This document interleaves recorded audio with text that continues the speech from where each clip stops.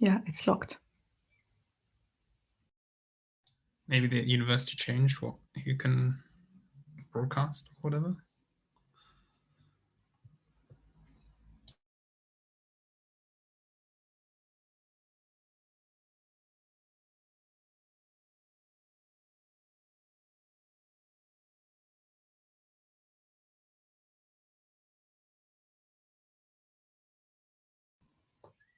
Yeah, we'll record locally.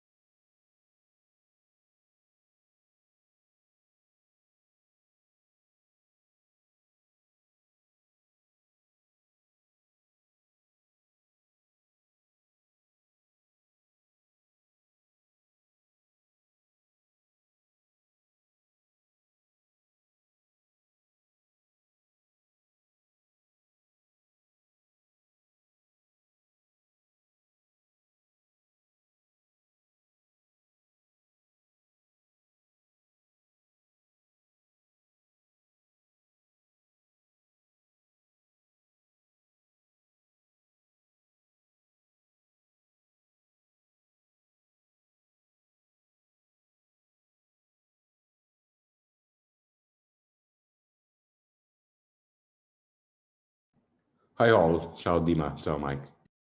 Hello. Hello. Are you ready? Hello.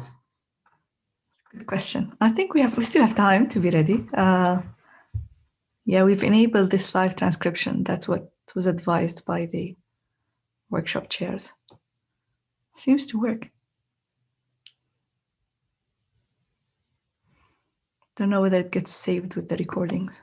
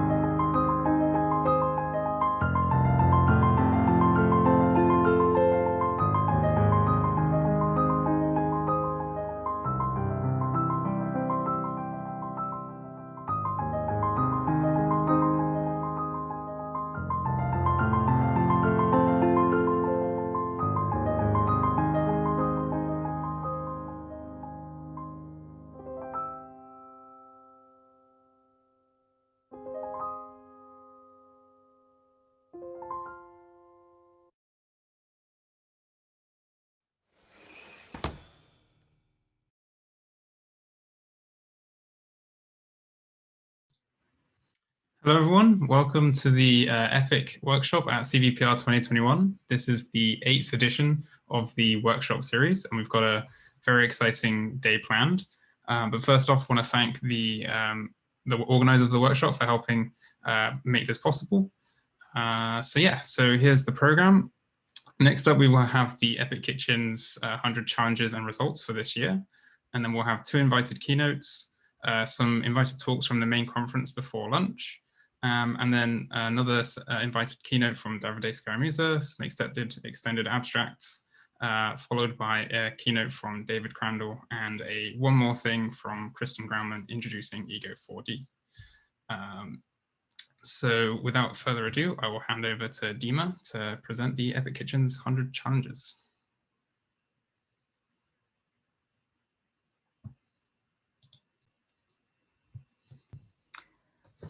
Welcome, everyone. Thanks, Mike.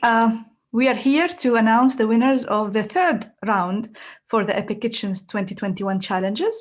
First, before I start, I would like to take a moment to thank all the people who've been on this journey until now. 4 years since we started thinking about collecting the Epic Kitchens dataset, 3 years since the release of the first version, and 1 year since the release of the extended Epic Kitchens 100 dataset, which we are announcing the winners of that round today. If you're around, any people in the team who've collected the dataset, please turn your camera off. Lots of thanks to every individual member. A special welcome to 2 new members that joined this year, Dan and Adriano, who are helping now with running the action recognition and the retrieval challenges. This has been a long journey. We're very proud of all the achievements we've done. And we thank people particularly who have been with us from the first year and who've been submitting for the 3rd year in a row. We're grateful for your efforts because this success could not be possible without your contributions.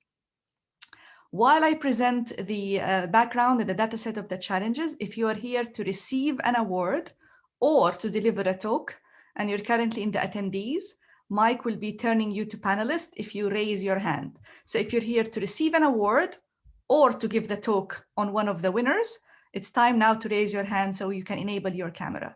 I'll get into the details of how to enable your camera swiftly. But let me first go back to 3 years ago when we released the first version of Epic Kitchens.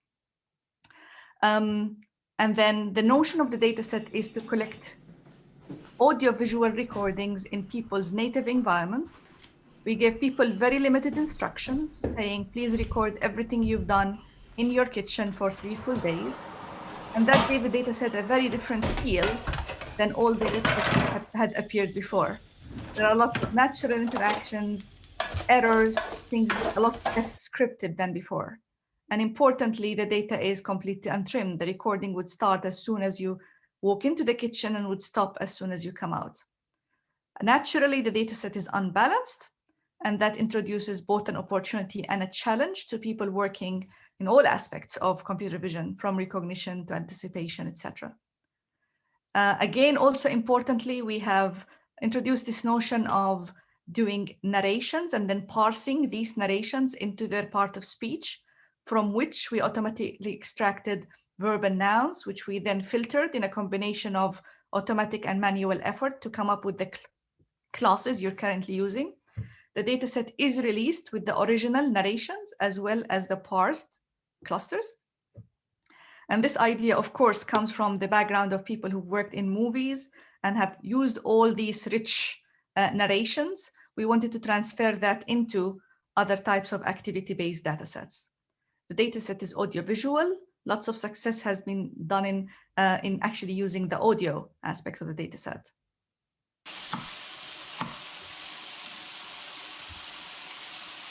And importantly, the audio in the dataset is both relevant and irrelevant to the ongoing action, which again poses opportunities and challenges. Last year, we have really recorded an extended 2-hour seminar where everybody spoke about their individual contribution and detailed all the challenges. This will remain as a webinar to go to, so I'm not going to go into the details of the challenges. If you're interested in how we collected the dataset and the individual challenges, the benchmarks, I'll refer you to the webinar we recorded and is available on YouTube. Only one thing for people who might have visited us last CVPR and coming back to see the changes. In the previous version of Epic Kitchens 55, which is no longer running as a challenge, we had these 2 test sets. We call them S1 and S2 in seen and unseen kitchens. And the idea was we wanted to actually test the performance on these unseen kitchens. There were a bit of confusion. People didn't know how to deal with this unseen kitchens. So in the new version, we've done 2 changes. We first introduced a clear validation split. So there is a train and val split you can train on. And importantly, we kept the notion of S2 by having on every benchmark the evaluation on these unseen participants, in addition to tail classes, but you no longer have 2 test splits. It's a single test split for all the challenges. Updates on the dataset download. We're very happy to know that the data is being used in many, many places in the world. We introduced a few new countries this year, like Argentina and Myanmar. So yeah, please keep using the dataset. It is available free for research purposes. And you can download it either via the data.bris or via torrents. And I always keep forgetting, but this year I remember to thank Damian Stier, who's in charge of everything to do with the downloads, the servers, and the torrents. And he's been doing a huge effort to make sure this is available for you to download, given the size of the dataset. Over the past year, people have visited our website to check the dataset and to know more about it, again, from all over the world. And we have the 2 annotations on GitHub, the old annotations and the new annotations with clear details. Special thanks to many people who made these GitHubs very, very easy to use. Particularly, I'd like to thank Will and Antonino, who've really spent a lot of time to make sure this is as easy to use as possible. Previously, we have 2 runs on the Epic Kitchens 55. In 2019, we now think of it as we were very lucky that we managed to meet in person and take this picture on the first round of the Epic Kitchens challenges. And you can look at the technical report for details of the first round of winners. And I'd particularly like to thank those people who are again with us on year 3 and were in this photo. So very much we appreciate your support for the dataset, and we hope it's proved useful for your research. Last year, we had a virtual event. And again, we had this group photo for the virtual event, which we plan to do today as well. We have a lot more challenges, as you know. So please hang around, not only when you receive your award, but towards the end. So we have a group photo of all the winners, and you can visit the technical report for details. So this year, we had 5 challenges we announced with Epic Kitchens 55 on recognition, anticipation, detection, unsupervised domain adaptation for action recognition, and multi-instance retrieval. And I'll start now by announcing the winners. When I announce the winner for every slide, please turn on your camera. If you have your certificate on a mobile, you can show it as per the email instructions if you would like. But importantly, just hang on for a little while and people will take a screenshot that we can keep for you and for us. So we start out, sorry. I wanted to mention that there were 1 submissions per day and a maximum of 50 submissions. And these were the stats on the challenges. In the first column, you have the number of teams registering. The second column, the number of teams that actually participated in the challenge actively. So they submitted multiple submissions. And on the right side, the number of submissions per challenge. I wanted to note that the action detection benchmark, in fact, while people can submit to the benchmark, they also can evaluate offline. So that's maybe why there is as many submissions to that benchmark. But these are the 10 that appear on the leaderboard that have been submitted to the leaderboard. Again, it's a huge amount of effort on individual benchmarks. And I wanted to thank per benchmark, the people who had set it up and the people who've reviewed the reports and sent you feedback if you submitted the report to accept them for the general technical report this year. Okay. If you are in the audience, feel free to use your reactions to clap and acknowledge people who are winning. And we'll start by the action recognition winners. So if you're not yet in action recognition, keep your camera off. If you are in action recognition as your slides are shown, we will start with the first place. So the first place goes to a team from the South China University of Technology, JD Academy, and these are the 4 winners. If you are there, make sure that your camera is on and we'll be able to take a picture. Thank you very much, and we will be hearing from this team later. In the second place, we have a large team. I don't know how many members of this team are around, but we have a large team from NUS, from Wazong University, and from Alibaba Group. Great. If you're here, thank you for being here. Okay, I can see some of the, I'm trying to make my screen bigger so I see. So we have 4 members of the team. Thanks for being here and well done. Amazing achievement and very nice report. We'll again hear from you later. In the third place, And for some of these people for the third year going, thank you again for your commitment. And we hope you've enjoyed. And with new people from Samsung and FBK and University of Barcelona, thanks for being here. And this is the third year winning. Big smiles for the camera. We'll take a picture. Great effort on the action recognition. This is our most submitted to benchmark. If you have been submitting, you could have seen that in the last few days, the numbers kept going up and down. Huge competition on the top 3 places. So well done, and thank you for your participation. Moving to the action detection winners. A new challenge this year. And in first place, I have the wrong title. I'm sorry. On the action anticipation winners, in the first place, we have the team from FAIR, Rohit and Kristen. If you're around, thank you very much, and we're glad to have you here. Again, a very interesting solution. Please stay around to hear from Rohit about it later. Well done, and thank you very much. In the second place, we have a team from Panasonic. First time submitters to our anticipation challenge. Great solution. So if you're around, feel free to turn your camera on. Any members from the Panasonic team? Maybe not, but we hope to hear from them later. Should I wait? I can't see any cameras on. Okay. And in the third place on the anticipation challenge, we have a team from Imperial and SJTU. Yeah, very nice to see you. Thank you very much. Again, new submitters to our challenge. Congratulations and an amazing solution and attempt to do the anticipation challenge. It's a very, very hard challenge with plenty of potential for the future. Apologies for my reordered things. So now we go into the action detection winners.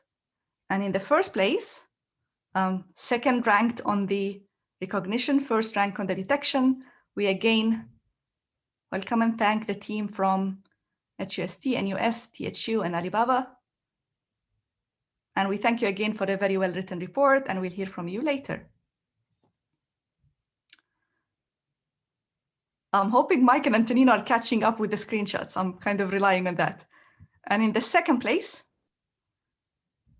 we have a team from University of West Madison and Nanyang. Do you have anybody from the second place on the action detection to receive the awards? I believe we're hearing from this team later. If my memory is right, it's going crazy, but I can't see anyone now on the cameras.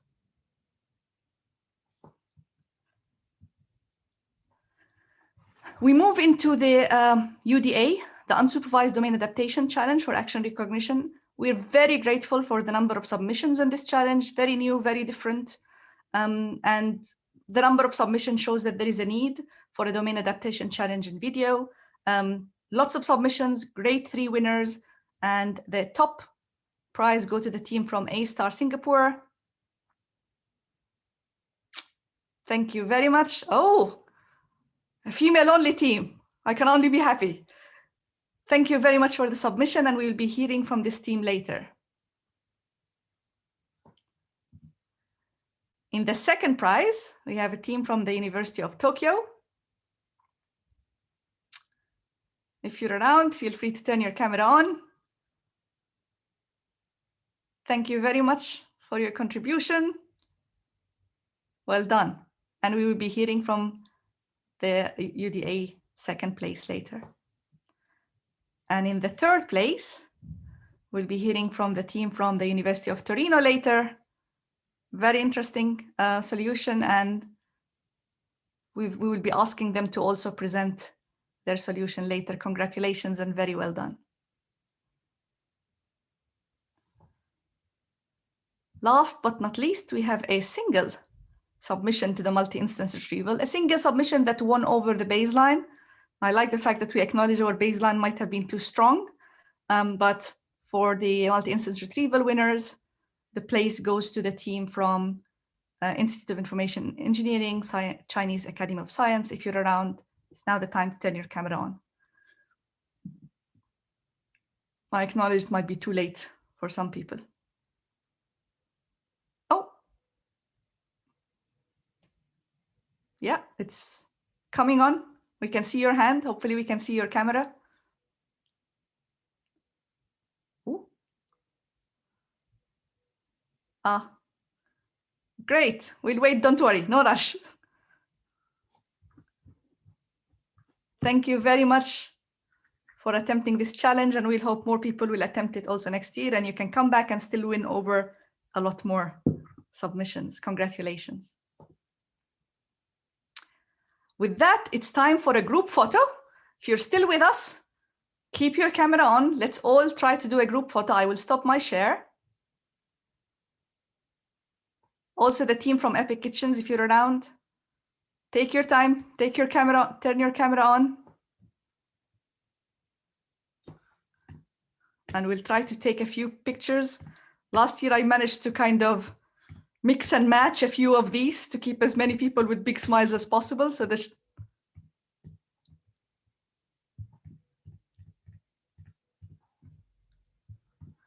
So hopefully we can try that again this year. Many, many thanks. We're really grateful for all your efforts because, you know, we do the work in the background. We've extended the data set. And I don't think we were sure that all these challenges will be of interest to the community. So we're very, very grateful for your contributions. I'm sure between me, Mike, and Antonina, we've taken enough screenshots. We are taking a lot of pictures. Yeah. Thank you very, very much for your contributions. Special thanks to the team of Epic and to all the winners and to the people who've submitted that might not have achieved top 3. We're again very grateful for your contributions, and we hope you'll stay with us now. We move into hearing from the winners. And I'll show you the schedule for your interest. So we chose to shuffle the order a little bit. So we'll hear from the recognition and anticipation later, being our older, maybe more established challenges. We will start with the UDA challenge. And Johnny and Toby, who read the report, said we have to invite all 3 winners to present their all exciting talks. So we'll start by the top ranked team from A-Star, Singapore.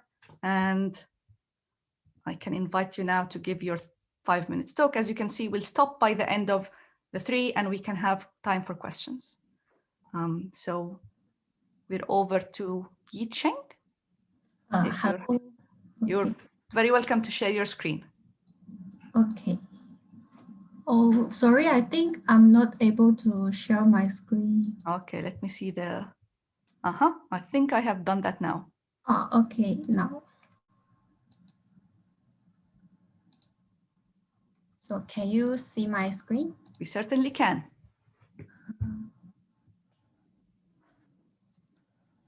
Then I will start my presentation.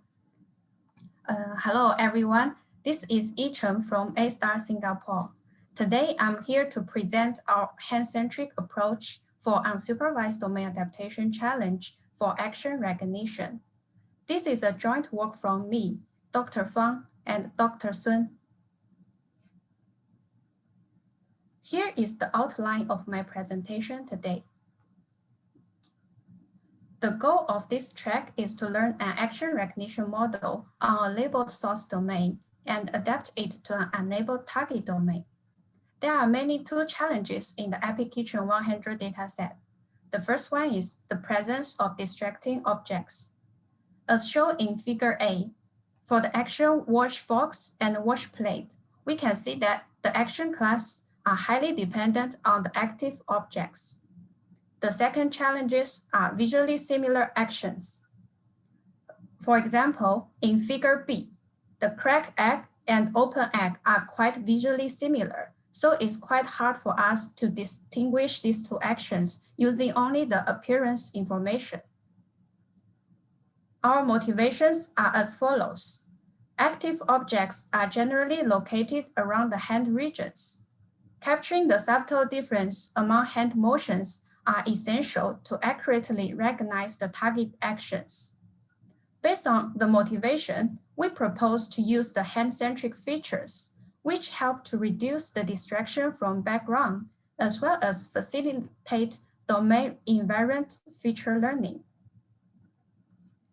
Here is the methodology. Building upon the TA3N, we propose to learn hand-centric features by leveraging the hand bounding box information for unsupervised domain adaptation on fine-grained action recognition. The overall framework includes two parts. The first one is hand-centric feature generation, and the second one is video domain adaptation. In the first section, we first apply a domain adaptive hand detector to generate the hand bounding box. Then we use the pre-trained models to extract the RGB and flow features. By fusing the extracted features with the hand regions, we can generate the hand-centric features. The concatenation of RGB and flow hand-centric features are served as input to the video domain adaptation module. In this module, we modify the TA3M to design a two-branch classification network, where one branch is for the verb and the other one is for the noun. To achieve high-quality hand localization, we apply an uncertainty-aware domain adaptation network, MEAA, to train a domain adaptive hand detector with very limited hand bounding boxes annotations in the source domain. Here is the framework of the hand detection model. In the training stage, the model takes a pair of images as input, where one image is from the source domain with hand annotation, and the other one is from the target domain without annotation. Here are the experimental results. We experimented with different backbones for feature extraction and different feature types, like including the raw features and hand-centric features, as well as different parameters in the TA3M model. We experimented on the validation set to select the best parameters. Then we trained the model with the selected parameters on the test set. The model performance are further increased with the model ensemble, where we combine the results with multiple models trained on different splits of the testing dataset. In summary, we propose to learn hand-centric features by leveraging the hand bounding box information for UDA on fine-grained action recognition.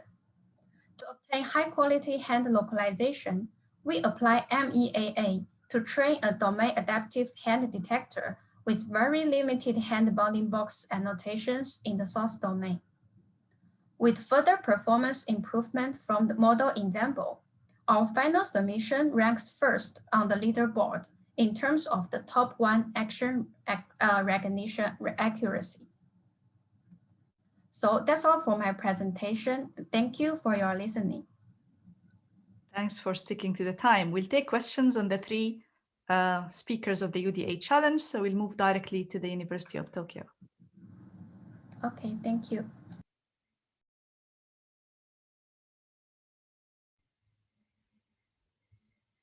So we have Li-Jin Yang from the University of Tokyo to present. Yeah, perfect.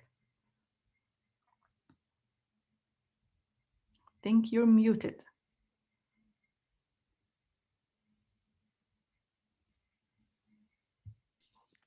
Oh, okay. Can you hear me? Yes, we can.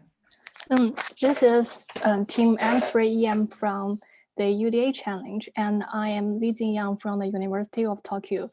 And our team members are Yifei Huang, Yusuke Scano, and Yoichi Sato. And first, about the domain, unsupervised domain adaptation for action recognition. The goal is adapting a model trained on source domain to target domain by minimizing the domain gap, so which require us to increase the transferability of features. And in order to better deal with this task, we want to leverage multimodal inputs of videos.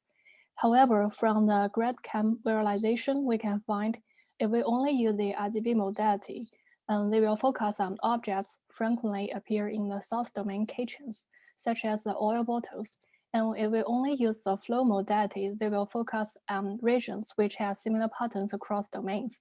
So neither using RGB modality, flow modality, nor similar averaging RGB and flow modalities can get the correct decision. So we argue that it is necessary to enhance modalities by enabling mutual information exchange between them. Thus, we propose a multimodal mutual enhancement module, which consists of two submodules.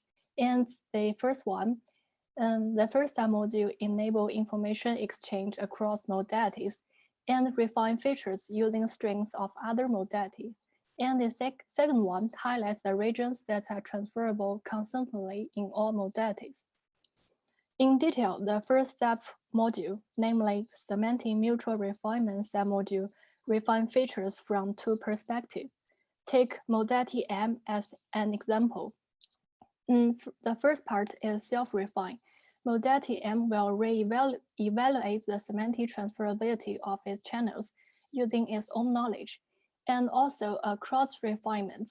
That means other modalities will use their own knowledge to evaluate the channel of M and give suggestion to M.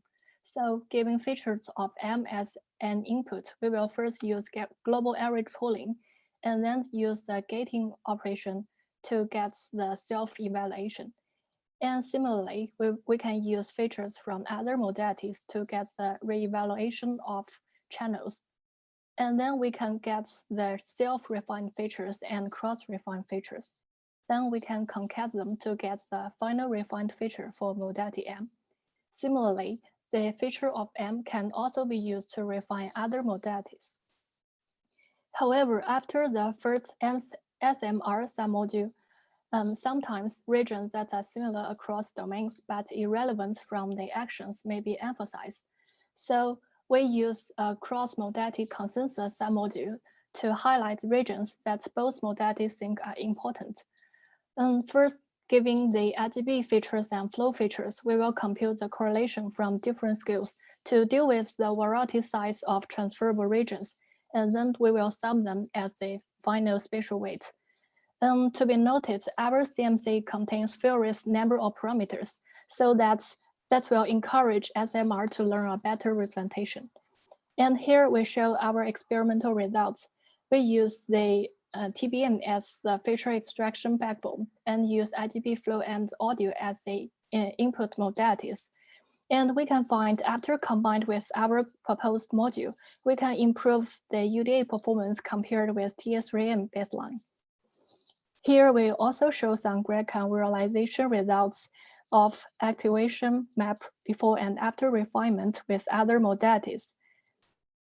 I think these examples clearly show that when refined by other modalities, the focus can be shifted to the correct regions. And in order to improve the performance, we further apply model ensemble techniques to ensemble models with the object features as additional modalities, and also use the pre-trained hand bounding blocks. And that's all. Thank you. Thank you very much. If you have any questions on the first or the second speaker, please put them in the Q&A. We'll take them at the end of the session, and we move into the presentation by the Polytechnic of Torino.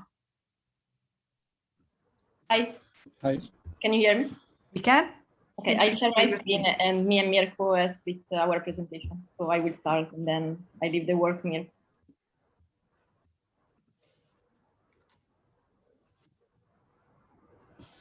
Okay, can you see my screen?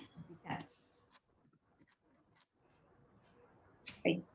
Hello to everybody. I'm Chiara Frizzari from Politecnico di Torino, and today me and Mirko Planamente will present our submission to the Kitchen Unsupervised Domain Adaptation Challenge. First of all, let's give a brief overview of the approaches that we used. We noticed that the EPIC Kitchen Challenge dataset is composed of different domains. So we thought that it could be beneficial to use a domain generalization approach to deal with the domain shift under this setting. The domain generalization approach consists in not seeing the target data during training and it aims to extract a shared knowledge across the different source domain to obtain a domain agnostic model that can be adaptable to any unseen target one. This approach, of course, is easily extendable to a domain adaptation setting by training also on unable target data that were available from the official training split of the challenge. Moreover, we also use the unsupervised domain adaptation techniques between different models to improve consistency between the different predictions from the different models. I present now the domain generalization approach that we used. It is based on an existing approach called relative normal alignment network. This takes an input, different modalities, different input modality from different source domains, and it aims to introduce a cross-modal loss on the features extracted from both audio and visual input. In particular, it performs a multimodal domain alignment between the different audio and visual features by rebalancing the contribution of the two during training. This is done by ensuring that the mean feature norm of the audio modality is the same as the mean feature norm of the RGB1. This loss is minimized together with a standard cross-entropy classification loss. This method can be easily extended to an unsupervised domain adaptation setting by rebalancing the contribution of the two modalities, not only on source domain, but also on target one. So finally, we will have the contribution of the relative normal alignment loss on source and of the relative normal alignment loss on target.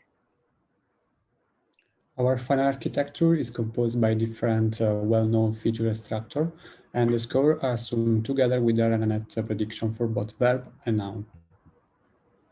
The first UDA technique applies to the other backbone is the temporal attentive adversarial adaptation network. It consists on an adversarial approach through the gradient reversal layer, and domain adaptation technique to guide the temporal alignment and the minimization of attentive entropy.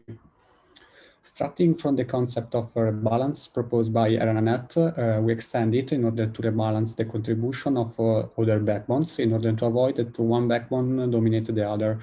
In this slide, we just display the verb prediction for simplicity.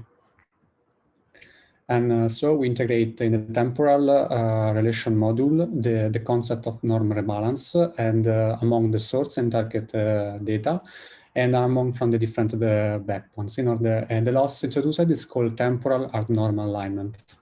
We also introduce a second loss called minimum entropy consensus. The goal of this loss is to force the different backbone to converge on the same prediction. We can see an overview about our final architecture used for the competition. We see very rapidly the results obtained by our approach. First of all, we compare our net in domain generalization setting with respect to the TR3N. We can see without the use of target data, our method overcome the result to the other domain adaptation approach. And also we prove the complementarity about the two. Then we also validate the two loss proposed. Both of them guarantee an improvement on the three category on the validation set proposed by the authors of the challenge. And then finally, the result obtained by our submission, we achieve a third position. In particular, our best results are in the verb top 1 and all top 5 accuracy. We believe that the improvement to the verb category is because its category benefits more by the domain generalization setting used in the first step. Thank you for your attention.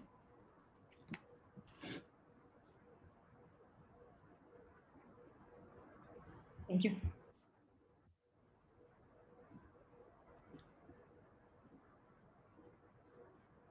I can't hear you. Yeah, we can't hear you. That's wise. Thank you for telling me. I was saying, let's have the three presenters you'd like to share to switch your cameras on for any questions. And while we get questions, I'll ask each of the presenters to say a piece of advice based on the experience you've had with this challenge. If someone wants to contribute to this challenge or submit to this challenge next year, what would you think? What was the most important advice you would give them based on your experience? And let's start with the team from A-Star Singapore. What would be the piece of advice you would give to people who would want to participate in the challenge next year? Yeah, you're muted again. We're all playing the same trick. Sorry, I think based on our experience, maybe we can explore more on the characteristics of the data sets to make improvement for the task. Yeah. Yeah, so understand more the characteristics of the data set. And the University of Tokyo? Yes, I agree. I think maybe we should use more egocentric cues for the application data sets. Yeah. Torino. I think to focus more on the relevant part of the action, like objects, because there is a lot of background, and this is what is dangerous across domain. And in general, the training are long, so don't give up and keep patient.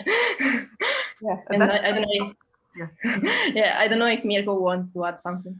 In my opinion, it could be also interesting to analyze also kitchen that you have never seen during training. So a bias shift due to the background and not only the temporal shift. Yeah, so we focus on this challenge in the shift in recording 2 years later, as opposed to the shift in a new kitchen. But yeah, idea. It's similar to unseen test split in the first. Correct. So there's a question on the first submission is, why did you decide you needed a hand detection you needed to do a domain adaptation for the hand detection? Did you feel the hand detector did not generalize to the new environments? Unmute. Sorry again. Yeah, actually, because we think this track is for domain adaptation, so we think maybe it's better to use the domain adaptive hand detector. And also, we do the experiments with the pre-trained hand detector, and we find the domain adaptive one is can give better results. Yeah. We have a question from Antonino, if you would like to ask it. Yes, sure. So I have a question for the third team. So at some point you mentioned that you add a term to let the different models converge to the same prediction. And I wonder if this is enforced even when the prediction is known to be wrong, and if this in some sense reduces the natural effect of ensemble of models which make different predictions, different mistakes, and I mean, overall a better model.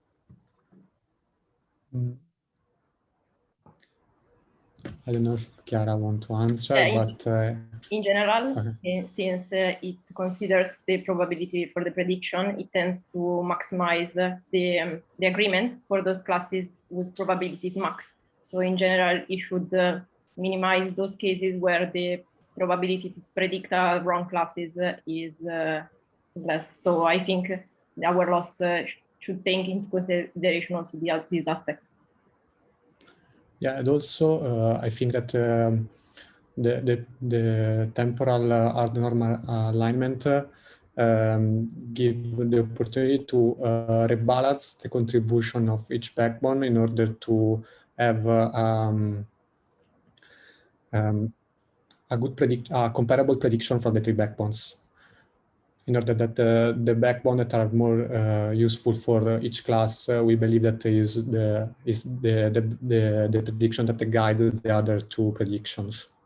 Yeah, for example, if there is a backbone that outputs a very high prediction for a wrong class, by rebalancing the contribution of all the backbones, we ensure that the prediction importance is equal for all the backbone, and does not prevail the one that has only like a higher probability, but we keep them equal. Okay, I see. Thank you. And for the team from Tokyo, you mentioned egocentric cues. There's a question about, do you have any particular cues in mind that you think people should attend to? Is it the camera motion? Is it the hand?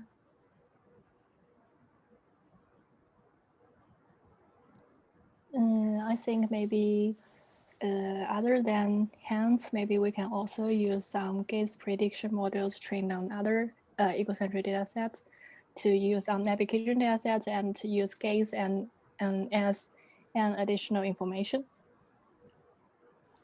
Great. Thanks a lot for all the submitters and for the winners and for the time to come, regardless of your time zone, to present. We very much appreciate your efforts.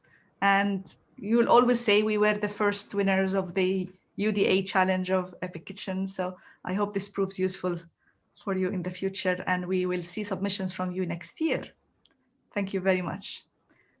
We'll move to the next session, where we are having the action detection and recognition. So this is the team from, the presenter will be Zhuang Huang. It's a team from NUS and the University of, and I'm very bad in names now, I've read so many names. So they were the top winners on detection and the second winners on recognition, and they'll give us a combined talk on their solutions.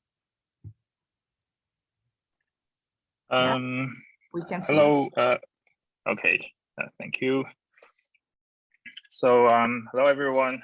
This is Huang Ziyuan from the National University of Singapore, and I am here on behalf of the team to present our solution to the action recognition and action detection task for the Epic Kitchens challenge. Recently, the computer vision community has witnessed the rapid development of the transformer-based architecture because of its great potential for a strong performance. However, compared to the ones used for images, video vision transformers are less explored in terms of the different training strategies. Therefore, today we present empirical results for training a stronger video vision transformer used for both action recognition and action detection. So for video vision transformers, we follow most of the settings in the factorized encoder structure in the VIVIT paper with a tubelet size of 16:2. After the input video is tokenized, spatial encoder is applied on each of the frame embeddings before the class tokens for all of the frames are gathered and processed by a temporal transformer. The class token of the final temporal transformer is connected to two classifiers, which generates the verb and noun predictions.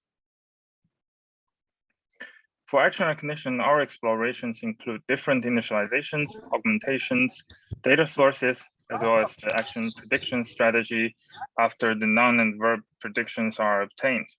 And first, we pre-train the model on large public data sets in preparation for further initializations. Next, we fine-tune the pre-trained model on the Epic Kitchens dataset. Compared to the ImageNet pre-training, pre-training on video datasets clearly has an advantage since the temporal transformer is also trained in this way. It is also natural that when the models are pre-trained on larger datasets, the performance will be improved. And because the egocentric videos in Epic Kitchens dataset have a domain gap to the ones in kinetics, we tried to initialize from something v2 pre-training. It can be observed that although something v2 only has over 220K videos, which is much smaller than the over 600K videos in Kinetics 700, there isn't a large performance gap between the two initializations. This shows that pre-training on egocentric videos is more reasonable for egocentric action recognition like Epic Kitchens than pre-training on datasets like Kinetics. However, the fact that Kinetics 700 initialization has a better performance also shows that the scale of the dataset can offset the domain gap and generate a generalized representation. Further, we used models pre-trained with higher resolution as our initialization, which achieved less accuracy than the one pre-trained with smaller resolutions. We also found that better input quality, stronger augmentations, as well as larger input resolutions are beneficial to the classification.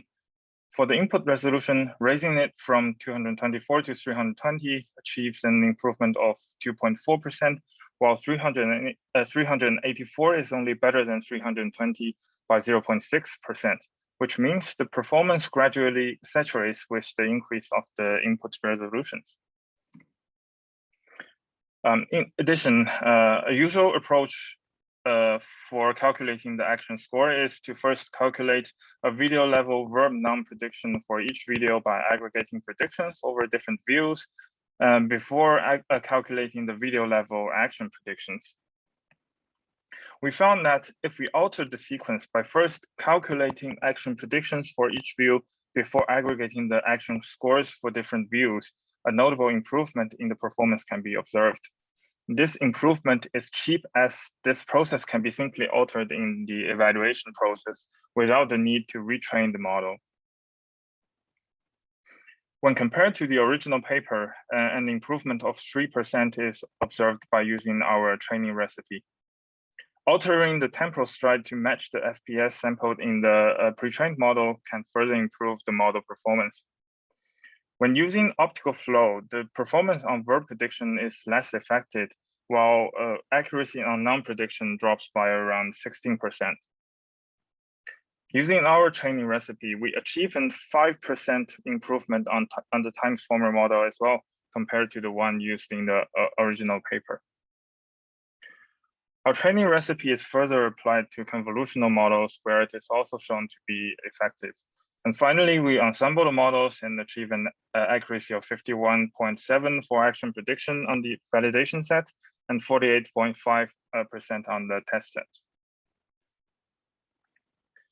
And for the temporal action localization or the action detection, here is an overall framework of our solution. The whole framework can be divided into 3 sections. In the feature extraction stage, we divide each video into clips and we exploit the model trained for the action recognition challenge and extract the verb prediction, non-prediction, as well as the features for each clip in the untrimmed video. We show in our experiments that without the verb classification and non-classification results in this stage, and directly use the extracted feature to generate the proposal as well as the classification results in the next stage will result in suboptimal performance. And the second stage generates the proposal using the extracted feature. We use sliding windows because the ratio between the duration of the untrimmed video and the action is large. The sliding windows are uniformly distributed along the temporal dimension, and clip level features covered by each sliding window are fed to the boundary matching network to generate the proposals. In the final stage, detection results are generated according to the verb classification, non-classification, as well as the proposals. The classification results for each proposal are sampled from the clip level classifications with 10 views sampled for each proposal. Finally, the verb and noun predictions are fused with the proposals to generate the detection result with action predictions. For the first 2 experiments, we discard the verb and noun predictions from the pre-trained backbone and use the features extracted for each proposal by the boundary matching network for classification. In this case, we observe difficulties in conversion to a generalizable detection model. In contrast, when we exploit the prediction results from the pre-trained model, a notable improvement over the baseline could be observed. Therefore, this can serve as a stronger baseline for the egocentric action detection task. Overall, we achieved the first place in action detection challenge and the second place in action recognition challenge, and codes will be released soon together with our recent proposed MOSI. Thank you. Fantastic. Thank you very much. And we'll take questions after the second talk by Chinlin Zhang. Yeah, sure. Thank you. Thank you very much. Yeah, we can see your slides. We can't hear yours yet. Let me ask you to unmute. Yeah, hello everyone. So I think you can hear it. Yeah. Hello everyone, I'm Chenlin Zhang from Nanjing University. Today I want to introduce our submission to Applications 100 Action Detection Challenge. Our team includes myself, Jin Xingwu from Nanjing University, and Ying Li from University of Wisconsin-Madison. This work was done when I was visiting the University of Wisconsin-Madison.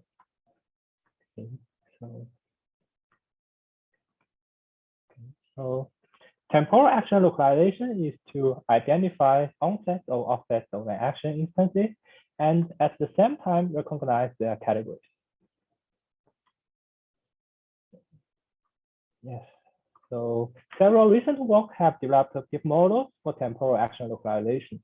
Okay, so several recent works have developed deep models for temporal action localization, but none of them are specially designed for first-person videos. Yes, so let's consider this same first-person video again.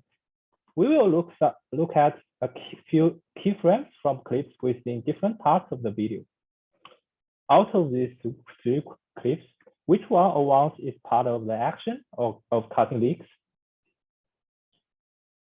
The middle one seems clear cut, yet the ones on the left and right are not super clear. So here is the answer. The first clip is before the action starts, while the second one is around the action center, and the last one is close to the end.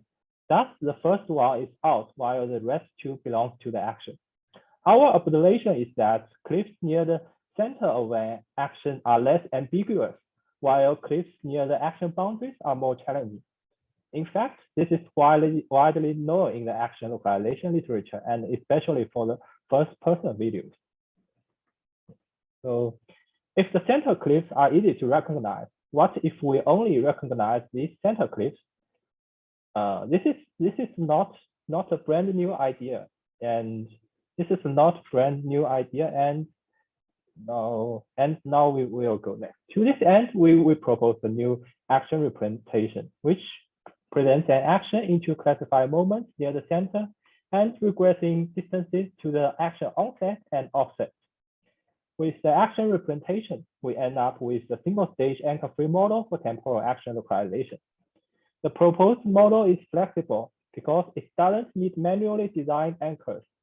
And the proposed model is also efficient because it is a single-stage method and does not need action proposals. Yes.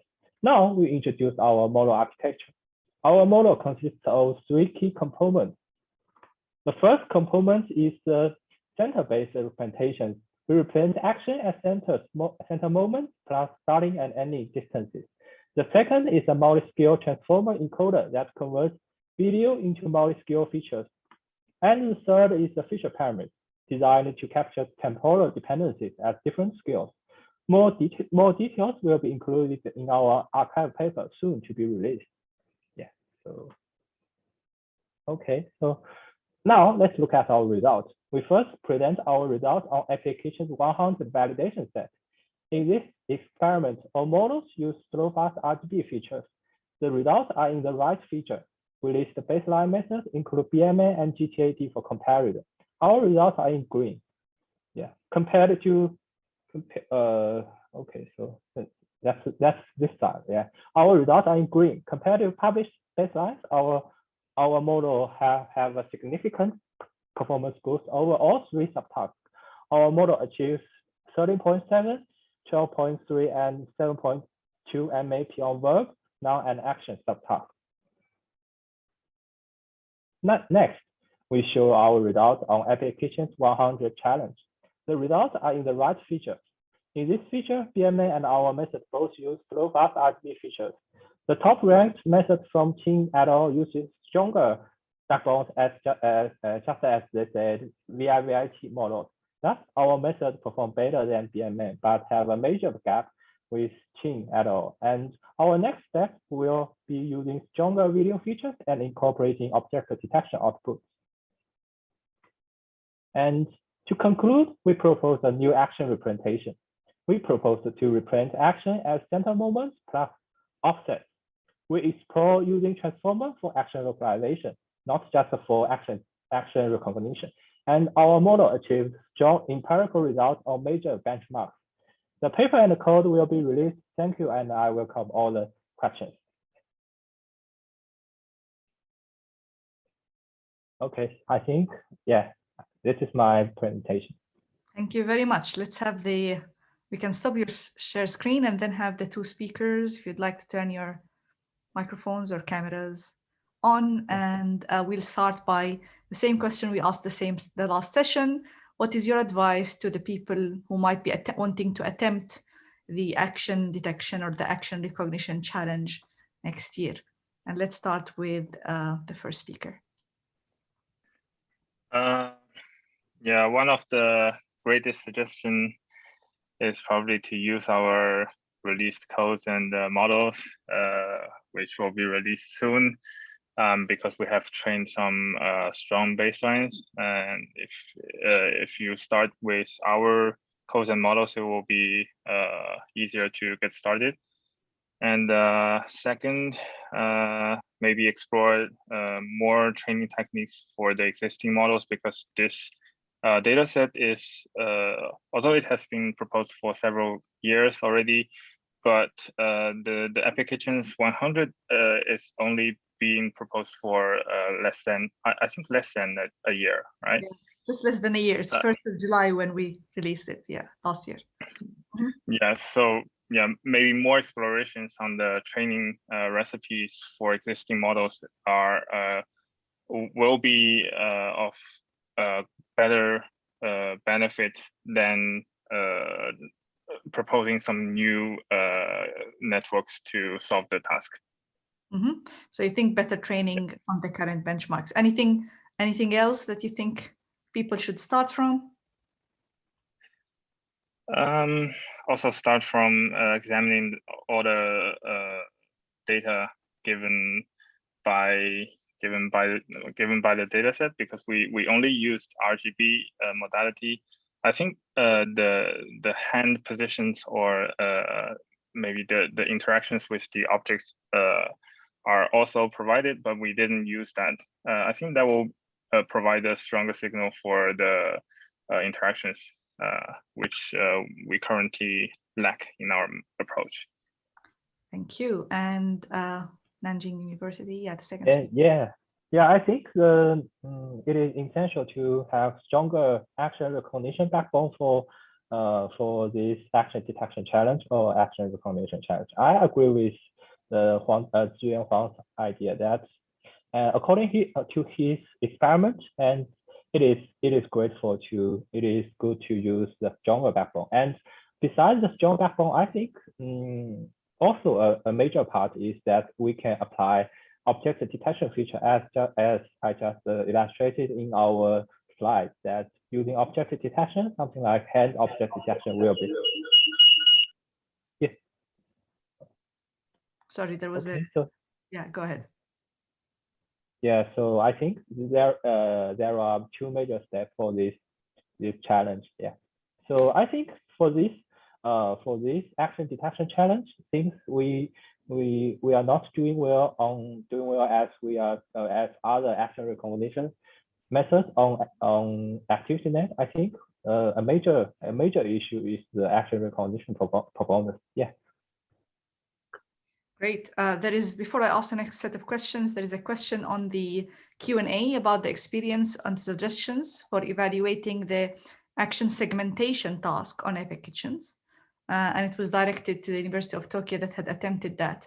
The response from Tokyo was, we have a huge overlap in the actions between Epic and Epic Kitchen. So one frame might belong to multiple actions, making it not really a standard approach to the current action segmentation approaches that assume that you have one label per segment. But any of the speakers would like to comment on whether they had considered or whether they think these approaches can be used for multi-label action segmentation?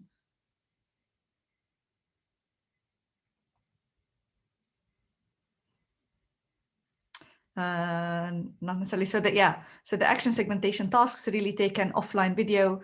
Maybe Antonina wants to comment on that, because our experience with the detection and the segmentation benchmarks, they all expect the videos to be of comparable length. And then part of our main issues was that, you know, our videos are very, very variable in length. Do you want Antonina to say more on that? Is this related on the issue of segmentation or? Well, both, huh? Because these take an offline video and make an evaluation of all of it. I'm assuming segmentation does work offline on the full video. Yeah, so I just want to add something about the segmentation thing. At least our main motivation behind proposing this as a detection task, because I understand that this kind of guides the way people look at the data set, because we define the challenge as detection rather than segmentation. The main reason was the huge overlap. So it was not clear how to use segmentation methods out of the box. Maybe there's some clever way to do so, maybe with multi-label approaches. I know that there's something that does multi-label, but it just didn't look like the most straightforward thing to do. And I agree with Dima that hearing from people who engaged in the challenge, even hearing about their thoughts is probably, I mean, best. I don't know if they tried segmentation approaches, but that was our main motivation. Yes, for people's interest listening, 70% of our frames are labeled with an action. So background is around 30%. And if I remember correctly, like around 60% of our actions have some element of overlap. And the stats are in the rescaling egocentric vision work. I'm just scrolling if there are any more questions. There is an open question. Sorry. Besides the huge overlap, did you also sense other infeasibilities of performing segmentation on Epic Kitchens? I think it's the variable length of the videos. Some of our videos are 5 minutes, 7 minutes, and some could be 40 minutes, 1 hour. So currently these benchmarks take, 60% of the frames are of the actions have overlap in them, not of the frames. I don't know if we have a number of the frames exactly that have multiple labels, but you can, yeah, it's 6% of the actions labeled. What was I saying? Yes, so most of the action segmentation take the full video and analyze it. And that makes it very, very difficult if you have short and long videos to have the same approach that operates on variable length. Currently, all previous works assume that all the videos are of comparable length. Comparable means they could differ, but they're not like 5 minutes versus 1.5 hours. So on that level, it was very difficult even to decide the rate at which you would extract features, etc., because none of the approaches deal with this variability. The videos are recorded in a way that you would start recording as soon as you walk into the kitchen and stop recording as soon as you go out. Sometimes you're just in to drink some water and make a coffee, and sometimes you're there to prepare a long meal, particularly the meals in Italy just take very long to prepare. So you'll see some of the long videos from different parts of the world. So I hope this answered the questions. I had a question on for the first speaker on the insight on attempting to train on something V2, because this is something we thought about given that it has hands and it has a good variability. So what's your insight on why it proved less useful as a pre-training? Is it because of the size of the data set, the quality of the recording? What was your feel? Well, my feeling that it is mainly because of the size of the data set, because something V2 only has around 220K videos, while Kinetics 700 has around 600K videos. So, but the performance is actually comparable because there's only around 0.5, 0.6 gap between the models pre-trained with something and the Kinetics. Yeah. So the main thing that I feel is neither of these are perfect for pre-training, and worth noting, if you're around until the end of today, you'll be able to hear about this new dataset, Ego4D MSF dataset, which we, Giovanni, and other 12 universities have contributed to collecting, University of Tokyo. So many of the people present here have been part of this huge effort to be released towards the end of the year. Hopefully, this will give us the dataset for pre-training that we all need. And of course, new challenges of relevance and different from what Epic Kitchens offers. With that, let's thank the two speakers for today, for this session. Sorry, I'm already getting tired. The two speakers for this session, and we move into the action recognition talk. So the first ranked submission on action recognition from CSUT. We are ready for your slides.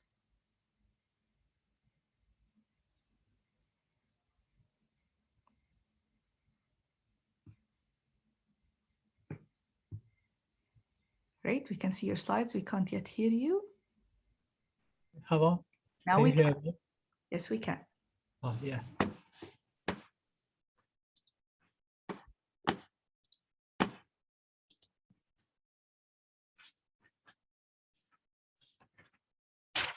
Hello everyone, my name is Zheyu Jiang. I'm from South China University of Technology. It's my great honor to be here to introduce my method.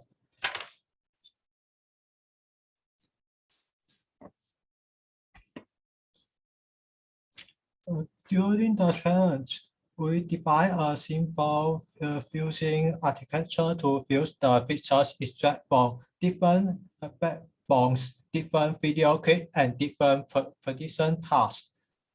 We train our backbone for 4 prediction tasks: predict first, predict now, predict first and now, and predict action. Action variable is the combination of first and now variables. So fast imports multi-key averaging during the test task.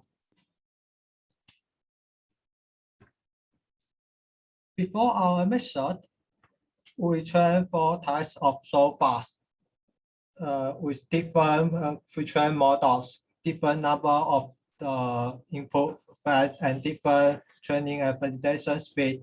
Firstly, this so far is trained for 4 times for different prediction tasks. All in all, we have trained 16 models. And then for each model, we extract 10 video features. The strength of the feature is the number of keys multiplied the dimension. And this is the overview of our method. Model A_A can denote that the features extract from model A as a prediction task. We use the features extract from 2 types of the so fast as input. In this figure, we take features extract from model A and model B as input. All the features have the share vulnerable cast token followed by the position embedding and the fusion block. During training, each fusion block is followed by a classification layers to predict none, first, and action scores together. At the testing time, we average the score of all the fusion block to predict more better result.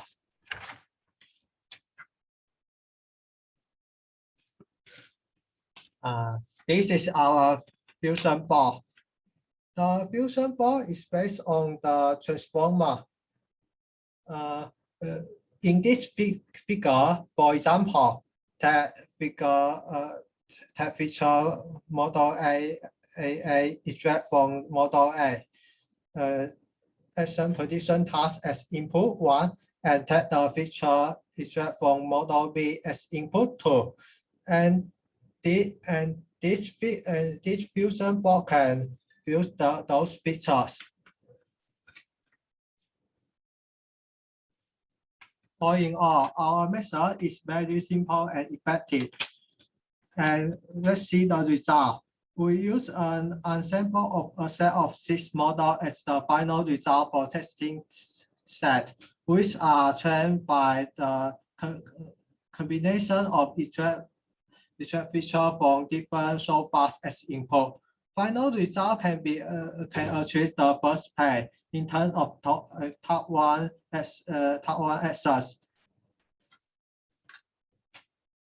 That's all of my pronunciation.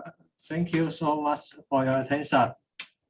Thanks for your presentation. And now we move to the top place, first rank on the action anticipation.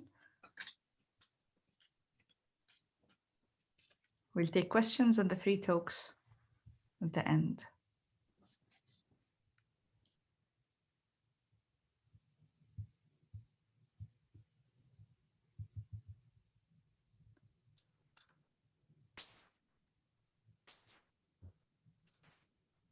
All right. Hopefully everyone can hear me and see the Now we slides. can, yes, go ahead. All right. Hi, everyone. I'm Rohit, and I'm presenting our work on anticipative video transformer for the Epic Kitchen's anticipation challenge. We propose an attention-based architecture for predictive video modeling. At every frame in the video, the model attends to all the frames it has seen up to and including the current frame to predict future actions as well as future visual features. Building upon transformers, it is capable of modeling long-term temporal dependencies efficiently, and using this sort of causal attention architecture where it's attending to all the frames it has seen so far, it is also able to leverage the natural intermediate supervision present in videos, such as predicting the intermediate visual features, to encourage the model to learn the sequential nature of actions. We further extended by using an attention-based backbone as the visual feature generator, leading to an end-to-end attention-based architecture for video understanding. And as we can see here from the spatial attention maps, the model spontaneously learns to attend to hands and objects, which as prior work has shown is especially important for understanding egocentric actions. Now going over a bit more details, let me start by describing our backbone architecture. So our model is compatible with various different kinds of backbones, and in experiments we use approaches like TSN, which is a popular frame level backbone, as well as CSN, which is a popular 3D convolutional backbone, as well as we also propose our own new transformer-based backbone architecture, which we refer to as AVTB, and it's essentially based on the recently popular VITB architecture. This architecture essentially patches up the images into patches and projects them linearly, and then passes them through a transformer encoder to get a representation for each frame. Now going over the head architecture, our head is essentially implemented using a causal transformer decoder. So this is again sort of very popular in language literature, where for things like text generation, people use causal attention to attend to all the words it has generated so far or seen so far to predict what the next word will be. And similarly, we apply it to videos where this transformer decoder essentially attends to all the frame or the features that come from all the frames so far, and use those to predict what the features for the future frame will be. So for example, in this case, for let's say at the frame Z3 or the frames for whose features are Z3, the feature prediction Z3 hat will essentially attend to Z3, Z2, Z1 to make the feature prediction. And similarly, the final prediction, which in this case is the ZT hat, will attend to everything. And this will be this will essentially correspond to the final output of our model, which predicts, given this clip, what the next action will be. And the linear layer on top essentially just decodes the feature into the actual action classes, which is what's used for the final evaluation. Now, how do we train this model? We use three losses: next action anticipation, feature anticipation, and current action classification, which I'll describe next. So the first loss, next action anticipation, is the most straightforward one, where we essentially supervise the final prediction from our model, which is ZT hat, with the actual future action that is labeled in the dataset, using a simple cross entropy loss. Next, we use we incur this feature anticipation loss, which is essentially, you can think of as sort of an imagination loss, where the intermediate feature predictions, and like the Z1 hat, Z2 hat, and so on, are actually used. We try to match those to the actual future features that we have in the video. So since we're processing the full video, we also have the actual ground truth features for each of those positions, and we can incur a loss between our predicted feature and the actual feature. In our case, we simply use an L2 loss, which we found to work pretty well. And similar losses have been used for unsupervised representation learning as well. And then finally, leveraging sort of the dense labeled aspect of epic kitchens, as was described in a few talks earlier, we also supervise our intermediate prediction. So since we are sort of predicting all the intermediate features, we also supervise for whatever portions of video that are actually labeled, we would supervise with the actual action that is labeled in between. And wherever nothing is labeled, we just don't incur any loss. Now we train the model with all these three losses combined, and now I'll go over our experiments and analysis. So the first experiment ablation is to see how much do we gain by having all these intermediate losses.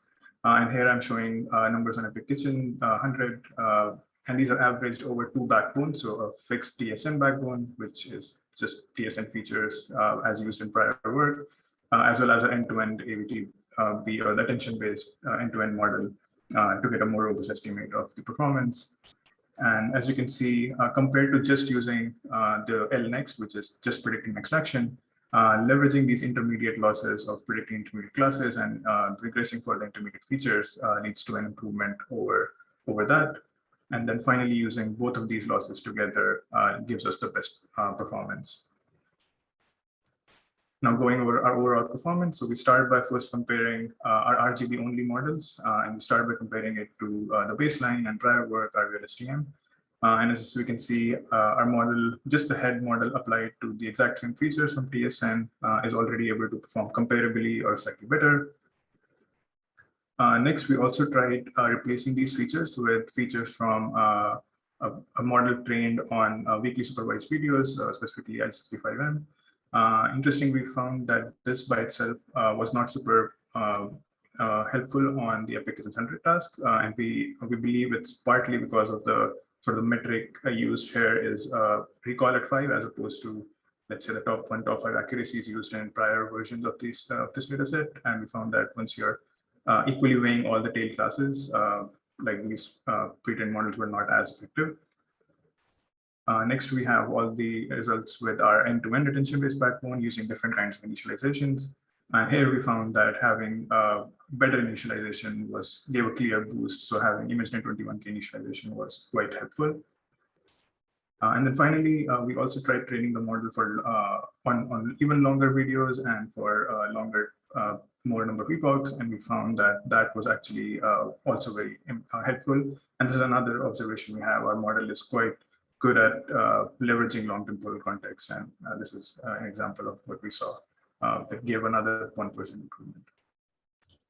Then we also have similar analysis on object modality and flow modality, and we got similar gains. And then finally, we late fuse a bunch of these models for our final submission, which I've shown as the ticked ones here, and that got us an overall action recall of 90.2 on the validation set, and this was our submission, along with the same models, or some of these models also trained on the train plus val set for the test submission. And yes, so our final model was able to get pretty strong performance, as we know. Yeah, with that, I'd like to conclude my presentation. We have presented AVT, which is an attention-based video architecture for sequential video modeling. We've shown these auxiliary losses are quite useful in learning good representations, and we are able to obtain strong results on Epic Kitchen's next action anticipation task. And we also found that the model itself is also amenable to more longer-term future prediction by simply auto-regressively rolling it out, as shown here. And I'm happy to take any questions, I guess, after the other talks. Thank you very much, Rohit. We'll take questions after the final talk by the second action anticipation work from Panasonic. Hopefully they were not here for the prize, but hopefully they're here for the talk. Hi. Hello. Hello. Sorry, a while ago, I wasn't ready for camera and mic. Yeah. Great. Wait a minute, we'll share my slide. Yeah.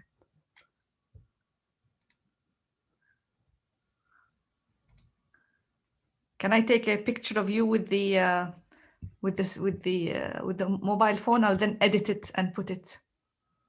Where are you? Can you share your slide? I can see your slides for sure. Do you want to raise your mobile phone and then I will edit your picture into the prize? Do you want to hold your phone with the? Oh, okay. Yeah, perfect. I'll edit it into the other things. Thank you very much. So yes, over to the second place on the anticipation challenge. Okay, let's start. Hi, my name is Taro Yamamuro. I'd like to thank you for giving me the chance to speak here today. Today, I'd like to introduce our approach to this competition. Title is Submission to Epic Kitchen's Action Anticipation Challenge 2021. Let's start.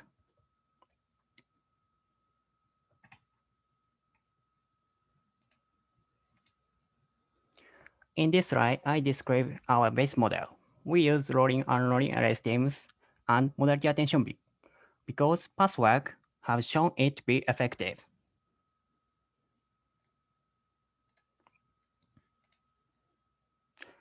From this slide, we will introduce the points we devised in this competition.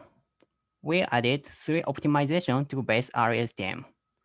First, level smoothing based on one vector got by pre-trained BART. Second, uncertainty modeling loss to separate action frame and background frame. Last one, approach for imbalance dataset, class balance loss, and default reweight. All approaches improved performance from the base model. From next slide, I will briefly explain 3 approaches.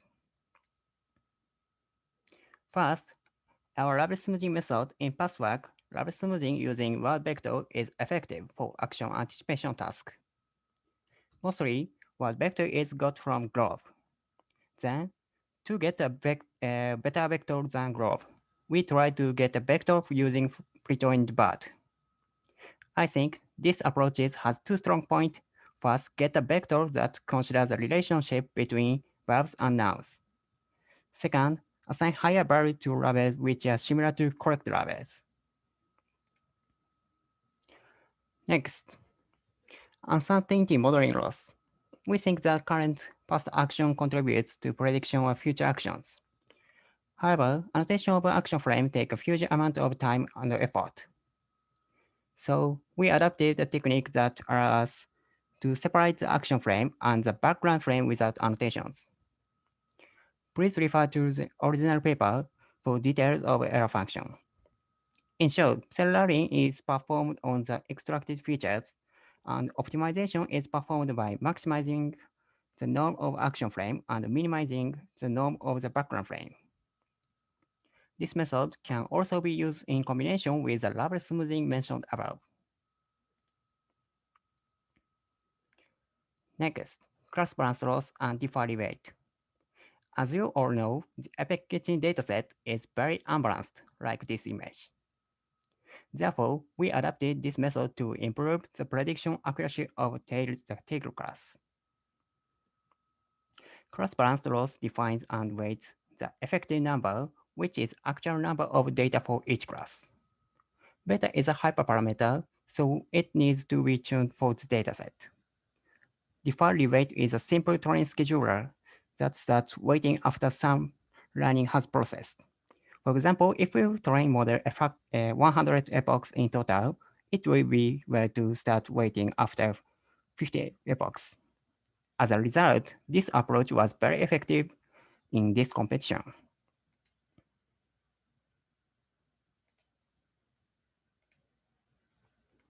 One more thing, as a device to improve the score, we adopted test time augmentation. To change the distribution of prediction, we randomly erased up 2 frames of rolling LSTM input frames. Our final score was mixed with TTA score and without TTA score by parameter alpha. Finally, I'd like to introduce the result of the competition. Our best model is combination of RULSTM and class balance loss and default reweight and test time augmentation. In validation data, this model recorded 18.27% in overall action. In test data, we got 14.82% in overall action. Thank you for listening. Great, thank you very much. If I can ask all the speakers, to turn on. Let me start by the question we asked all speakers in order. What would you advise someone who would like to participate in the challenge next year?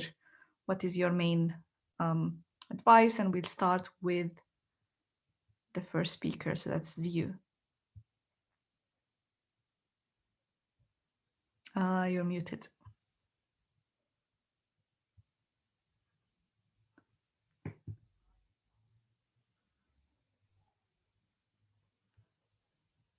We can hear you, I think. Hello. Maybe we'll come back. Let's move to Rohit. What would be your main advice to new people participating? Sure. I think, so we found pre-training was very helpful, and at least in our work, we only went so far as Emission 21K. I feel things like kinetics would have also been useful, and potentially with even more advanced architectures like MZ or BibVit and so on. Temporal context was also very helpful.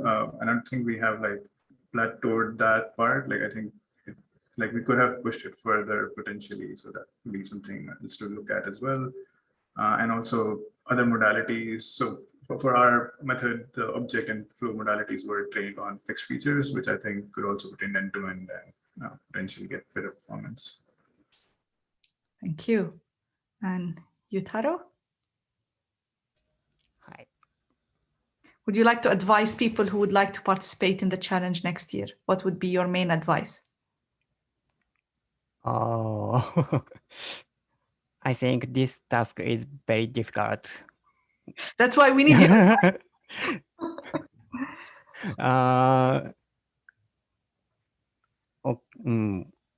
If you participate in this competition next year, you will research recent work. Sorry, I'm good at English. I'm not good at English. We understood that very well. Ziyu, would you like to come back and comment on this? Don't know whether your microphone is working. Maybe not. We have a question in the Q&A. I have another question for the paper, cross-domain, first-person, audiovisual, action recognition. Oh, so that's from Torino. Okay, so I guess the Torino people, if you're still around, there is a question in your Q&A for you to answer.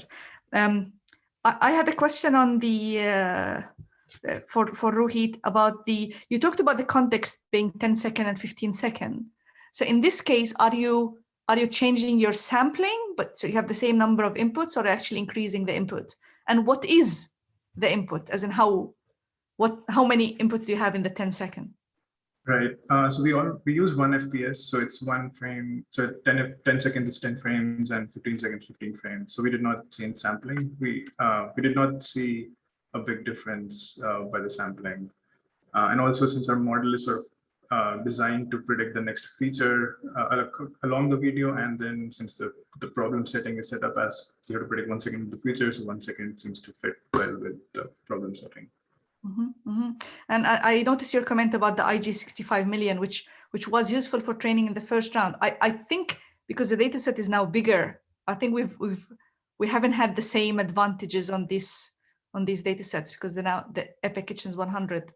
I've heard other people saying the same thing, is that it didn't prove as useful as first time. And I have a question for the second anticipation. So for Yutaro.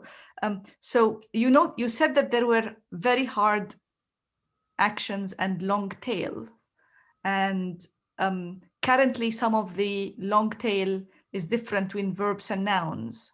So we have different distributions between the verb classes and the noun classes. Did you deal with verbs and nouns differently, or you assumed the same long tail in both of them?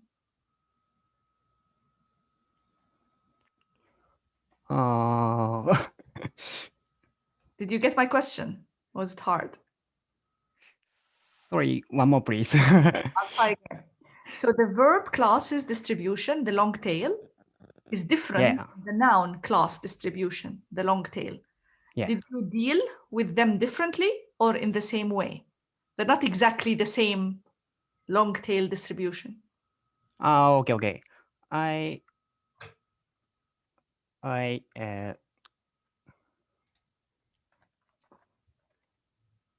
deal with same way. Okay. Dealt with them in the same way. We have a question from Changing Ding, and I think I can allow you to talk. So I would be enabling your microphone.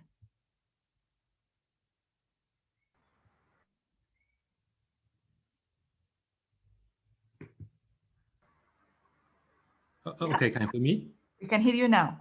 Oh, okay. I'm from SCCOT, the first place for the action recognition task. I want to offer my suggestions for the next year's challenge. The first thing that I think is that the kitchen is a crowd situation. I suggest that we may take 3D devices to capture 3D data. So the 3D data may well handle the occlusion problem in the kitchen. All right. The second suggestion is that I think the data is very big. it may be challenging for university teams to participate in this challenge. So I suggest that we may use only short videos and officially sample some fixed number of frames. So all teams use the same small data. So this allows us to pay more attention on the methods.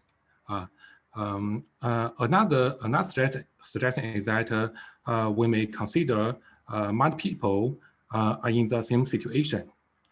Just now, this data assumes that there is only one people in the kitchen, right? But in the real application, I think many people, several people may participate in the kitchen. So for both things, I would very much encourage everyone to stay around till the end of the work. You're going to see a new data set with very different social also benchmarks, the Ego4D benchmark.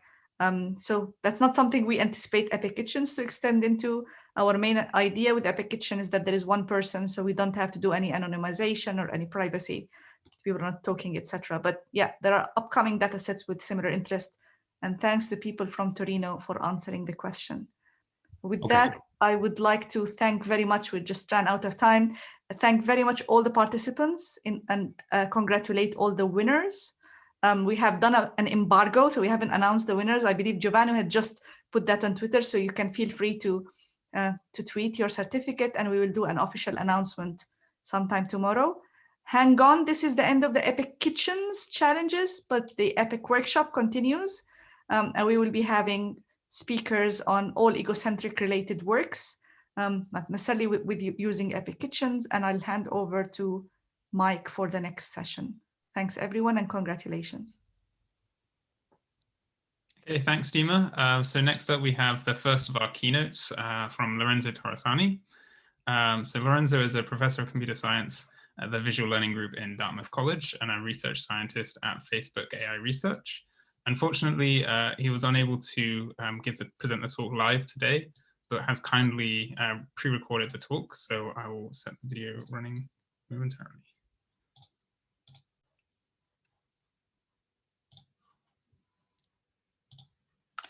Hi, I'm Lorenzo Torresani. I first of all want to thank the organizers of this workshop for the kind invitation to speak at this event.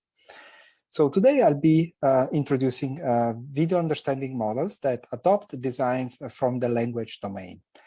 And I will show that compared to the traditional convolutional neural networks of computer vision, these language-inspired models provide us not only with better accuracy, but also with increased flexibility, giving us, for example, the opportunity to tackle several video understanding problems at once with the same architecture.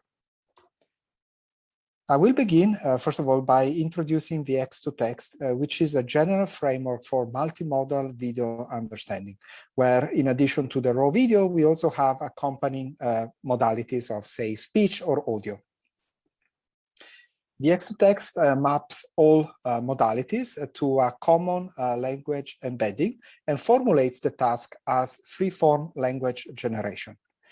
This is a flexible scheme that allows us to obtain state-of-the-art results with the same underlying architecture on 3 different tasks: captioning, video-based Q&A, and also audiovisual dialogue.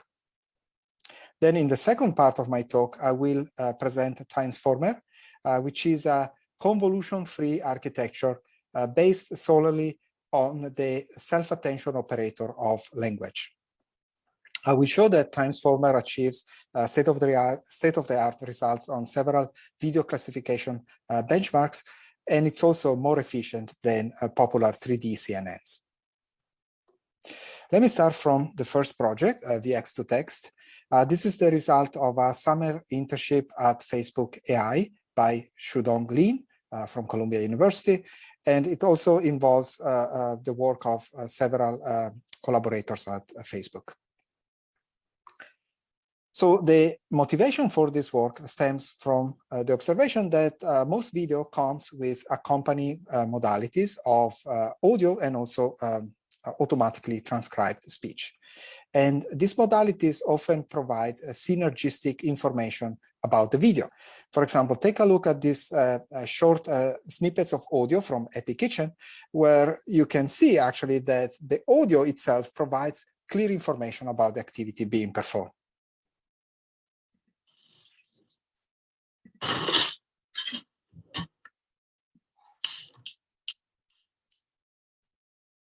So this suggests that a model that takes into account the audio channel in addition to the video is likely to be more robust and more accurate for categorization of actions. There are also scenarios where actually the audio and speech channels are essential in order to get a full understanding of the video. For example, unless you are already familiar with this TV series, if you look at the muted version of this video, you wouldn't be able to tell, say, what's the occupation of this character or what's his mood on this particular day. Let's now look at this video sample with audio enabled. Hello, sick people and their loved ones. In the interest of saving time and avoiding a lot of boring chit-chat later, I'm Dr. Gregory House. You can call me Greg. I'm one of 3 doctors staffing this clinic this morning. So it's clear that after having listened to just a few seconds of speech and audio from the snippet, we can get a clear understanding of the fact that this guy is a doctor. He sounds pretty grumpy. And this is all relevant contextual information in order to be able to address questions about this video. So sound and language are clearly essential for fully understanding many video sequences.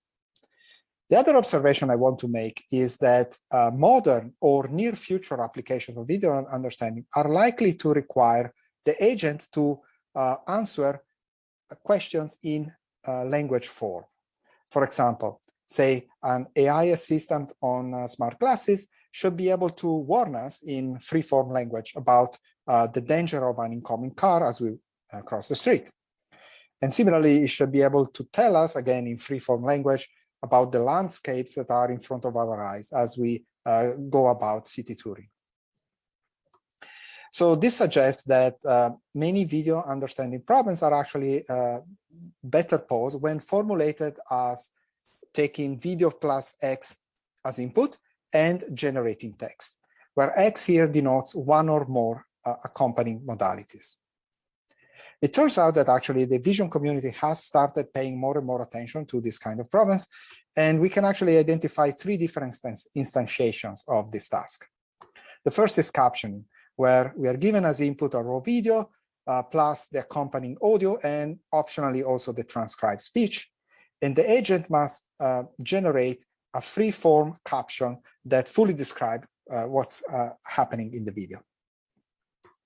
A second instantiation is question answering, where in addition to the video, the audio, and potentially the transcripts, we're also given a question that the agent must answer in free-form language. And finally, we also have more recently seen the benchmark of audio-visual dialogue. So instead of having a single isolated question, now the agent must engage in an interactive session of questions and answers with the user, where in order to be able to successfully answer the next question, the entire dialogue history must be taken into account. Now, in order to address well this kind of task, it's obviously essential to be able to fuse the cues coming from the different modalities. And as such, prior work has indeed focused on the design of cross-modal architectures for modal fusion, for modality fusion. However, these architectures tend to be actually quite complex to the point that most of these systems require large-scale pre-training on additional external multimodal data using a variety of pretext tasks. Furthermore, many of these systems require specialized network heads to address the different tasks that we just mentioned. And this obviously adds further to the complexity of the entire architecture. What we propose instead is a much simpler architecture. It's actually one single architecture that formulates all of the three tasks that I mentioned as language generation, and therefore does not necessitate any specialized network head. Furthermore, the architecture doesn't require to be changed depending on the different input modalities. So the approach is based on two simple ideas. The first is to leverage powerful pre-trained encoder-decoder language transformers, such as the T5 model of Google, which is a transformer language model pre-trained on a large corpus of human-written text. Note that we use both an encoder and decoder. We use the encoder as a way to perform language reasoning, but we also leverage an autoregressive text decoder similar to GPT-3 because we want to actually leverage the ability of these decoders to generate realistic language that really looks like text written by humans. Now, the problem is that these language transformers are, well, language models, and therefore can only be applied to text as input. So, of course, if our multimodal inputs include text, such as, for example, a question or maybe the automatically transcribed speech, by all means, we can feed these parts of the input as they are to the encoder. But the question is, what do we do about video or audio, which are continuous signals quite different from the descriptor representation used for words and sentences? So again, we solve this problem in a very simple fashion. We simply map each of these modalities into a set of words. And we do so by leveraging pre-trained modality-specific classifiers that produce predictions into classes. Then we take the top classes predicted by these classifiers, and we actually use the names of those classes as the inputs to the encoder. So for example, in the case of video, we apply a pre-trained action and object classifier that has been optimized to recognize a very large collection of actions and objects. And then we take the top actions predicted and the top objects predicted, and we use their names as input to the encoder. Similarly, for the case of audio, we apply an audio classifier, pre-trained audio set to discriminate a large variety of different sound classes, different types of talking, as well as silence. And we feed, again, all of these words corresponding to the top classes to the encoder. We concatenate all of these words together with the question, the transcribed speech, and we mark the different words with delimiters that allow the encoder to identify the source of each word. This is important because it allows essentially the encoder to give different importance to the words depending on the source. Note that we use different tables to map each word into a language embedding, and we learn these tables with respect to the downstream task. And this is important, we found, because it allows essentially to shift the meaning associated to a word depending on the source of the word being generated. So for example, the language embedding associated to the word kiss, well, it's going to be different when kiss is generated from the video classifier compared to the word kiss generated, say, from the transcribed speech. And again, this allows basically the model to shift the meaning associated to words for each individual modality to better match the downstream task. Now, the output of the autoregressive decoder is a sequence of posterior distributions over a dictionary of words. So the jth distribution produced by this decoder is going to be essentially the posterior distribution for the jth word to be emitted by this language model. And this distribution is conditioned on the word sampled in the previous position, j-1. And it's precisely this autoregressive aspect that allows the decoder to produce sentences that are highly realistic and that correspond to sequences of words that make sense together both in terms of grammar as well as semantics. So we optimized the entire model using the cross entropy with respect to the ground truth text to be generated. And we optimize all components of the model, including the modality-specific classifiers. Now, in order to achieve this goal, obviously, we need to make the tokenization of top class names from continuous signal fully differentiable. To achieve this goal, we use the Gumbel softmax trick in order to sample during training the top categories from each input signal. And we make this sampling differentiable using an approximate tokenization scheme. So after the training is done, at test time, when we are given a new multimodal sample, we feed it to the entire system, and we get the sequence of posterior distributions out of the decoder. Now, we can use this sequence of distributions in two possible ways. If the task is requiring indeed to generate a free-form sentence, we can simply sample a word from each distribution one at a time until we sample the end of sentence token.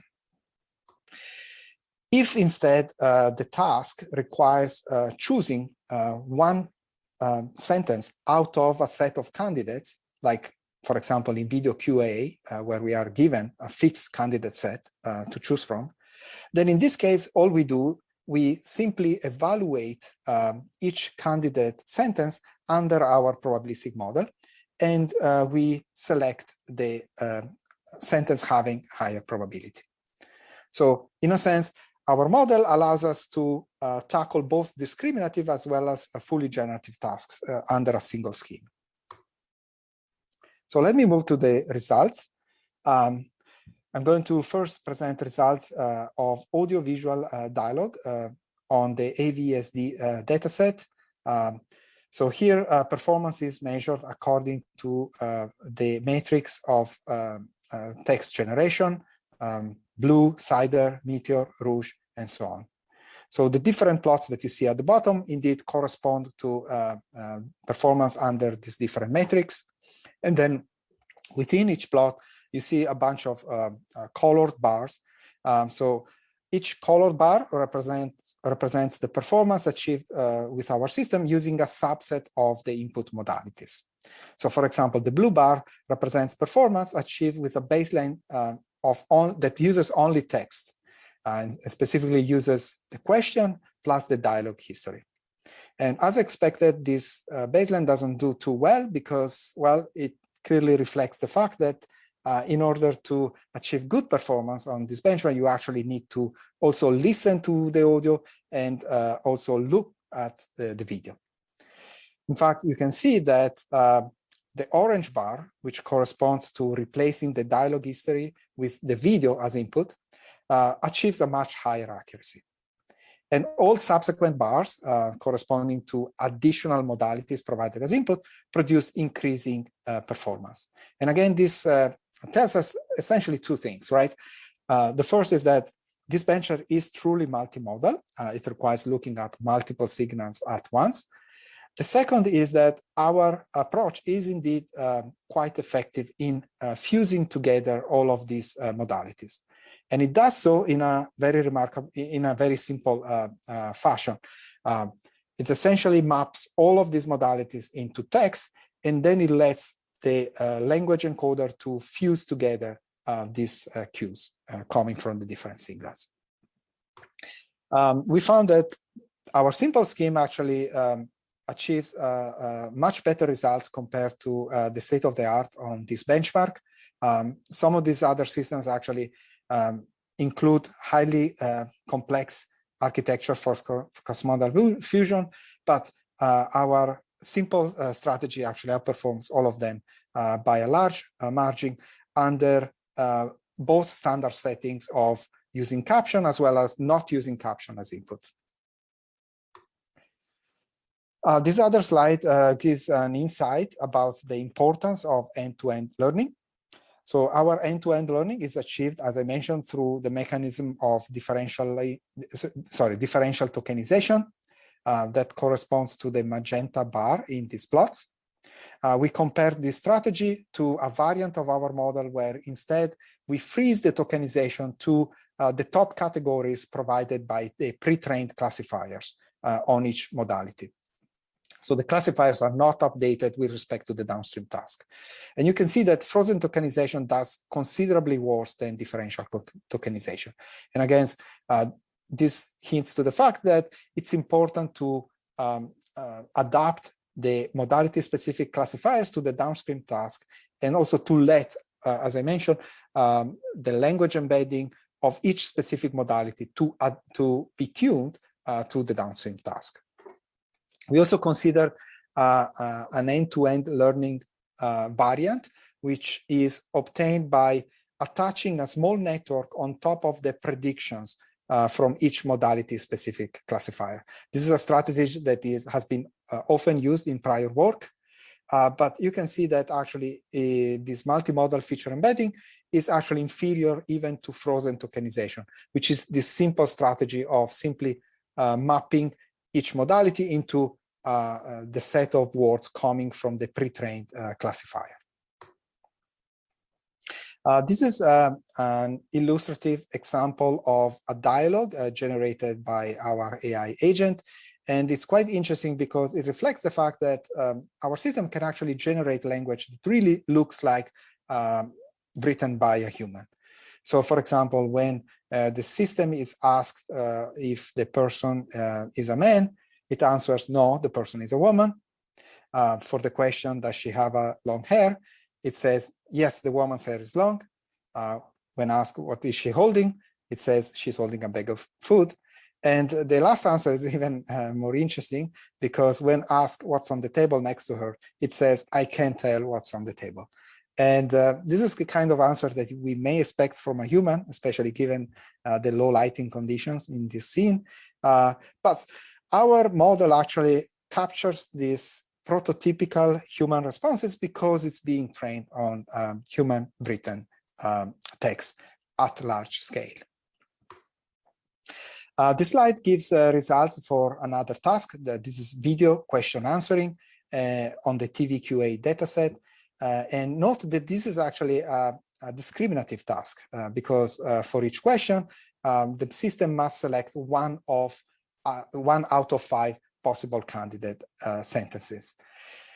And we see that our generative approach, which simply ranks these 5 candidates according to probability, actually achieves the best results compared to all prior works. It does actually remark quite a bit better than the HERO system, which was the previous state of the art. So it produces a gain of 5% over HERO when HERO is trained on the same downstream dataset. The HERO paper also includes results achieved when pre-training HERO on 7 million multimodal examples. These are external examples consisting of video plus text. The pre-training on this additional example takes 3 weeks, as reported in their paper. And still, the X2Text actually achieve slightly better performance while not using at all additional multimodal samples. Here you also see some qualitative results of captioning on the TVC dataset.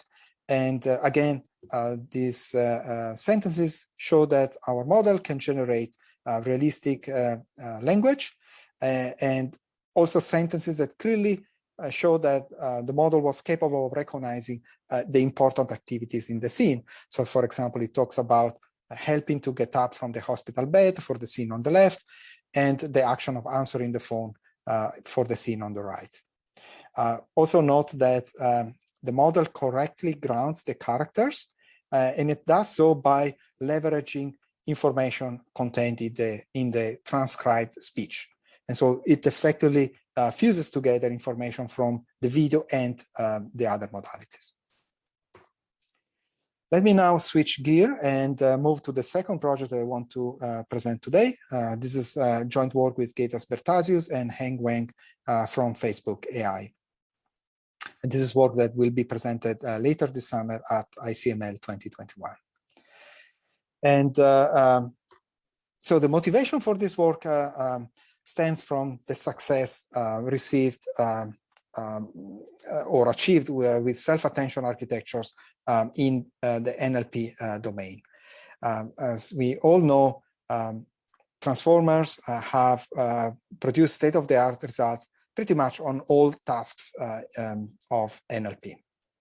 Now, it's clear that video understanding shares many commonalities with NLP tasks.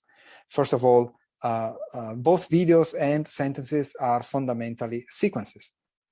Furthermore, one can argue that precisely as the meaning of a word can be fully disambiguated only by relating that word to the rest of the sentence, while similarly, in the case of video, the atomic action in a short segment of the video can be fully understood only if we relate that segment to the rest of the video. And that's precisely what self-attention does. Yet, if we look at the landscape of the state-of-the-art in video understanding today, we see that it's clearly dominated by 3D convolutional neural networks. And the few instances where self-attention has been adopted are, well, configurations where self-attention has been applied on top of deep stacks of 3D convolutional layers. Well, although 3D convolutions have certainly advanced the field of video understanding, it's also clear that they suffer from a few inherent limitations. First of all, they pose extremely strong inductive biases in the form of local connectivity and translation equivariance. And as training sets get bigger and bigger, it's not quite clear whether we still benefit from such hard priors at the level of model design. Furthermore, 3D convolutions are great for capturing short-range spatial temporal patterns, but they simply cannot model spatial temporal dependencies beyond the small receptive fields of the kernels they use. Also, training 3D CNNs remains very computationally expensive, especially when we apply them to high resolution or long videos. And this makes it really difficult to further increase the learning capacity of these models. And I argue that, well, self-attention architectures do not suffer from these limitations. First of all, they impose much less restrictive biases at the model design. They are good at capturing both short-range but also long-range dependencies. And in the NLP domain, they have been shown to actually be quite efficient to train and to test, to the point that people in the language domain have been able to train transformers of massive learning capacity with huge number of parameters on gigantic collections of examples. So this indicates that indeed they may be easier to scale to large-scale data sets and also in terms of learning capacity.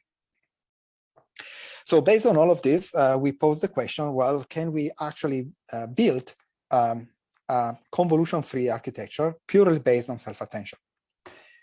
And this led us to the design of a new model, which we called Timesformer for time-space transformer.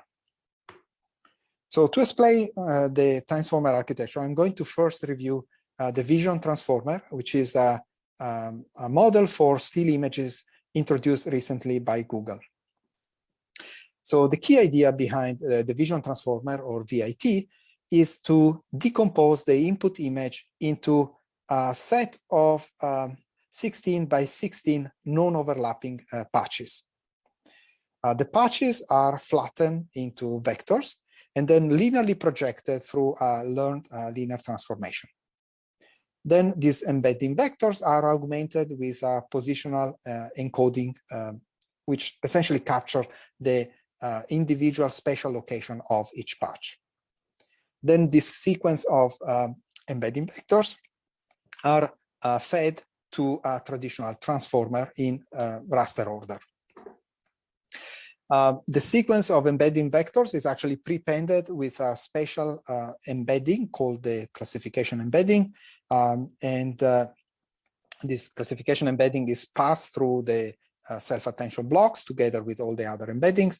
And then at the end, in order to perform classification, the final classification embedding is pumped through a small MLP classifier that yields the final classification prediction through a softmax layer. So the architecture is remarkably simple, yet the VIT paper shows that it delivers state-of-the-art results on ImageNet and is still fairly efficient as the number of self-attention comparisons is quadratic in the number of patches, which is quite small. So based on all of this, we propose to extend VIT to video by essentially decomposing the video into a space-time sequence of frame-level patches. We modify the positional encoding to capture not only the spatial location of each patch, but also the time instant when the patch occurred in the sequence. And then we can apply just the transformer. But the first question we must answer, of course, is what's the right self-attention scheme for video understanding? So, of course, the simplest strategy is to apply the space-only attention that was used in the original VIT work, where we compare each query patch only with the patches belonging to the same frame as the query. That's illustrated in the figure on the left, where the blue colored patch represents the query patch, and the red patches are the patches it is compared to. Now, of course, each patch in the video is in turn considered as a query patch, but the point is that in space-only attention, the comparison is only within each frame. So it never compares patches belonging to different frames. And because it never compares patches belonging to different frames, it means that it cannot capture any temporal information. And this is obviously a significant limitation for video understanding.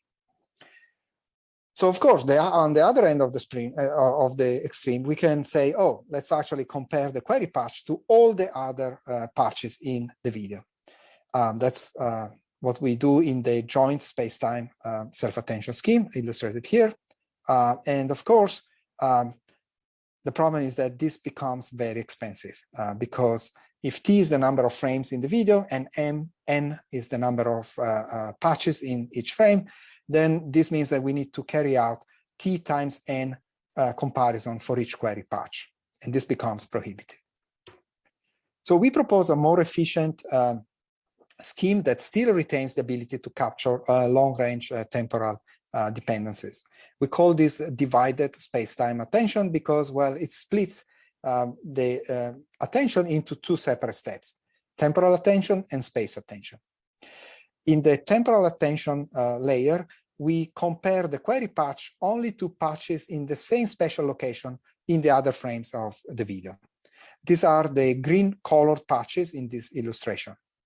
If we have T frames, we only carry out T comparisons per query patch.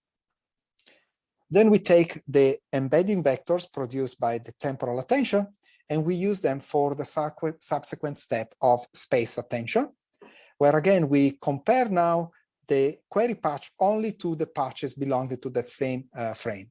These are the red color patches. And there are only N of them. So clearly, this form of attention requires only T plus N comparisons per query, as opposed to the T times N comparisons of the joint attention. Another benefit of this scheme is that because it separates the temporal attention from the space attention, now we can actually use different parameters for the two attentions, which increases the learning capacity. So this is a win-win design because it allows us basically to further increase the learning capacity of the model, but the model is remarkably more efficient than the joint space-time attention because it reduces the number of comparisons. We also experimented with a couple more variants. So this is local global, which is kind of like an approximate version of joint attention. It's more efficient because it first carries out a local attention by considering only nearby space-time patches with respect to the query patch. And then it takes the resulting embeddings and computes a global self-attention, but using a stride of 2, both along the temporal axis as well as along the space axis. And so it's a lot more efficient than the joint attention, which does dense comparisons. We also looked at axial self-attention, where we split the attention along 3 different axes: the temporal axis, the height axis within each frame, and the width axis along each frame. And this obviously results in much more efficient inference and training. So we compared these 5 variants of self-attention for video by training them on Kinetics 400 and also something. For all of them, we started from a VIT model pre-trained on ImageNet 21K. And so we can see some interesting findings from these results. First of all, space-only attention achieves a remarkably good accuracy on Kinetics 400 despite its simplicity, but it does really poorly on something. And this makes sense because while Kinetics 400 is well known to be spatially biased, meaning that it's known that appearance and space information is a lot more important than temporal information for classification on that benchmark. But conversely, something requires thorough temporal analysis, and for this reason, space-only attention does actually quite poorly there. The scheme that does best on both benchmarks is divided space-time attention. It produces a gain of 1% over space-only on Kinetics 400, and it achieves a remarkable gain of 23% on something compared to space-only. And this really underscores the ability of this model to leverage the temporal information obtained from the temporal attention. Now, divided space-time attention is also quite a bit more efficient than joint space-time attention. This is illustrated in these 2 plots, which report inference cost for these 2 schemes as a function of the spatial resolution on the left, or as a function of the number of frames in the clip on the right. And we can see that while the cost of joint space-time attention grows very rapidly as we increase the resolution or the number of frames, the divided space-time attention cost actually grows quite more gracefully. Furthermore, divided space-time attention has a much lower memory footprint, which allows us to train the model on frames having resolutions of up to 560 pixels and clips containing up to 96 frames. So is space-time attention better than 3D convolution? Well, in order to answer this question, we compare Timesformer to 2 popular 3D CNN architectures, i3D and SlowFast. And you can see the results in this table, which actually compares this model under different aspects, as shown by the columns of this table. So we consider the total training time needed to achieve good accuracy for these models on Kinetics 400. We also obviously report the accuracy. The 3rd column reports the inference cost in terms of T-flops. And finally, we also list the number of parameters. And so I want to parse this table, and I highlight a few things.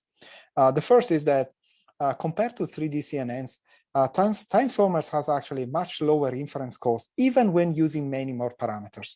And this is precisely the regime we want, right? Because we want to be able to increase by a lot the learning capacity of the model, if this means, if we can achieve this while essentially maintaining the inference cost low, because it means that now we can actually fit, a lot more parameters on bigger data sets at a lower cost. Now, one downside of Timesformer is that it does require ImageNet pre-training. In fact, we found that when training directly on Kinetics 400, we got much lower accuracy.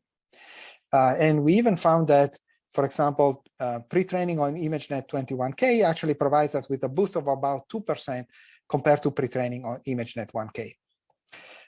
Conversely, instead, 3D CNNs can be trained to top accuracy directly on Kinetics 400 without requiring ImageNet pre-training.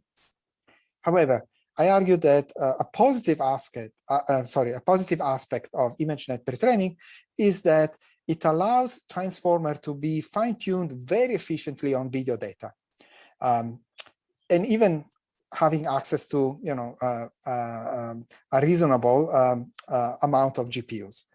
So, for example, we found that it's possible to achieve top accuracy with Transformer starting from ImageNet pre-training by running only 15 epochs of fine-tuning. So this means that we can adapt the VIT model to video data very, very efficiently without having to run long optimizations.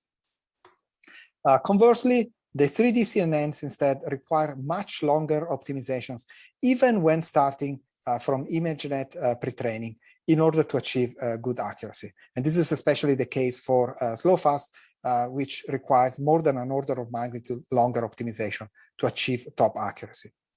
In fact, we found that if we constrain these 3D CNNs to actually use the same training budget as our Transformer, they deliver much lower accuracy, even when we start from the ImageNet pre-training. And so this is an important result to highlight, because it means that this kind of architectures now enable video training even for academic labs that don't necessarily have access to hundreds of GPUs to use for training. So what is space-time attention particularly useful for? Well, we found it to be particularly beneficial to model long video, as illustrated from this slide. In fact, the scalability of the model allows us to train Transformer on clips containing up to 96 frames. And this is a big departure compared to 3D CNNs, which typically cannot be optimized on long clips. They can be trained on clips of at most 16 or 32 frames.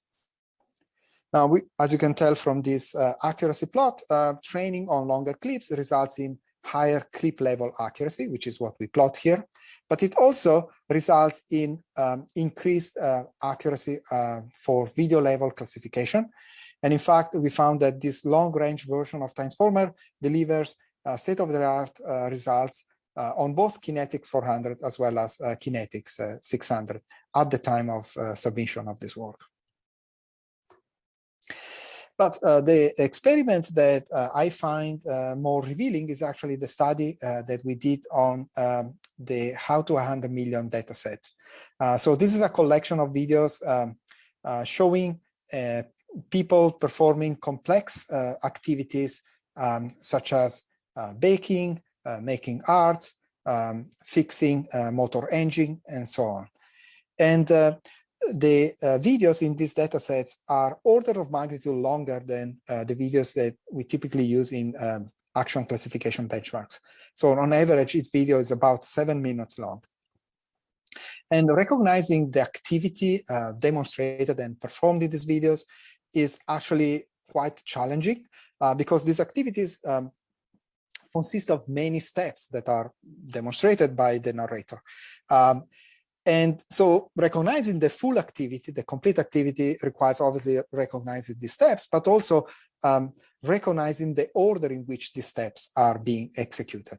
And so this makes this data set a great benchmark to evaluate long-term video modeling abilities. So we trained several variants of Transformer and also corresponding variants of slow fast on this benchmark. And we generated different variants by varying the sampling rate used to form the clips and also the total number of frames used in the clip. Now, the column single clip coverage in this table lists the temporal extent of the clip used for the training. And the number of test clips lists the number of clips that we use at inference time in order to cover the entire video. So, for example, when using a transformer optimized on clips of 8.5 seconds, we need 48 non-overlapping clips in order to span the entire video. But when using transformers optimized on 102 seconds within each clip, we only need 4 clips to span, on average, the entire video. And so from this table, we can see a couple of things. The first is that transformer actually produces accuracy that is about 8% better than slow fast for the same setting. And this is a remarkable gain, considering that slow fast is one of the more powerful 3D CNNs for video classification. The other result is that transformers optimized on longer clips produce higher video classification accuracy. And this is important because it shows us that, well, when transformer has access to a longer clip, it can actually find these long-range dependencies that are really critical to recognize the complex activity demonstrated in the video. So is space-time attention truly all you need for video understanding?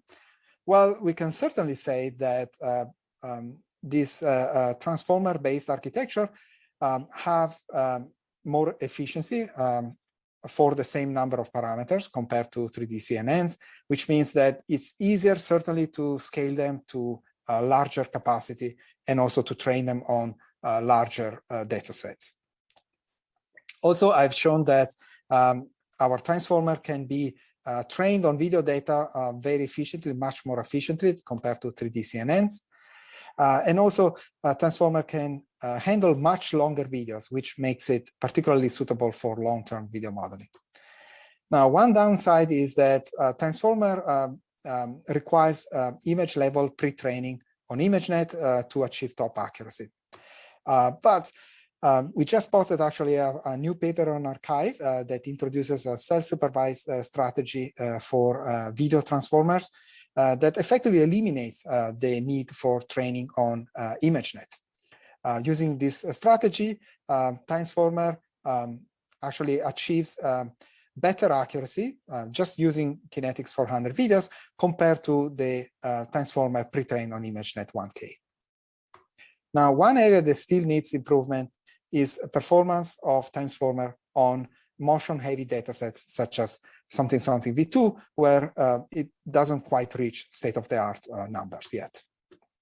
So I'll conclude by mentioning that code and pre-trained models are available at the URL listed here. And I also invite you to send me questions at the email address listed here. And I want to thank you all for your attention. Thank you.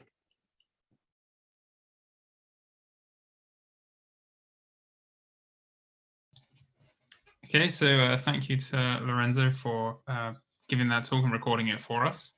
As we're a couple minutes behind, I will now hand over to Antonino to present our next speaker. Okay, thank you, Mike. So we will now move to the next invited talk, which will touch egocentric perception from the perspective of robotics. But before that, we will be moving session 1 panelists to attendees so that we can add next session panelists at the end of the talk. Okay, so the next speaker is Jeannette Bohg. She's a professor for robotics at Stanford University, where she directs the Interactive Perception and Robot Learning Lab. Before joining Stanford, Jeannette Bohg was a group leader at the Max Planck Institute for Intelligent Systems, and before that, she got her PhD at KTH in Stockholm. Her research is at the intersection of robotics, machine learning, and computer vision, and focuses on perception and learning for autonomous robotic manipulation and grasping. So we thank Jeannette Bohg for being here today and look forward to her talk. Thank you very much for the kind introduction, and thank you very much for inviting me to this workshop, which is for a different community than I usually talk to. So I hope I can be inspiring how actually we use these large data sets that you're collecting for robot learning. Okay, so with that, let's get started with the talk. My research is basically driven by the question of why humans are so incredible at all these manipulation tasks. And it's really fairly unclear what the underlying principles are of robustness, both in execution and learning these skills.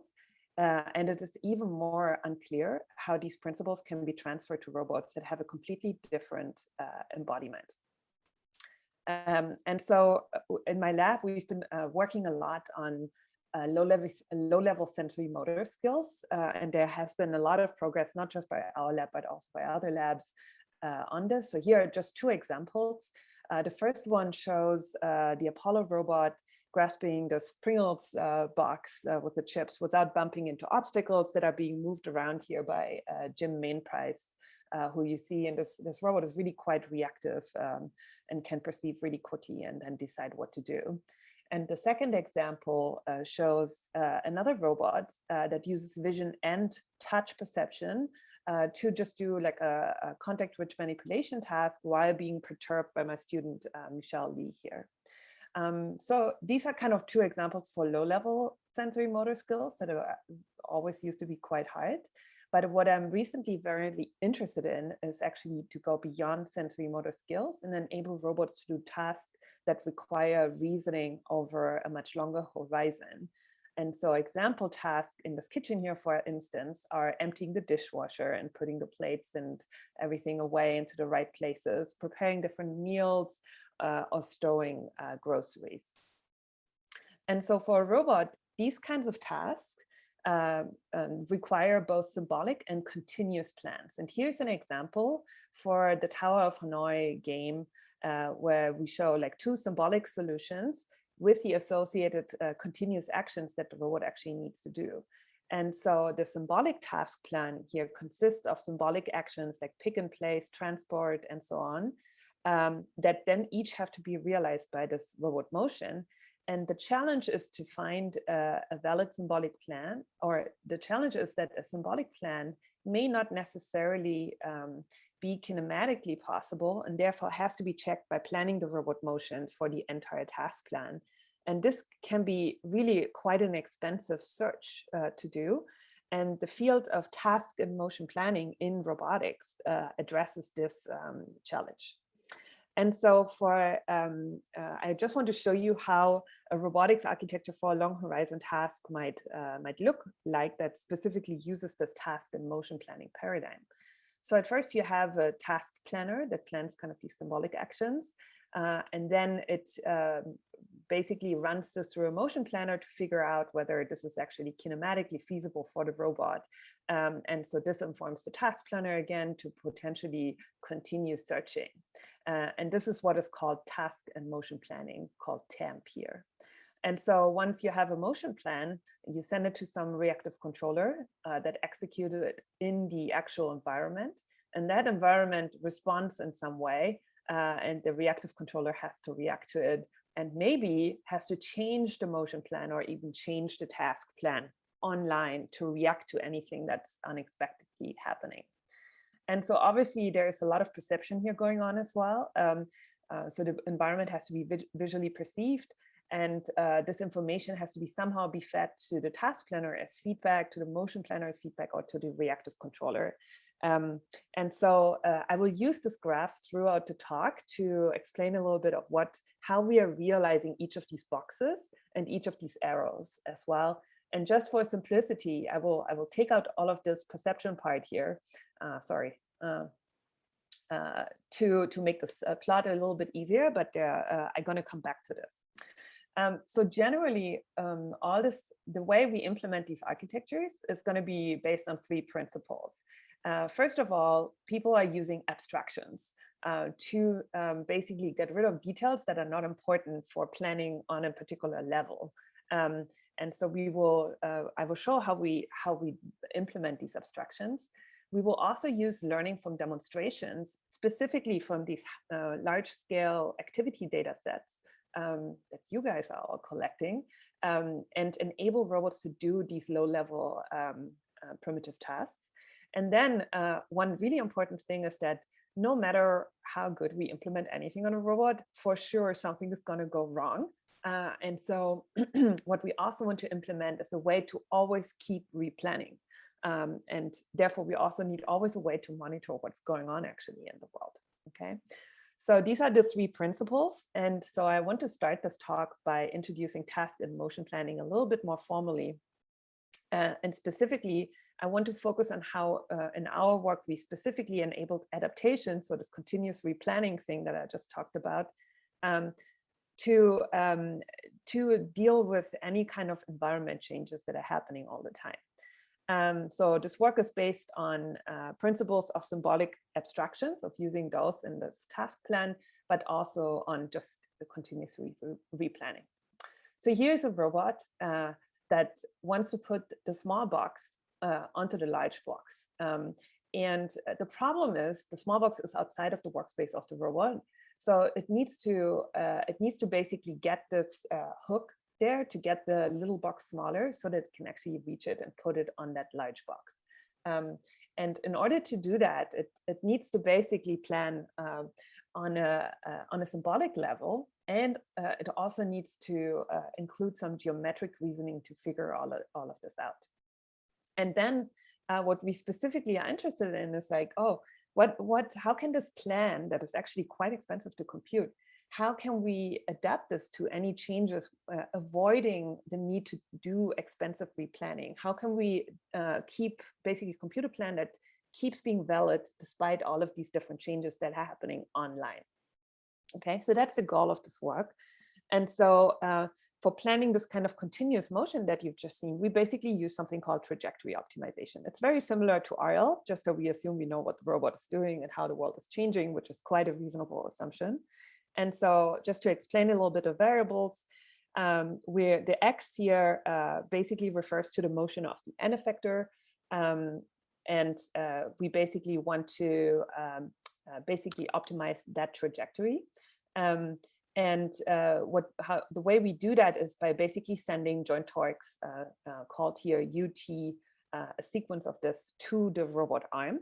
And we are trying to find the optimal sequence of these control commands by minimizing this cost function here, which consists of the terminal cost. So that's based on the state that we want to achieve at the very end, and at the running cost of each action that we take. Okay. And so, so that's what we are basically using. And now to plug this into this task planner, where we also want to optimize over discrete primitive actions, we're adding these actions A here to our as an optimization variable. And so these are these discrete actions like pick and place. And then what we do is we add a bunch of constraints to this problem. The cost function basically stays the same. And this is very similar to this work that you see at the bottom by Marc Toussaint, and when he was at Josh Tenenbaum's lab, and has this collaboration with this lab. Okay, so we basically add a bunch of constraints like the start, about the start and the final state. We add continuous systems dynamic, which changes dependent on a discrete state S, and also the instantaneous system dynamics when we actually switch between different discrete actions. And we also assume that this whole optimization problem fulfills some logic planning framework, okay? And so where does this logic plan that plans on the level of discrete actions come from? We basically use classic strips planning. And this is the PDDL description, so the kind of the domain description of this particular problem that I just showed you, of picking the small box and putting it on a big box. And so using that, we can basically use the strips planning to get a planning tree and find a good symbolic plan. So what we have now, given this action skeleton of the symbolic plan, we want to derive this continuous motion of the robot that realizes the symbolic plan. And our specific contribution is to formulate this problem as optimizing over a sequence of relative Cartesian frames. So this is an object-centric representation that has several advantages.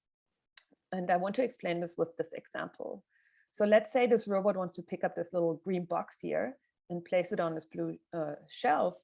So what you first do is you control the joints of the arm such that the end effector of the robot is in a specific pose relative to this target box and to this green box. And now there are many ways in reality on how this green box is going to end up being grasped by the hand.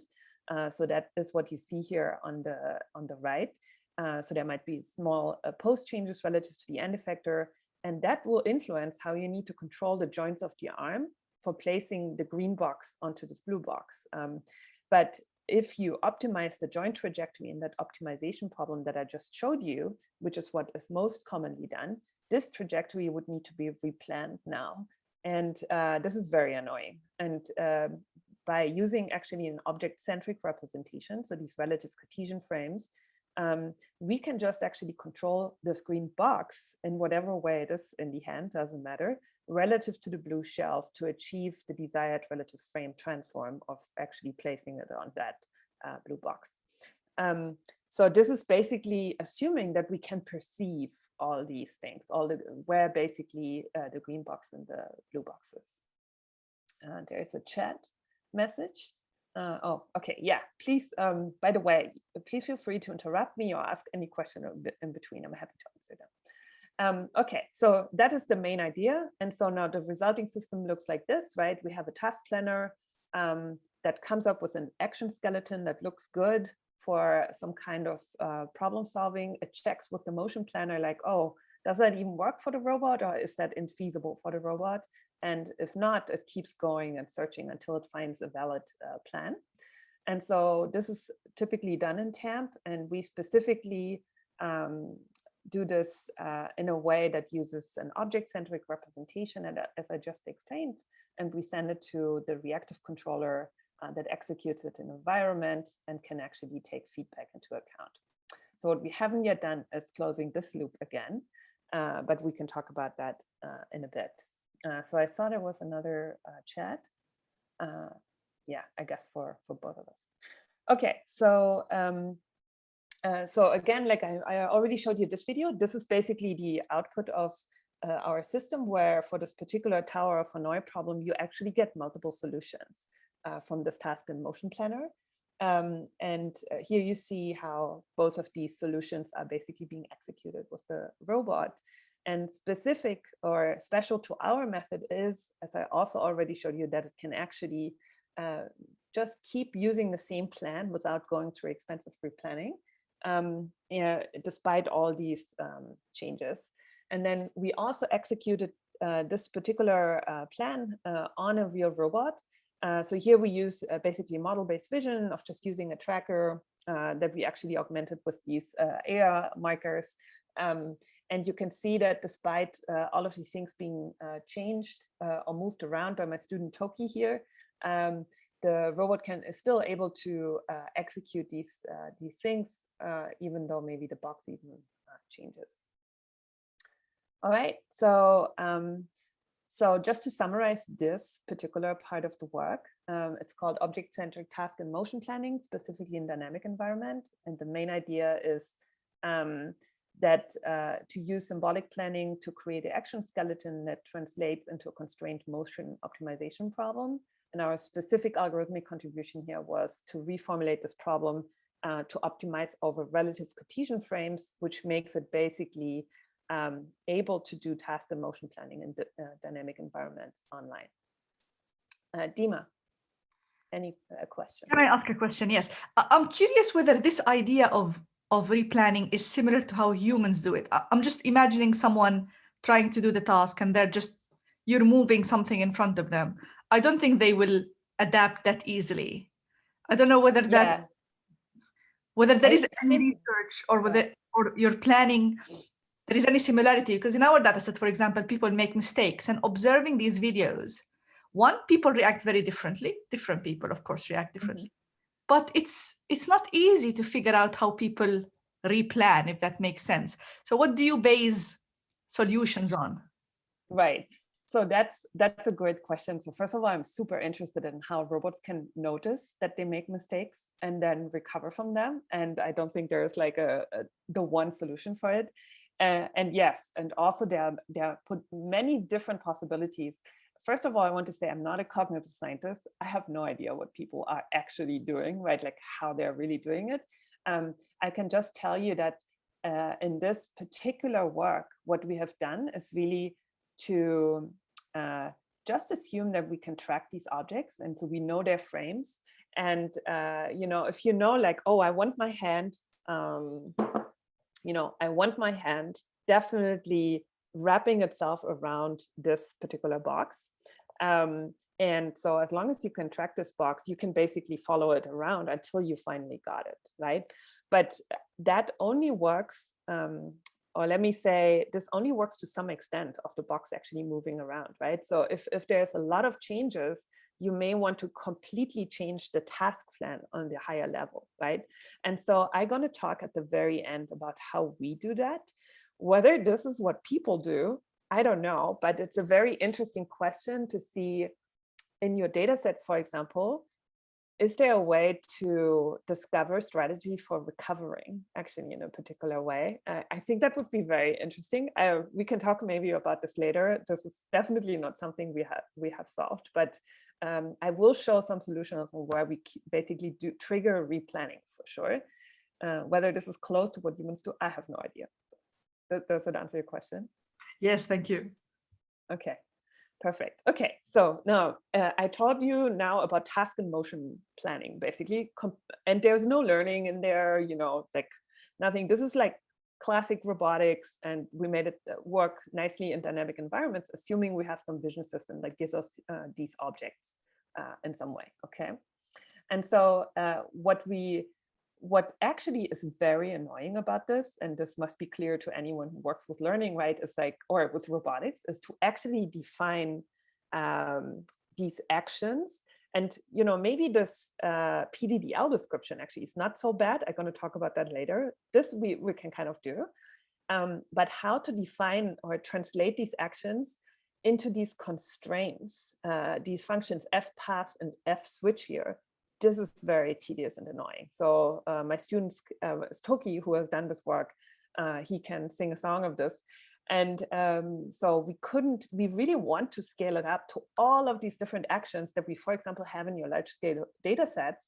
And this was really the questions we were kind of asking next, like, this is too annoying. Like, how do we get this to scale up? And so what we looked at next, how to basically look at this middle part of this motion planner, the reactive controller. How can we maybe scale this up and learn this actually from these data sets, of these large activity data sets?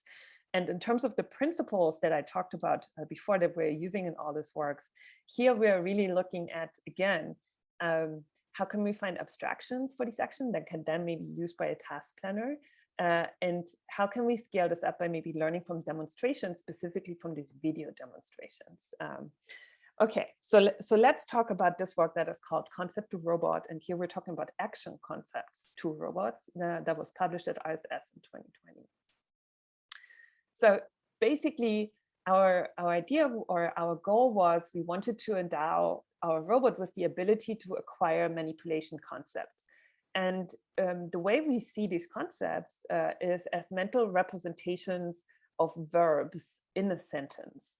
And so given an initial scene image, like here on the left, when we send various instructions, such as put something behind something, you see which data set we're going to use, or put something into something, we want our robot to generate motion trajectories to accomplish these tasks.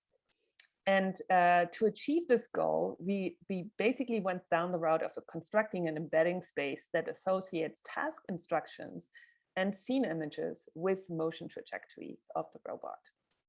And constructing an embedding space of manipulation concepts offers several benefits. First, we can specify the manipulation task with language instructions instead of goal images. And describing the task with language is much simpler than providing a goal image. And second, we can obtain a multitask policy to represent diverse manipulation skills, such as open something or close something. And third, by training on a diverse set of manipulation tasks, our policy can actually generalize to novel but similar instructions in the form of natural language. And so how do we train the robot to output trajectories to accomplish this task? So our approach uses learning from visual demonstrations, and it allows us to avoid things like annoying reward engineering or kinesthetic teaching or teleoperation, which are very time consuming and difficult to scale up to a large number of tasks. And as you already guessed, we've used the 20 billion something data set as the source for our visual demonstrations for this particular work. And it contains around 200K video clips with 174 different action classes. And each video clip is annotated with task descriptions, such as putting something on a surface or moving something up. And so the problem, though, is there's a huge domain gaps between the human demonstrations and robot simulation, right? As you see here. So take close something as an example. On the left, you see like these 4 examples of closing something, but they're all quite different from robot simulation, from the way this is rendered. And we need a learning from visual demonstration method that can handle different backgrounds, different viewpoints, different objects, and so on.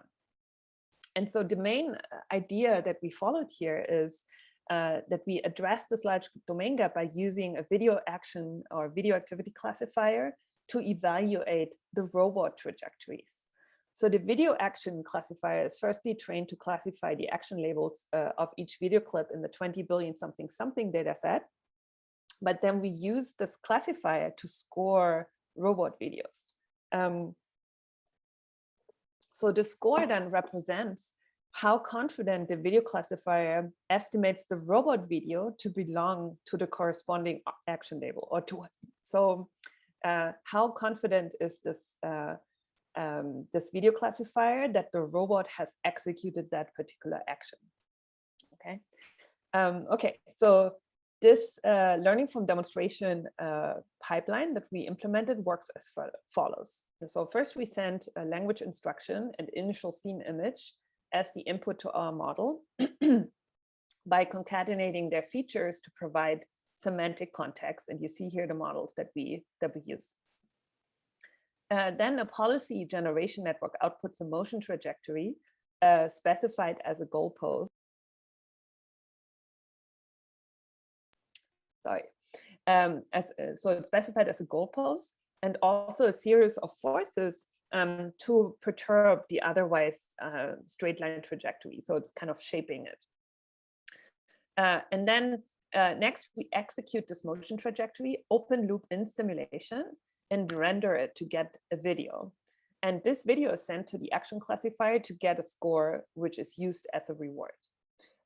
So we run a reinforcement learning algorithm to update the parameters of the motion trajectory to maximize the reward that comes in the form of this activity classifier score. And so while the 20 billion something data set contains 174 different action classes, we selected 78, which are suitable for our robot simulation. And we set up, so for example, there's things like ripping paper and stuff like this. And like simulation is actually not very good, as you probably know if you ever work with it. So we couldn't take these on. But 78 different tasks are still much more than any other kind of simulation environment actually in robotics can do. So this is already pretty good. So we set up these simulation environments in PyBullet. And for each task, we train a policy using this learning from demonstration pipeline that I just showed you. So here we show some examples of the 78 different tasks. This is the task of closing something. And note that we test our policy with randomly generated initial object poses. So here of this draw, here's tilt something with something on it so that it falls. You know, if you look at our webpage, you can see all of these different examples as well. And so up to now, we have trained 78 different single task experts, each of which outputs motion trajectories to accomplish one specific task. But remember, our ultimate goal was to construct a unified model to represent a diverse set of manipulation skills. And we formulate this as a multitask learning problem. And so we train this multitask policy by running behavior cloning on the previously learned single task expert trajectory.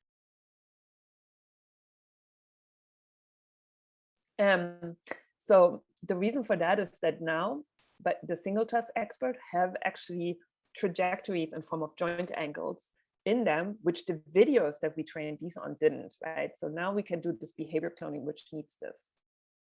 So the result is a unified model that can take in various task instructions and scene images as input and output trajectories for 78 different tasks.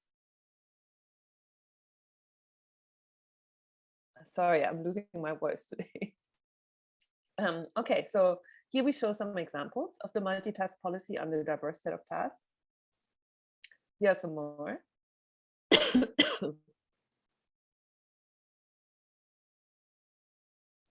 And what is also please let us know if you need a break, even a short one. Grab some water. Thank you. Okay, but just let us know. I got it, but yeah. Okay. Once I'm in the state, it takes like a few minutes to recover, but I think it's okay. Thank you. So this is an example where we use slightly different formulations of the instructions.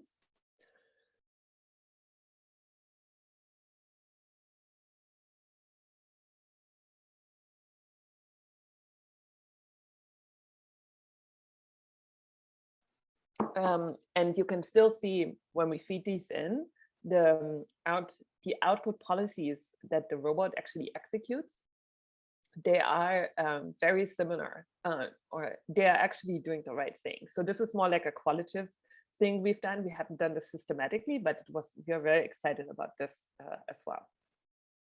So yeah, so just to summarize this work, so this is called Conceptual Robot. If you want to read on all the details on this, learning manipulation concepts from instructions and human demonstrations.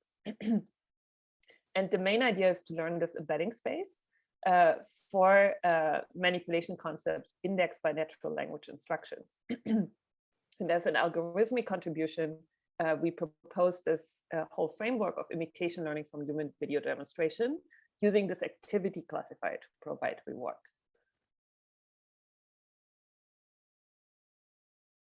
So the result was that we got a multitask policy that can execute 78 different tasks indexed by natural language instructions.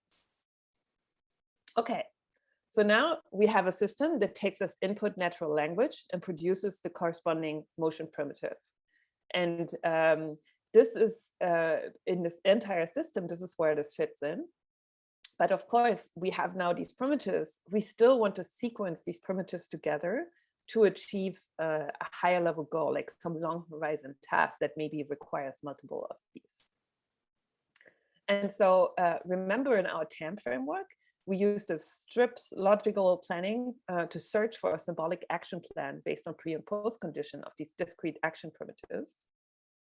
And this kind of symbolic planning is actually well understood and works if we have a description like this one for our planning domain. And I will come back later to this point on whether this is easy or not to derive such a planning domain. So we basically want to keep this logic symbolic planner, so this task planner here on top, to trigger the correct manipulation concept that we learned with this concept to robot work. But now the tricky question becomes, how do we perceive the symbolic state of the environment for the many possible propositions that are now required for planning over this large variety of actions?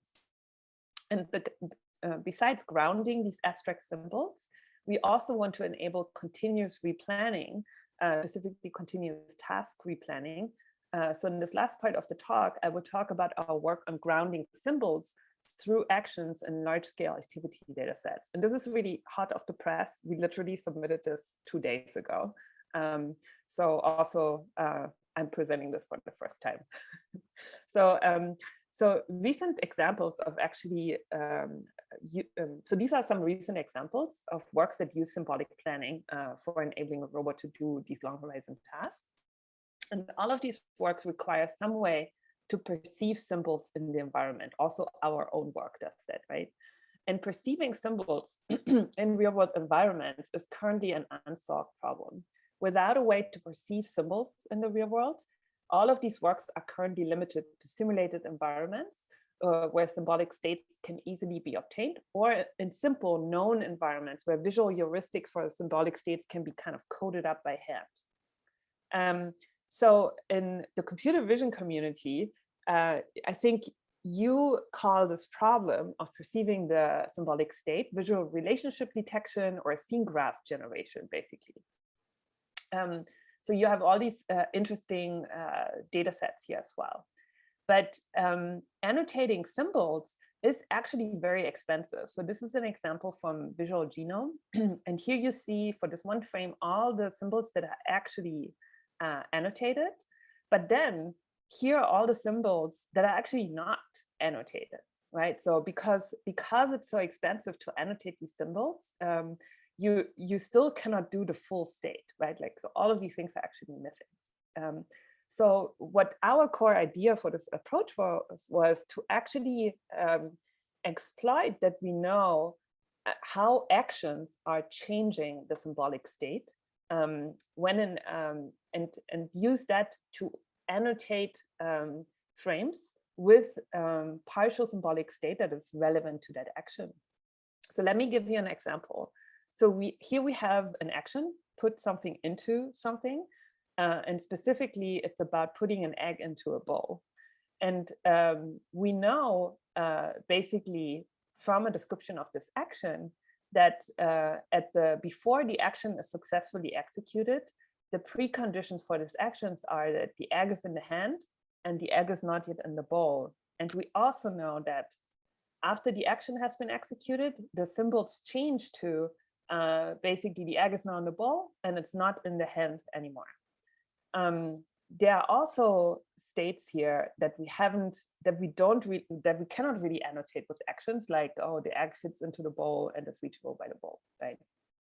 So with this, if we know the symbolic description of these actions and how they change from pre to post conditions, these actions actually give us partial state labels without us needing to go and manually or pay someone to do it for us. So what do we need to do that? We need to define a symbolic domain. I'm going to come back to this later. And we need to acquire a data set of actions. And thankfully, your community has already done that for us, which is great. And then once we have that, we can learn the visual groundings of how does a symbol that we need for a robot actually look like in a video.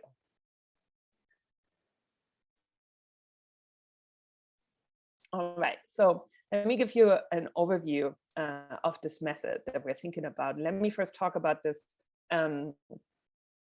planning domain description language and how that looked like. So it's called PDDL, right? So predicates are basically things like that that describe a particular object, like in, closed, locked, and so on.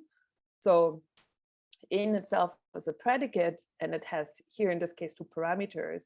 And when you instantiate them, this becomes a proposition. And so a state is really a set of these propositions that are instantiated with particular objects in the scene. And so this is what we want per frame to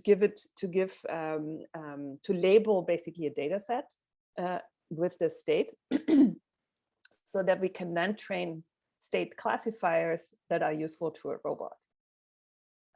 So in the PDDL domain, these are the kind of actions like pick, place, open, and so on. And actions have preconditions that look like something like this, for example.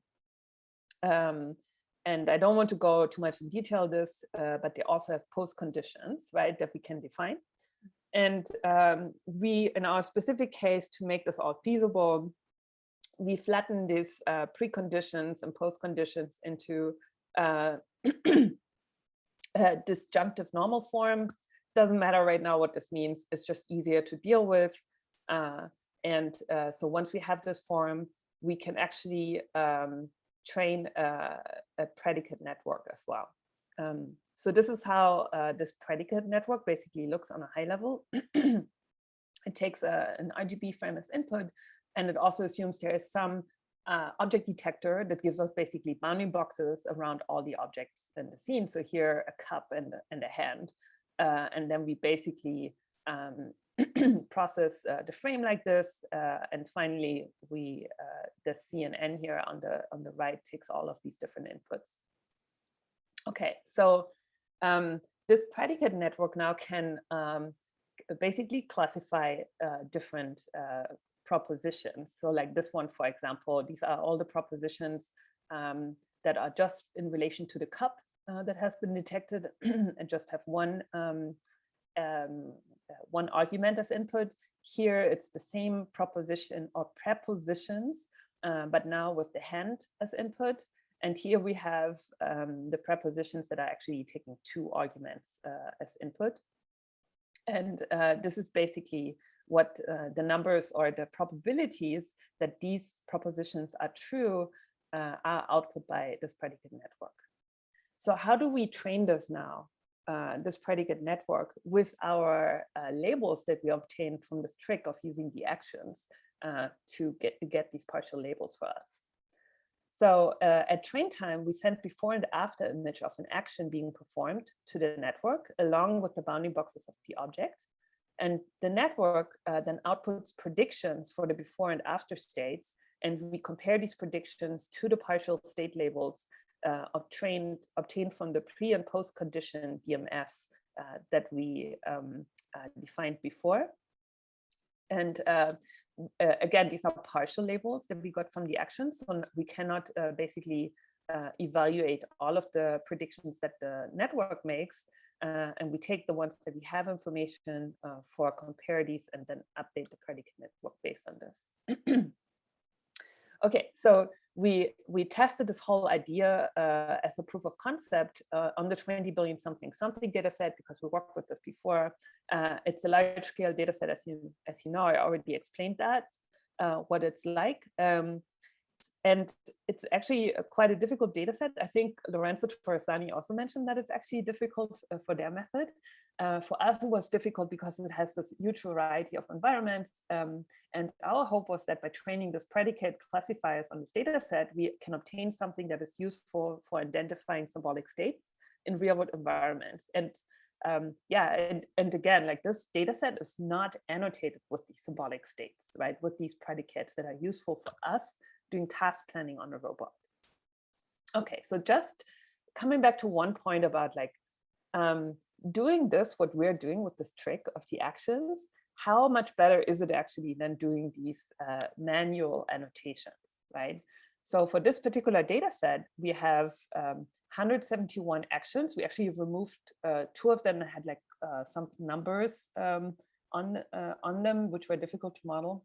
So we have 171 actions and 151 propositions and 130K videos that correspond to them. So if we would pay a person that basically ground truth annotates the states, and we assume that this person needs 2 minutes for the first frame and maybe 10 minutes per video, then if this person worked 24 hours a day, this would be basically 22K working hours, which corresponds to 7.5 years. And so if you take a grad student like Toki here, who knows a little bit about PDDL, it would probably take this expert 10 minutes per action to basically define this PDDL domain and the pre and post conditions. And this corresponds to probably 30 working hours, right? And at an 8-hour workday, maybe these are 4 days of work, right? Oh, by the way, the 7.5 years here, these are with 8-hour workdays. If you have a person that actually works 24 hours a day, it's like 2 years. So this is like quite a stark difference on the time you actually save on using this insight that we had on using the action description itself, and it doesn't take so long to actually define it. Okay, so here are some results on the 20 billion something data set. So these are the before and after image, and that we are now trained. And here are the F1 scores on these predicate classifiers that we achieve at train and at test time.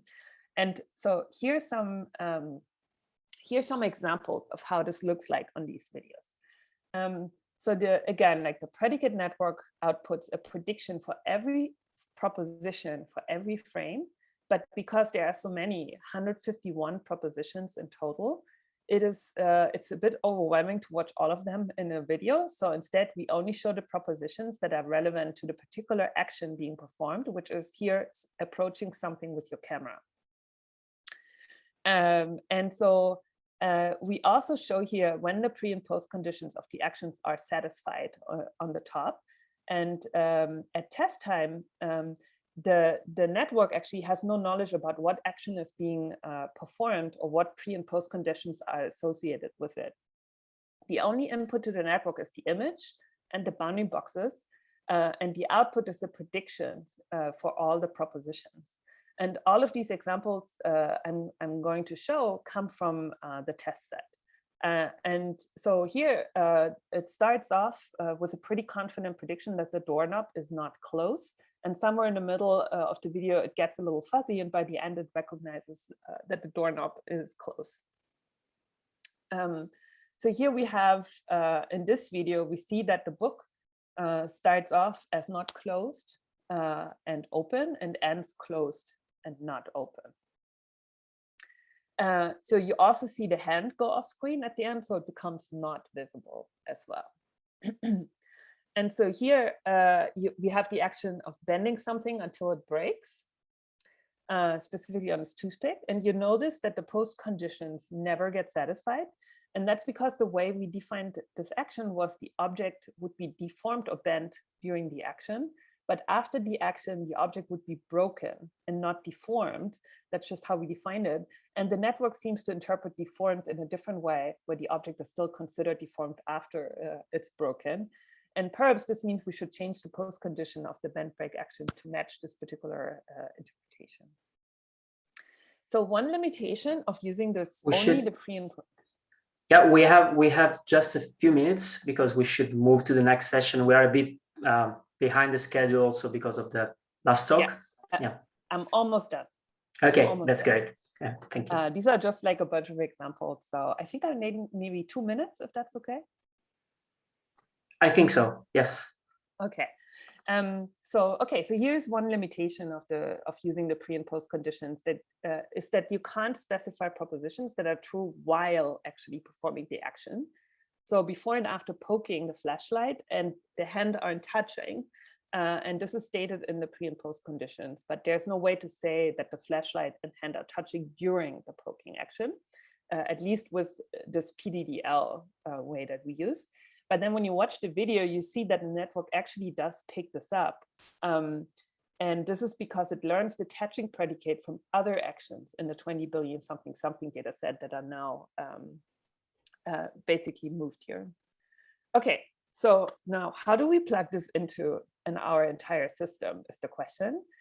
So now we have these symbolic state classifiers that help us to perceive the initial state of the environment, but also allow us to continuously monitor the system state and trigger task replanning. Okay, so this is now the interesting thing that we want to do. So here we have an example of closed loop planning on a real robot. So on the top, you see just all the basically conditions that are being perceived. And here I just want to show an example that we haven't even yet submitted of the robot doing this task of putting the banana into the drawer. And you see that Toki is gonna close the drawer again. Using these predicate classifier, the robot actually recognizes them and opens the drawer again. So it allows us to actually do this closed loop task planning, the adaptation that Dima was talking about. Okay, so just a summary. This work was just submitted. I think I won't go through it. We have used the something data set, and we would love to look at more complex data set, maybe even the Ego 4D data set. Let's see about that. And I showed you how we basically constructed this entire robotic system for long horizon tasks with these 3 example projects that I talked about. And we implemented basically these 3 principles that are really important for robots. And with this, I want to thank you for your attention. I want to thank all the sponsors and of course, my great students. Yeah, thank you. Thank you. Thank you for the talk. So before moving to, before the questions, I like to ask the next panelists to raise their hands so that we can promote them to panelists. And Should I also stop sharing maybe? Oh yeah, I think that's fine. Okay. And also questions to Lorenzo should be sent to Lorenzo directly because he cannot be here to answer. So apart from that, is there any question from the audience for Jeannette? Thank you, Jeannette. Great talk. I want to ask about anticipation. And since in Ego 4D, we have this task of anticipation. How you see anticipation? Where do you see anticipation in robotics, especially when there is interaction with the humans? Can you imagine where this task can be useful, and if it's useful in your field, and why? So when you say, just let me clarify what anticipation means. Is this basically predicting what is going to happen next? Exactly. Before it happens. Yeah. So, I mean, for sure, this is like super important for a robot to be able to know, like, what are the particular things that may go wrong or may go differently when the robot does something. So this is useful for planning and just planning differently to maybe avoid something, or to, if it's unavoidable, it's a prediction that's going to be unavoidable because the robot doesn't have control over it, then maybe the robot can at least try to plan something more safely, or maybe wait to do something, right? So it's very, basically, if the robot can predict what's going on, it's just very useful for it to inform planning, even task planning or motion planning, for sure. Does that answer your question? Yeah, thank you. Other questions? People who are panelists can just open their mic and talk if they wish. Other questions? I have another question if there's time. It's interesting. The something dataset was labeled in a very different way than other datasets. So this idea of push left to right, push right to left, you wouldn't find another dataset labeled like this, because we just say push, right? And everything, all types of pushes are in the same boat. Was this part of your decision in using it? Is that it is at that level, or it doesn't matter at that level? So, yeah, this is a very, so I'm going to give you the very honest answer of like, we found this data set and it has this very close-up view of hands and objects and interaction. And so it, plus these actions, and I don't think that we specifically looked at from left to right or right to left or these things. So I think we were only interested in the verbs and how they qualify with respect to the object. So this left to right was actually not super important, I think. Okay. But I think, honestly, we found this data set. It was used in other robotics work. And so we had this idea of using this activity classifier. But really, this is not a very deep reason, I have to say. But now that we look at the other data sets that are out there and that you are using, the interesting part here was, first of all, it was really focused on hands, right? And was this egocentric one. So these other data sets that are maybe not so focused on this object-hand interactions were not as interesting to us. Yeah. And then for the egocentric data sets that are much longer, they're more complex because they have all these gaze shifts, right? So suddenly we have to deal with all of this. So this is going to be very interesting to deal with this. So, but you know, this makes it also much, much harder. That I think is a stronger reason for using the something. Very much for the talk. Very clear. Yeah. Okay, so I think we have to move to the next session now. So thank you, Jeannette, again for the very interesting talk, and sorry to have to cut down the discussion because I believe it could last forever because it's a very interesting one. So thank you again. Thank you. And now in the next session, we will have 13 invited talks. This will be divided into groups of 3-4 talks. And at the end of each group, we will have 5 minutes Q&A session. So the questions will not be handled directly after the talk. We will present paper in the order in which they are listed in the program, so please be ready.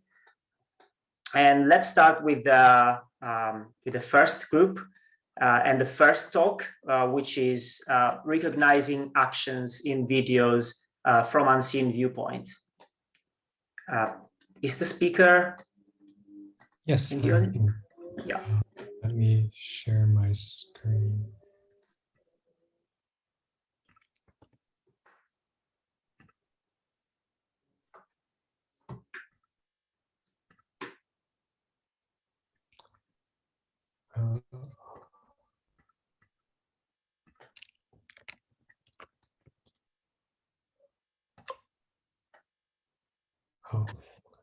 Can I go second? If the other speakers here, the permissions listed on my screen aren't allowed, I have to reset. Sure. Okay, so let's go to the next one, and then we will get back to the first one. And the next one is dogfight, detecting drones from drones videos. Is the speaker here? Yes, I am available. Yeah, can you share your screen? Yeah, sure.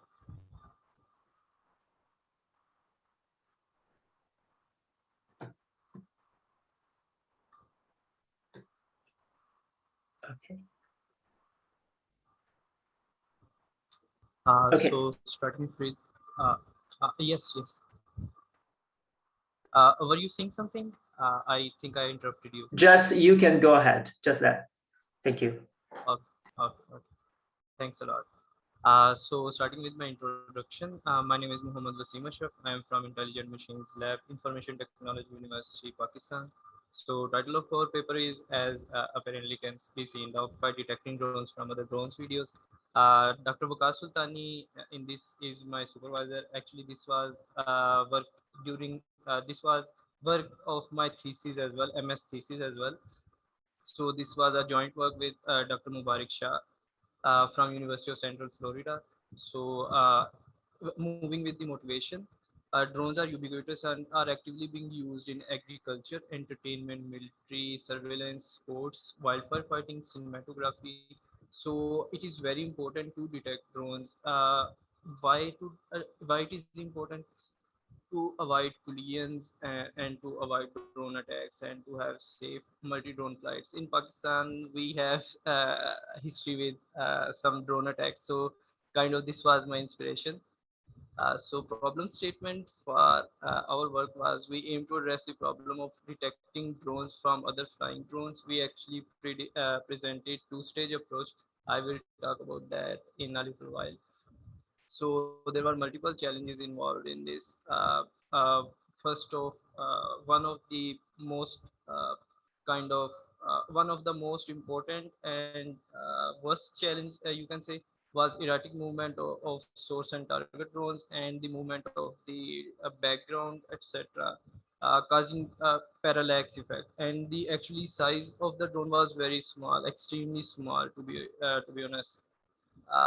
So arbitrary shape that caused some problems. Large intensity variations and occlusion also caused problems. So before moving further, I would like to show some results which are compared with some state of the art. So our method is highlighted at bottom. Let me get my laser pointer. So here is our methods predictions. These different colored boxes are just the boxes surrounding different drones available in the picture.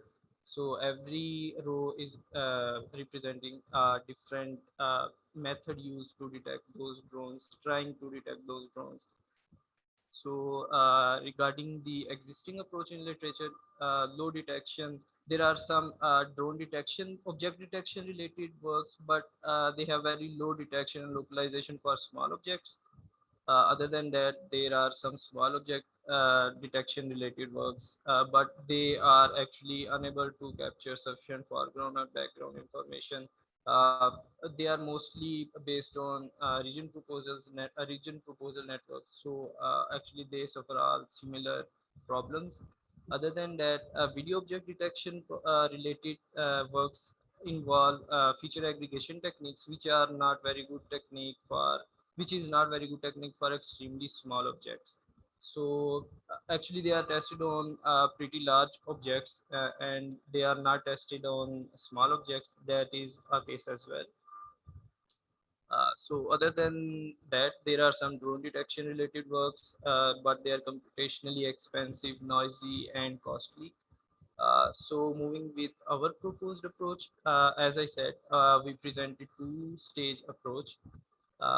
In the first stage, we actually exploited the spatial and local information to full extent. Given a frame, we divided it into nine overlapping patches, and these small patches are passed through the backbone network, which was used RESTnet, but actually it is a slightly modified version of RESTnet, so we called it RESTnet Star. Details are available in the paper, of course. So we applied spatial parameter pooling to learn features at different scales, and then we applied pixel attention and channel attention. Here, the interesting things happen to localize drones, very small drones, because if even a couple of even 1 or 2 pixels difference of the detected boxes cause problem in giving the detected box as false positive due to computation of IOU score going below 0.5, which was the threshold we used. So actually these are in our first stage, the detections given are actually used as candidate regions. Along with the candidate regions obtained from this stage, we used, I think I am going over time, so let me wrap up quickly. So we used candidate regions and here and optical flow based region boundaries, which we used to track forward and backward to make small patches, which were passed through similar network structure, but we, instead of backbone network, which was RESTnet, we use I3D network.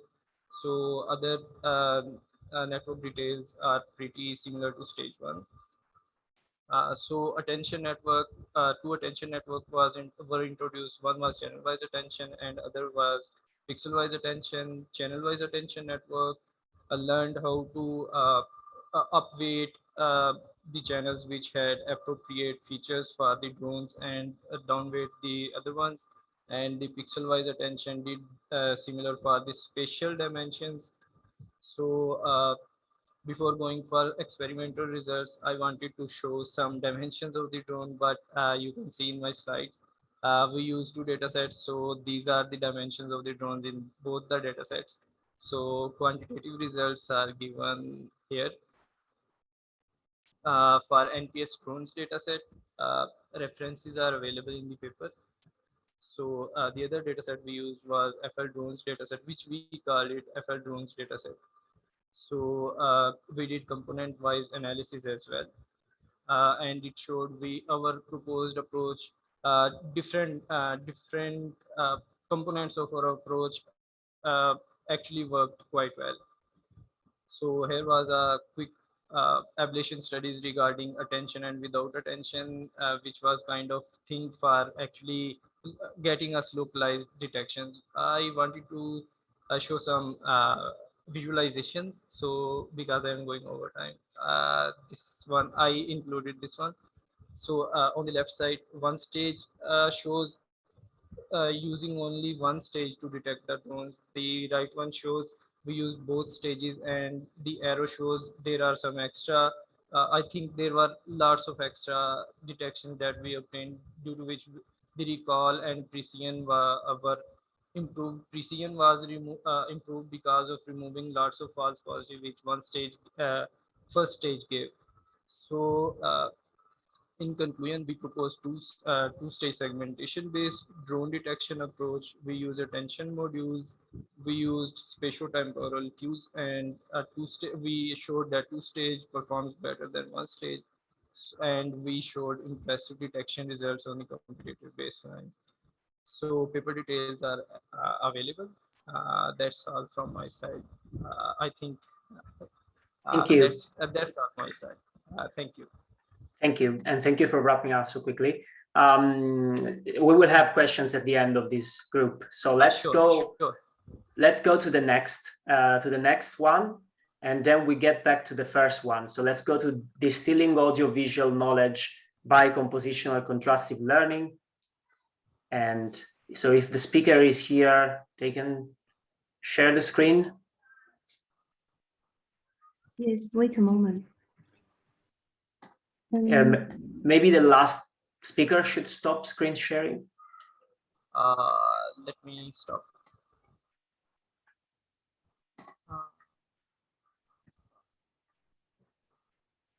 Okay. Okay, thank you. I'll notify you when you have 1 minute left so we can keep time. Okay, thank you. Go ahead.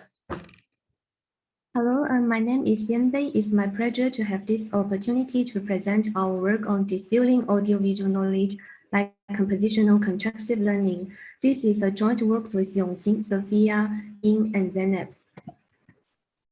In this work, our goal is to improve video representation learning by distilling knowledge learned from heterogeneous data modality, such as audio and vision. Given a video which consists of a set of image frames and an audio recording, our goal is to transfer the knowledge learned from the image and audio data to learn a better video representation. Our work is related to cross-model distillation, which aims to transfer the knowledge learned from one modality to another. However, existing works are generally built upon the assumption that the two data modalities should share the same physical structures or learning objective. For instance, existing work considers to transfer knowledge across audio and video data for speech recognition, which is based upon the assumption that the audio and its pairwise lip videos are expected to share the same objective for speech recognition. However, such a learning assumption may not hold for distilling audio and visual knowledge in unconstrained video data, where the cross-model content may not be thematically relevant. In many cases, the audio and video may belong to different video classes. For instance, in this video, the audio class is singing, while the video action is a playlistic. In the presence of such a cross-model thematic gap, distilling the knowledge across modalities may not be beneficial. To transfer knowledge across heterogeneous data modality with possible thematic gap, we propose compositional constructive learning. Our model learns the compositional embeddings to bridge the cross-model thematic gaps and distill the audio-visual knowledge in a shared latent space. It contains three basic networks: an image teacher, an audio teacher, and a video student network trained from scratch. The embeddings from the teacher networks are extracted for knowledge distillation. Besides the three networks, the key component is the composition function, which composes the two modalities by residual learning and is constrained by the task learning objective to rectify the cross-model thematic gap. For instance, given the audio teacher embedding of class music and the video student embedding of a playlistic, composing the two would give the new compositional embedding, which share the same video class label of a playlistic. And this is achieved by adding a learnable residuals to modify the audio teacher embedding, with an additional video classification objective to ensure the output compositional embedding will share the same video class label as the video student embedding. To distill the knowledge across modalities, given the teacher embedding, the student embedding, and the compositional embedding, we align them in the shared latent space by contrastive learning. Unlike prior instance-wise contrastive learning, our constructive laws incorporate the class labels to ensure that embeddings from the different modalities but from the same video class are pulled together in the embedding space. The constructive alignment is performed jointly with our constructive laws in the feature space and the Jason-Shannon divergence in the prediction space. And this offers a synergistic alignment at both the feature and the prediction levels. We set up a new benchmark and compare our methods to several state-of-the-art distillation methods on 3 video datasets, including UCF, ActivityNet, and VGG Sound. We test on both video recognitions and video retrieval to evaluate distillation from either audio, visual modality, or from both modalities. Our result shows that distilling either audio or visual knowledge can help to boost video recognition. Moreover, audio and visual knowledge are complementary, and combining distillation from both data modalities give the best performance. The same improving traits can also be observed on video retrieval. Here we show that given the query videos, video of the same or similar classes are retrieved. In summary, we propose a generic method for distilling audio-visual knowledge for video representation learning, and we establish a new multimodal distillation benchmark on video recognitions and retrieval. Our result shows that our method outperforms the other existing distillation methods, and we also shows that multimodal data carries the complementary information for video recognitions, and the multimodal knowledge does help to improve video representation learning. Thanks for your attention. Our code is released, and please feel free to send me an email if you have any follow-up questions. Thank you. Thank you. So we will have questions at the end of the group. So let's now go to the third one, which was the first of the group, recognizing actions in videos from unseen viewpoints. Can the speaker share? Yes. Great. Okay, so you can go ahead. Yes, we can see it. Great. All right. Hi, everyone. I'm AJ Giovanni, and I'm going to present our work on recognizing actions in unseen viewpoints. So the kind of key motivation for this is we noticed that if we had a data set, for example, of these baseball games here, where we have a single camera angle shown on the left, the model is able to learn actions like throwing the ball, swinging the bat, and so on. However, if we then take a set of videos from completely different views shown on the right, the model is not able to classify the actions correctly. And ideally, we want these models to be able to generalize to all views, whether they've been seen in training or not, since the motion and actions are the same.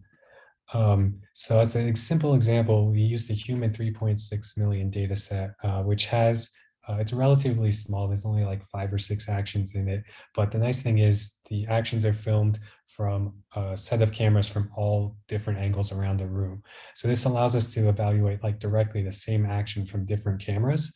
And we can see here that like using a simple ResNet on scene actions, it gets nearly 100% recognition. However, if we use the different camera angle that it wasn't trained on, the performance is essentially random, about 10%.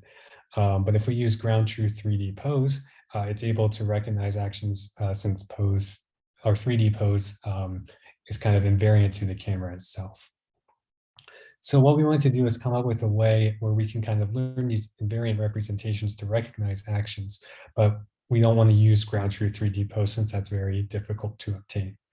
So to do this, we were kind of inspired by traditional 3D computer vision techniques. So we start by taking a CNN, applying it to the video frames, and then we take the feature map and take 3 channels of it and make it learn essentially 3D coordinates for those. We also then have the CNN output like a camera matrix, so rotation and translation in 3D. And then we can use that to kind of reconstruct essentially the 3D features from an input frame by like unprojecting them. So this is very difficult to do when you don't have like multiple cameras, as like traditional computer vision techniques require multiple cameras and camera calibration techniques to get these matrices. But here we're using a CNN to kind of estimate them automatically.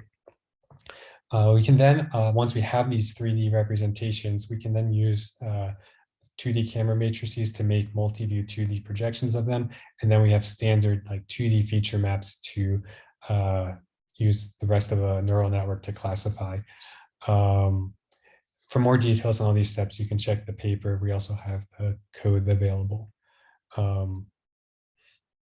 So then we can insert this layer into a network that processes an entire video and like reconstruct per frame 3D features and classify them.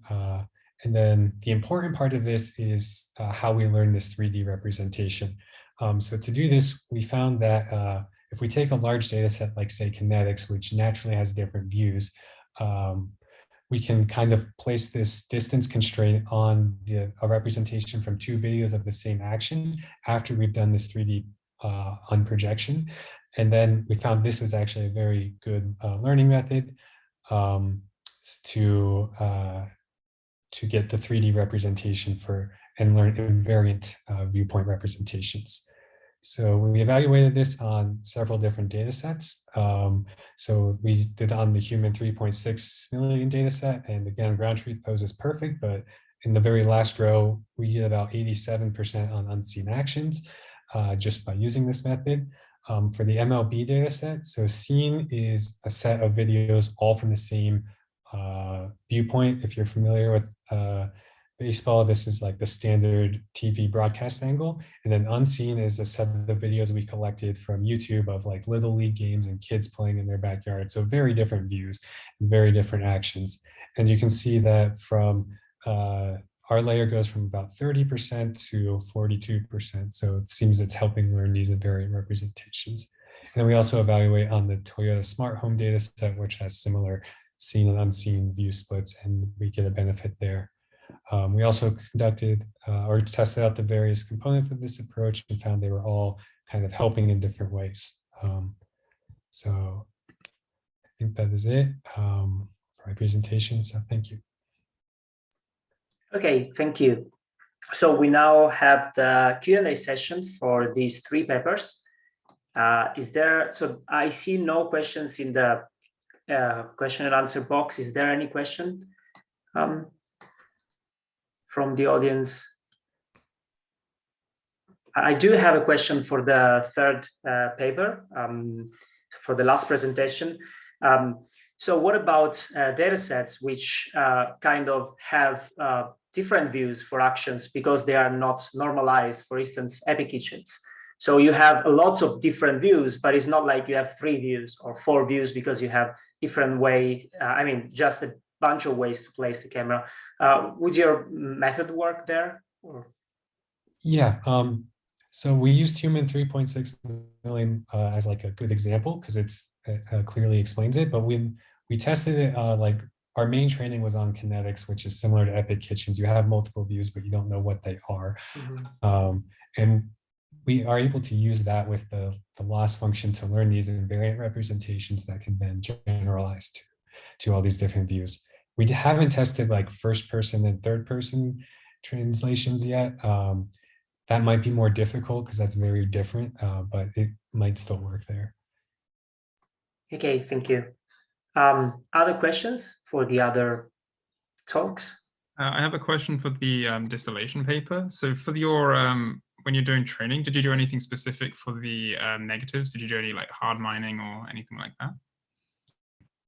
Not for this paper. We don't have any hard mining. The alignment is only performed in the feature space without with constructive learning with no mining. Yes. Okay, thank you. Any other questions for maybe for the first presentation, for the other presentation?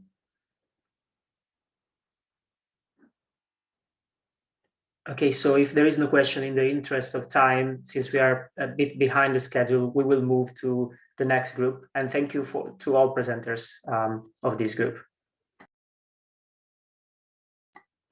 Okay, so now the next paper is 2D or not 2D, adaptive 3D convolution selection for efficient video recognition. Yeah, the speaker can share his screen. Hi. Can you hear me? Yes. Great. Thanks for having me. Great. Okay, so we can see your screen. You can go ahead. Okay. Hi everyone. I'm Hengduo Li. Glad to share our work titled 2D or not 2D, adaptive 3D convolution selection for efficient video recognition. And this is a joint work with Zhu Xuan, Abhinav, and Larry. And compared with image classification, video classification requires the ability of temporal modeling to understand the motion dynamics in videos for recognizing different actions. And generally, current approaches equip networks with such ability from 2 perspectives, which are input and models. And for the input part, stacked frames and other motion features like optical flow are often used to provide temporal information. And to cover all the content of the entire video, multiple clips are also sampled from the video at different time steps as input. And for the modeling part, current methods generally equip 2D networks either with temporal modeling modules or use 3D networks with 3D convolutions directly to learn spatial temporal representation jointly. In particular, 3D networks are quite powerful for video recognition. For example, most top-performing methods like onkinetics use 3D networks. And at the same time, it is conceptually simple.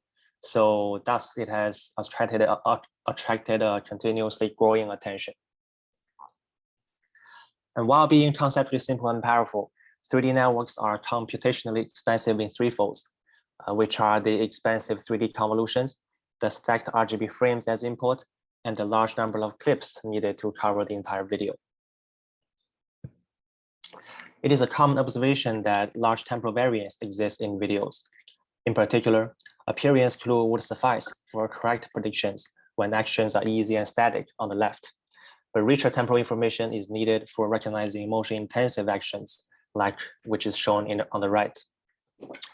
However, a fixed set of parameters in terms of network architecture, number of frames, and number of clips are used for all videos in standard approaches for video recognition. And thus a natural question arises, which is, do all videos need such rich temporal information from stacked frames modeled by 3D convolutions for a correct prediction? And the answer is apparently no. And our idea on exploiting the temporal variance is to learn to generate instance-specific 3D convolution usage and frame usage policies jointly with the policy network for an improved efficiency. And for 3D convolution usage, each 3D comp layer in the network is controlled to be activated or not with binary decisions. When a 3D comp is not activated, it is degenerated to its 2D counterpart by keeping only the center channel of the convolutional kernel. And for frame usage, the original fixed length clip is resampled through binary keep or drop decisions on all frames. Both policies are derived conditioned on the original input clip. And here is an overview of our framework. The selection network is designed to be lightweight for generating policies efficiently. The 3D model with the 3D convolution and frame usage policies applied produce classification predictions with reduced computation. While appealing, non-differentiable binary decisions are involved and could not be directly optimized through backpropagation. To this end, we resort to reinforcement learning methods and optimize the framework with policy gradient methods. In each training step, an action is sampled from a Bernoulli distribution and associated with the reward. The reward encourages correct prediction from the 3D net with least possible computation, and a large negative reward is assigned when prediction is wrong. The objective here is to maximize the reward and is optimized with expected gradient. After the initial training stage of selection network, we further fine-tune the 3D net jointly with the selection network for an improved performance. We then conduct experiments using very standard 3D networks and video recognition data sets, and our method is able to save 20 to 50% flops of 3D networks with negligible drop in recognition performance. Our method generalizes well to different 3D net backbones and frame sampling rates like 8 and 16, and is also complementary to existing adaptive computation methods for video recognition, like the clip selection methods. And Ada3D produces a set of models covering a wide range of accuracy efficiency trade-offs, and it is consistently better than the random baselines, even after the baselines are fine-tuned. Our ablation study indicates that both the initial training stage and the joint fine-tuning stage are useful to improve recognition performance under certain computational budget. And both the 3D convolution usage policy and frame usage policy are effective for improving the trade-offs between efficiency and accuracy. Our qualitative analysis suggests that less computation is allocated for easy, scene, or object-centric instances, but more computation is allocated for hard and motion-intensive instances. And yeah, that's it. Thanks for listening. And please refer to our paper for further details. Thank you. Thank you. So we will move to the next paper and have questions at the end of the group. Thank you for presenting. The next paper is improved handling of motion blur in online object detection. Oh, sorry, I just skipped one. Sorry. So the next paper is temporal action segmentation from timestamp supervision. Sorry for that. Is the speaker okay? Great. The speaker is ready.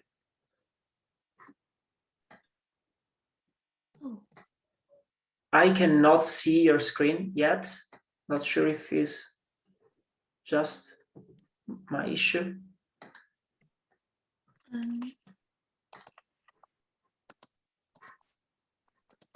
Can the other panelists see the screen? Because I cannot. No, it's still black for me. Okay. Sorry, it's, oh, hello. Okay, we can see it now. Ah, thank you. Great, so you can go ahead and present.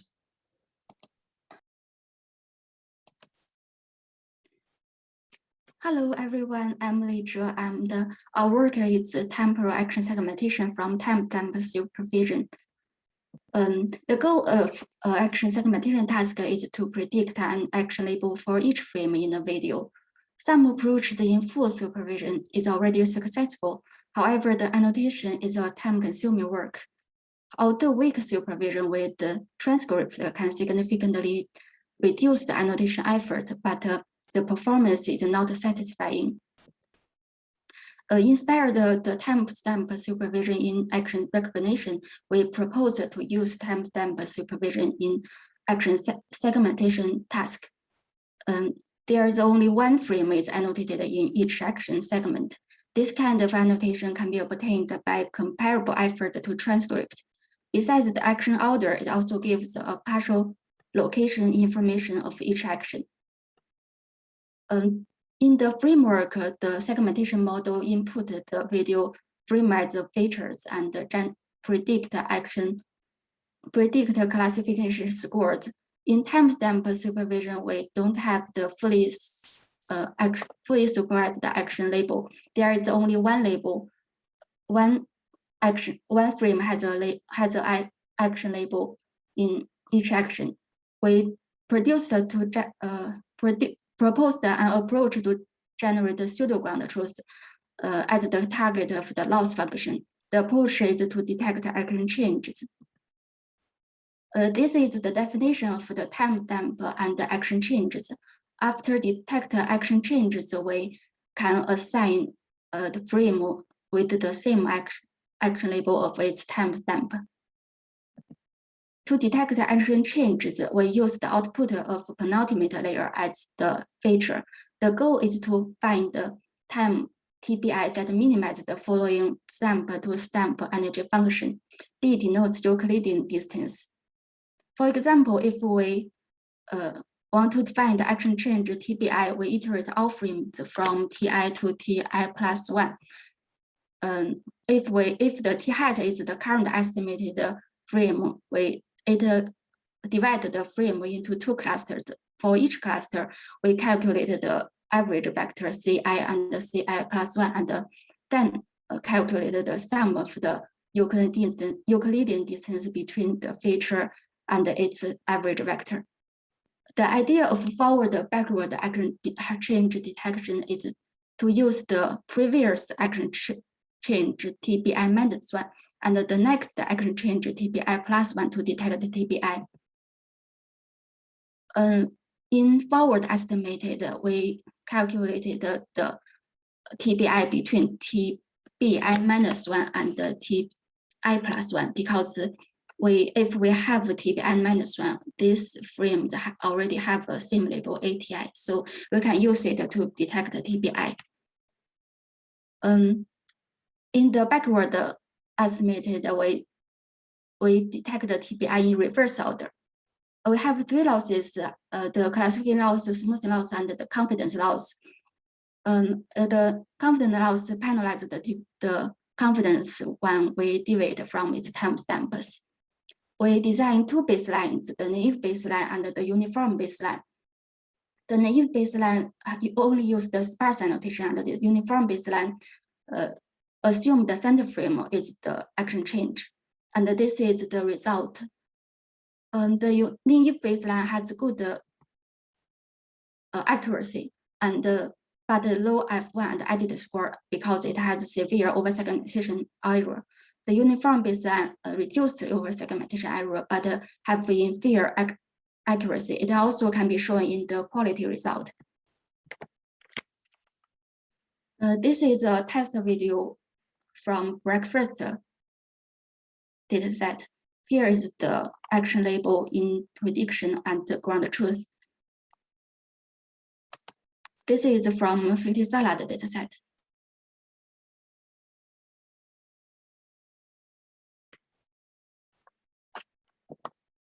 This is the result table compared to different levels of supervision on breakfast dataset.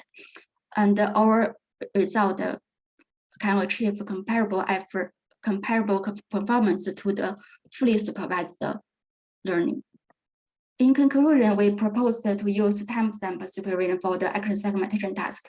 We introduced an approach to train a segmentation model using only timestamp annotation. We proposed a novel confidence loss that enforces monotonicity on the model confidence. All the results show the model trained with the timestamp supervision can achieve comparable effort to the fully supervised setup. Thank you for listening. Thank you for presenting, and we go to the next presentation now, and we will get back for questions after that. So the next paper is improved handling of motion blur in online object detection. Great. Yes. We can see your screen, and you can go ahead. Thank you. Awesome. Thank you. Hi, my name is Mohammed Said, and I'll be presenting our paper, Improved Handling of Motion Blur in Online Object Detection. Now, the problem is, usually what happens if you move a camera, sometimes you can get motion blur, and if you get motion blur, most off-the-shelf COCO-trained models fail. So you no longer have boxes where you really do need those boxes to be present in your output. And this is more visible here on this graph.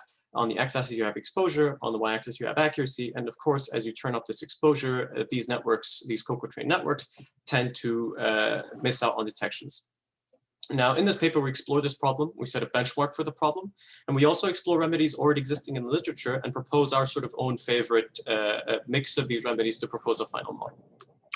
Okay, now for the benchmark. Unfortunately, there doesn't exist a data set that has both blurry images and bounding box labels that goes on top of those. So we have to synthesize our own. And for that, we use a blur kernel generation method from Baraki and Foy. And we abstract away sort of all the underlying sort of motion trajectory model into two parameters that we really care about here. And that's P, that's just how shaky your camera is. And in this case, P3 is sort of a more straight line type of motion blur, and E, your exposure. The higher the exposure, the worse sort of the blur is. And we sort of correlate our images with these blur kernels to get our final COCO sort of blurred data set, train and test. Okay. While we're here, we should, this is a very important point. Unfortunately, we see a lot of deep blurring methods not going through the step of taking care of this. When you do synthetically blur an image with your PSF, you need to make sure that your labels end up being on the sort of average location or sort of match the barycenter of your PSF. So on average, sort of your bounding box, you should either shift your bounding box or you should shift your image to account for the fact that your PSF might not be centered. This is really important that we found, and we have some ablation on this in the paper. Okay, the remedies. This is sort of the overview of all the remedies we've tried. You can please check the paper for all the details. I'll go through some of the important ones here. First, sort of very standard, you deblur. You have an image, you use deblurring as a pre-process at test time, and sort of hopefully that recovers some of the missing accuracy that you've had before. Maybe blurs an out of distribution problem. So for that, we sort of tried two of the existing works in literature. There's augmix, which is really a train time augmentation strategy. And there's mini batch normalization, which really sort of tries to account for test time statistics by modifying the normalization statistics in your network to account for this. And then the sort of our favorite that comes out of this all is blur augmentation, and especially because it does end up generalizing outside of just your synthetically blurred data set. And I'll show that in a second. And you have more than one option here. You can either choose to generalize to blur augment your network with all the possible PSFs, or you could choose to specialize across a particular category of PSFs. And on top of that, you can even have a blur estimator that tells you what kind of blur you're encountering and what network is probably best for that. While we're here, there's also sort of another point on how you should handle your labels, spatial labels, when it comes to blur. Now, it's one thing to say that you should center your labels, and we call this standard augmented, but there's another step that we sort of advocate that you should probably take as well, and that's that you should expand your bounding box labels to include the superset of locations the object has visited throughout an exposure. We find that this is important, and that it does end up meaning that your networks do spit out bounding boxes that they otherwise wouldn't have, and not just that they, of course, capture the superset of all locations. Here are some results on the COCO, the synthetically blurred COCO data test set that we have. Sort of our favorite model in the end is the spec by exposure model, which sort of has multiple specialist networks and a blur estimator that goes before them. As you can see here, deep blurring does help sort of at some of these exposures, but the problem is it's about 10x slower, and then it does end up meaning that you lose some of your clean COCO accuracy because it does change the image statistics. Okay, but what about generalization to real-world blurred images? There do exist a few sort of data sets in literature for deep blurring, which have sharp and blurred image pairs. Some of them are pseudo blurred images, meaning the high frame rate camera and it's taking an average of frames, and sort of paired cameras through a prism. Unfortunately, though, none of them do have bounding box labels. So we get around this problem by running a state-of-the-art detector that has much higher accuracy than our sort of our baseline that we use. And for expanded augmentation, or sort of for expanded evaluation, we run sort of optical flow on images that we use to generate blurred images to find out where the objects have moved throughout the exposure. The results largely mimic what we see on COCO, which is good. And sort of the conclusions that come out of this is that blur augmentation models do generalize, even if you train them on synthetically blurred COCO images. Specialization does help you, and non-positional augmix is helpful, but only for low blur exposure. We have some qualitative examples that you can find in a paper in our videos. And yeah, that's all. Please come see us at our poster on Monday. And thank you for listening. Thank you very much. So let's now get to the Q&A session for these 3 presentations. Is there any question from the audience?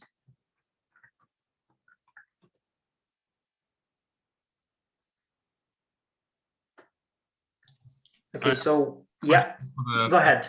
Paper. So you said that this was really applicable for like motion intensive cases. Did you find this to be like per class or like per instance? So did you see that, if there was a certain class which has very, very fast and slow videos, did you see this difference there? Yeah, I think there are some per class observations on, like, for example, there are some actions like doing taiji and doing somersaulting, like that kind of motion intensive classes. And yeah, that's kind of hard classes where we need more temporal information.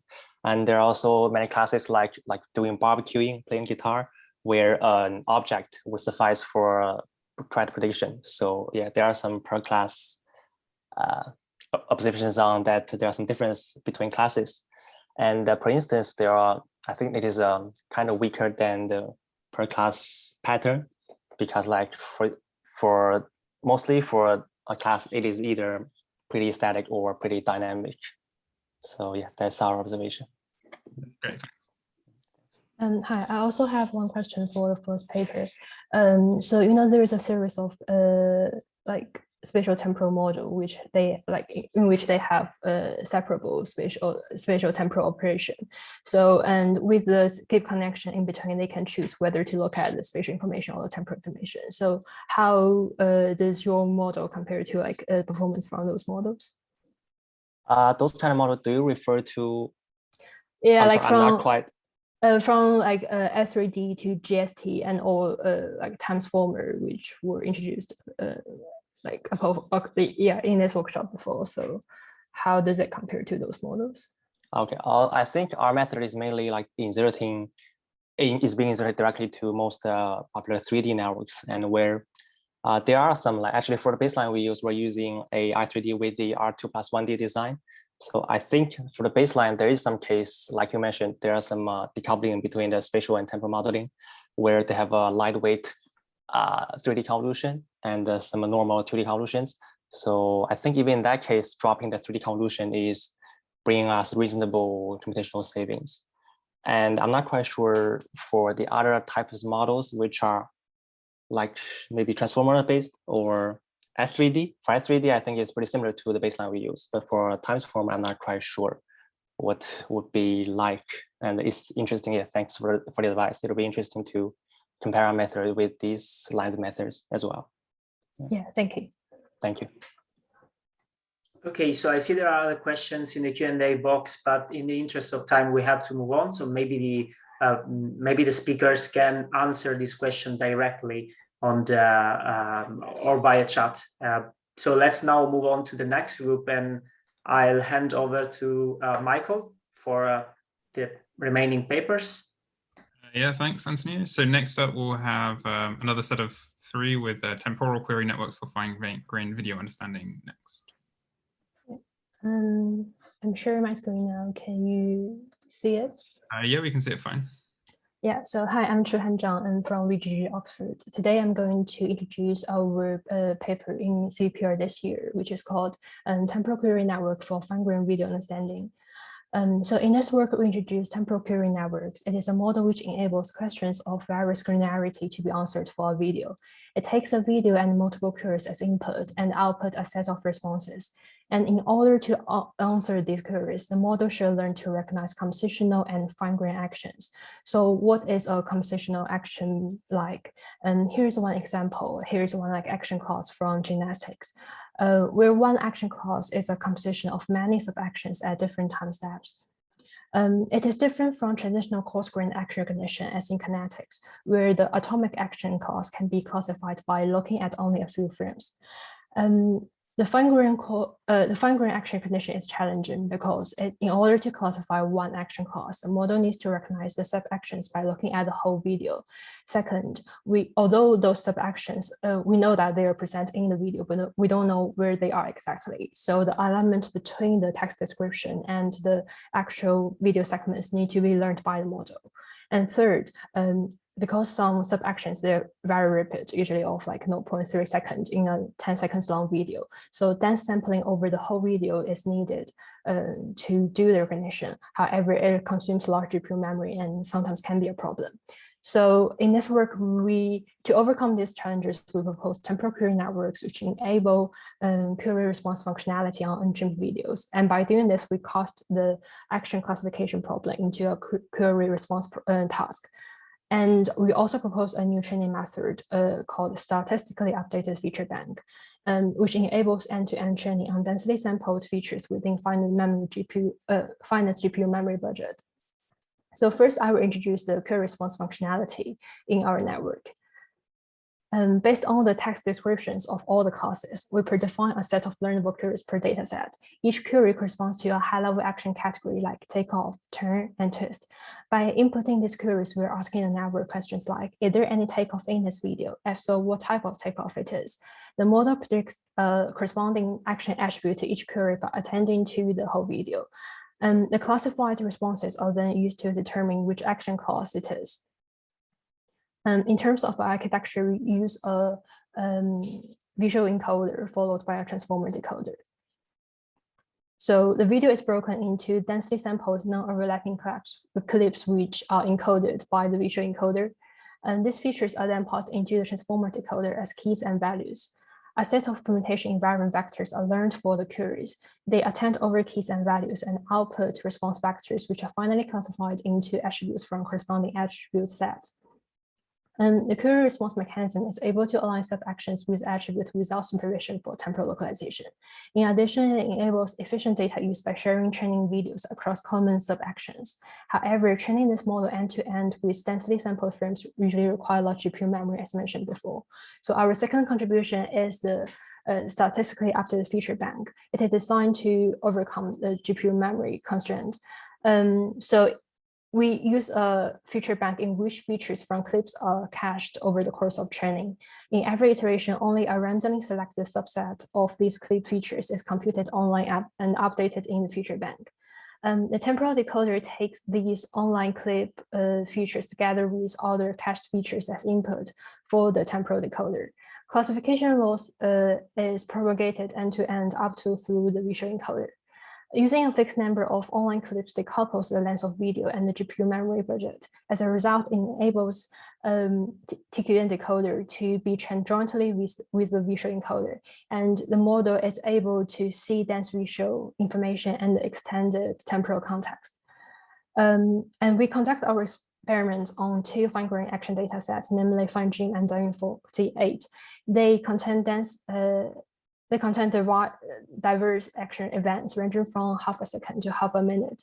And by training the model, we have some interesting outcomes. So we've found that the attention distribution show that the model ignores the parts which are not informative for classification in untrimmed videos. And also, we found that without temporal supervision, the model learns to align sub-actions with query attribute labels. For a given query and its corresponding attribute, we show the 8-frame clip with the highest attention score from a trained model. So here are some examples.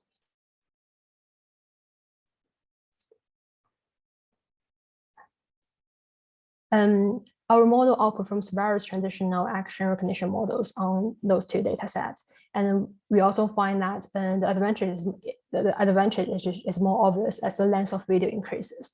So due to the time limit, for more details, please refer to our main paper. Thank you for your attention. Great, thank you. Again, questions will be at the end. Please write them in the chat.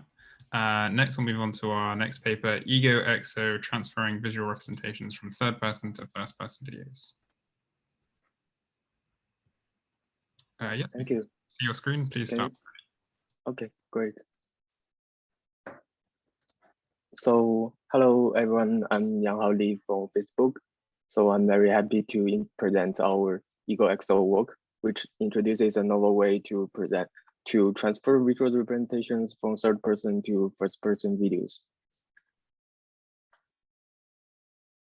So for egocentric video understanding, a very typical pipeline is to first pre-train the model on large-scale third-person datasets like kinetics, and then we fine-tune the model on the egocentric datasets. However, this pipeline will ignore some unique egocentric properties during the pre-training, which results in a domain mismatch for the pre-trained models. So in this work, we focus on how to best utilize the current video datasets to pre-train egocentric models. The key idea is to discover some latent signals in third-person videos that approximate egocentric specific properties. So in this way, we can still enjoy the large-scale level third-person data, and in the meanwhile, embed some egocentric signals into the learned features. So here we introduce our overall framework for the proposed EgoXO method. So this figure first shows the traditional pre-training framework. Then we introduce 3 auxiliary egocentric tasks to automatically generate egocentric pseudo labels. And meanwhile, we add 3 task distillation heads to predict those egocentric pseudo labels for third-person videos. And they are supervised by knowledge distillation losses during pre-training. So next, I will introduce the details of these 3 designed auxiliary tasks. So first, we introduce a ego score task to discriminate ego videos. The motivation is that good egocentric video representation should be able to discriminate ego and non-ego videos. So we use a prediction from an ego classifier as the ego score for third-person videos. Second, as the ego videos are more object-centric, so we introduce an object score to find the interactive objects. So specifically, we use an off-the-shelf object recognition model trained on ImageNet. And then the object score is defined by the prediction from this object recognition model. So besides the ego score and object score, we also introduce interaction map to discover interaction regions. This is motivated by egocentric videos usually have been many object-hand interactions. So specifically, we use an off-the-shelf hand object detector and it generates the spatial temporal hand map and object map based on the detection predictions. So after generating all the pseudo labels for the third-person videos from this egocentric task, we joined training with knowledge distillation loss during the pre-training. So in this way, we expect the learned features to be predictive of those egocentric pseudo labels. And then in the meanwhile, we can directly apply this pre-trained model to the fine-tune stage without any modifications in the model models. So here are some experimental results of our EgoXO method. This table shows the comparison of different pre-training methods. So we can see that EgoXO outperforms other methods, including domain adaptation and joint embedding methods. And this table shows the ablation study on the accelerated tasks. So we can see that distilling knowledge from all three different egocentric tasks resulting in the best performance. And we also apply our method to different egocentric datasets. Here is a table shows the results on application 100.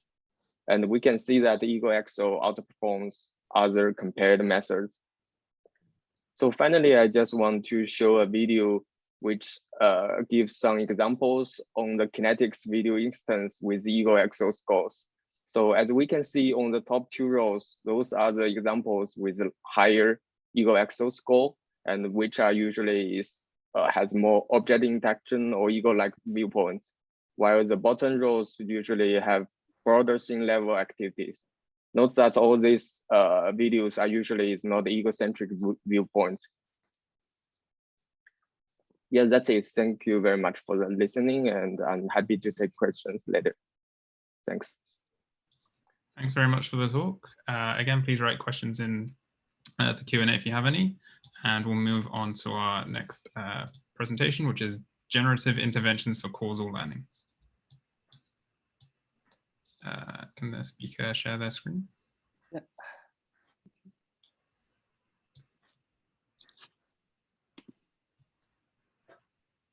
Can you see my screen? Yep, please start when ready. Yeah, so I'm Chengzhi Mao, and today I'm going to present our work, Generative Interventions for Causal Learning. We often think object recognition works very well today. Here's an image of a shoe. Surprisingly, even the state-of-the-art classifier predicts a shovel. Why is that? Let's look at the attention map. The model is looking at the context instead of the object. The same error happens for other objects. Here's a misclassified broom and a misclassified tree. So one reason the object recognition system failed is because of the dataset bias.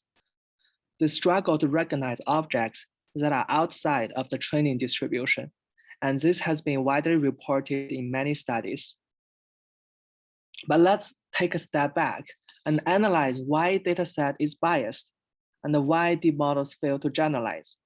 So in this paper, we are going to take a causal perspective, and every image is going to be generated with a causal mechanism, which we'll formalize as a structural causal model. And in our model, we can observe the joint distribution of image and label, which are shown in gray nodes. There are unobserved exogenous variables. The latent environment variable is a confounder, which calls both the label and the node BG. And the BG variable represents the nuisances like the background, the viewpoints, and so on. And the FG variable produces the core feature for the image category. The deep learning models are trained to learn correlation, which will take the spurious environment correlation into account. And if the environment is changed, the correlation will no longer hold, and the model will fail to generalize. So to be robust, we need to predict the label from image, even if the environment has been changed. And thus, we would like to train the classifier to ignore the confounding bias and predict based on the causal effect. And what can we do about it? Identifying the causal effect is very challenging, especially in natural images. Ideally, we would do interventions on the images to estimate the causal effect, but the images are often passively collected, not allowing intervention, such as moving the camera.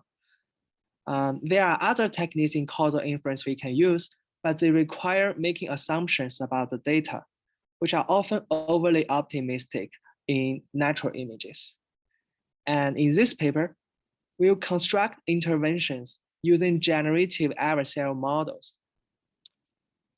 So specifically, we will steer the GAN to construct the interventions. We're going along the PCA direction in GAN's latent space, and so that we can intervene on the nuisance factors such as rotation, the scale, and the background. And those interventions are often equivariant across categories in GAN. This enables us to simulate interventions that is not spuriously correlated with the label. We can also apply the interventions from GAN to natural images via style transfer. So here are the original images and the interventions we want to transfer. And here are the transferred results. Interventions to apply and the transferred result.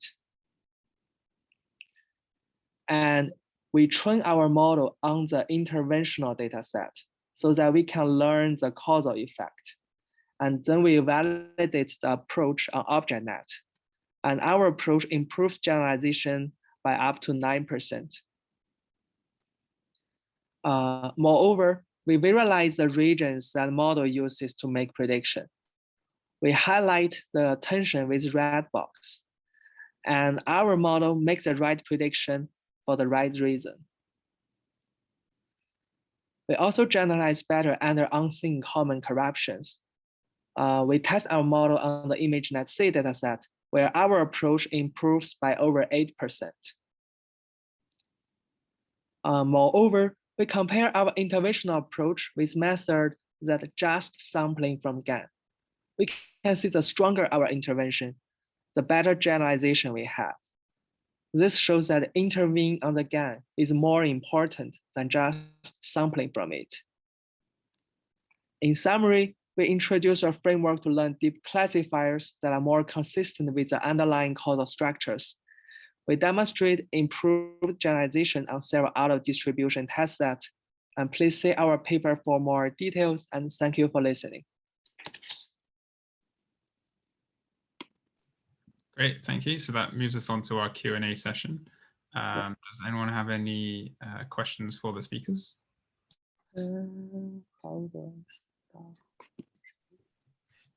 I have a question for the second presentation. In particular, so does this transfer from third person to first person to first person representations videos work in all cases? So what about those cases in which objects are not visible, maybe the resolution is not enough, the hands are not there? So what happens in those cases? Yeah, thanks for the question. It's a good point. So in this cases, actually, because our knowledge distilling loss happens in the pre-training stage, so it will generate these pseudo labels. So in those cases, the pseudo labels maybe is none, so it will not contribute to the final losses.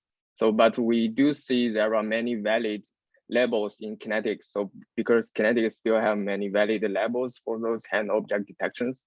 So I think that's contributed to the loss. So for these unvalid cases, it's still fine. We will still have the kinetics original classification loss. Thank you, makes sense to me. Any other questions from panelists or from attendees? I have a question for the first paper. So you have the events, right, which make up, or the queries which make up the actions themselves. Did you, or how well does the method cope with unseen combinations of, say, queries or events? Or did you evaluate that at all? We haven't evaluated it, but yeah, it will be an interesting direction to look at. Yeah, I guess it has the advantage in generalizing to unseen verbs and nouns, because it just completely decouple the verbs and nouns instead of treating them as the as a whole action clause. Yeah. Okay, great, thank you. So we'll now move on to our last set of presenters. So we'll start with DEX-YCB, a benchmark for capturing hand grasping of objects. Yeah, can you share your screen? Can't see the presentation. Can you see? Is the screen showing now? Yes, yeah, and start. Okay, cool. My name is Yu Wei. So this is a presentation of our work, DEX-YCB, a benchmark for capturing hand grasping of objects. So understanding the 3D pose of human hands and objects is a key step in many robotics applications, from learning manipulation tasks, exchanging object with human, to teleoperating a robotic hand. In computer vision, many methods have been proposed to estimate the 3D pose of hands and objects. However, most of these methods are based on deep learning, which are trained on large amount of data with labeled 3D hand and object pose. And acquiring such data is not easy. Some work attached specialized markers to capture hand and object motion. And some explored synthetic data generation. And some build custom setups without using any markers. While marker-based approaches can capture motion with high fidelity, but introduce intrusive devices which may bias the motion and appearance. And synthetic datasets have low cost, but may suffer from unrealistic grasp pose and motion. Markerless setups capture real image, real hand pose and motion, but often needs to sacrifice on the accuracy or scalability of pose annotation. So in this work, we introduced a new markerless motion capture setup for hand-object interactions. And compared to prior work, we use more cameras and capture a larger workspace. And we also leverage crowdsourcing for efficient data annotation. And with this setup, we construct a new dataset called DEX-YCB. The dataset contains not only RGBD recordings of human grasping objects from the table, and also the ground truth 3D pose in every frame. And using this dataset, we established a new benchmark on 3 relevant vision tasks. And finally, we use this dataset to study a robotics problem, which is to generate a robot grasp in human-to-robot object handover. So first, we built a capture setup with 8 RGBD cameras, which are calibrated and synchronized and spatially configured to capture a tabletop workspace. And for each capture, we place 3 to 5 objects randomly on the table and ask a subject to pick up one of the objects and attempt to hand it over to someone across the table. We then record the action synchronously from 8 cameras. And to acquire 3D pose of hand and objects, we rely on the annotation of 2D key points. So we ask human annotators to label and track key points on hand and object in multiple camera views. And to speed up the annotation, we deploy the task on Amazon Mechanical Turk. And to represent pose, we assume 3D mesh models for objects and hand. And we solve a 3D pose by minimizing an energy function over the pose space. So the energy function captures the compatibility with the observed depth data, the compatibility with the key point annotations in each view, and a regularization on hand pose. And this example shows the capture point cloud and the solved hand and object pose from 2 different viewpoints. So given the camera position, we can also render object and hand model in each camera view. So we can see that the rendered model align well with the captured image. So with this capture pipeline, we construct a new dataset called DEX-YCB by capturing 10 subjects, grasping 20 different objects with 5 trials per object. And in total, the dataset contains 1K trials and 8K videos with the 3D pose of hand and objects in every frame. So with this data, one can train a deep learning pipeline to automatically capture hand object motion. A typical type pipeline will involve 3 tasks, starting from detecting objects in 2D image space to estimating object 6D pose and 3D hand pose. So we therefore benchmark recent methods on all these 3 tasks. And finally, we use this data set to study a human to robot object handover. we first assume a parallel jaw gripper for the robot, and we take the last frame in each sequence where a handover is initiated. And the task is to generate 60 grasp posts for the gripper to take over the object. So we leverage a set of pre-generated grasps from each YCB object from the prior work. And to get the ground truth grasp, we transform these grasps from the object frame to the camera frame using the ground truth object pose, and then filter the ones collided with the ground truth human hand. And we study a simple baseline, which is instead of using the ground truth pose, we transform the grasp using the estimated object pose and filter them using the detected hand. And we evaluate the output grasp by matching them to the ground truth. And thank you for your attention. To download the dataset and code, please visit our website. Great, thank you for your presentation. We'll move on to the next presentation, repetitive activity counting by sight and sound. Can the speaker share their screen? Yeah. We can see. Hello, everyone. Whenever. Hello, everyone. I'm Yuanhua Zhang, and our CVPR work is repetitive activity counting by sight and sound. This is a joint work with Ling Shao and my advisor, Professor Keynote. The goal is to count how many times a certain activity happens in a video repetitively. Here are some example videos.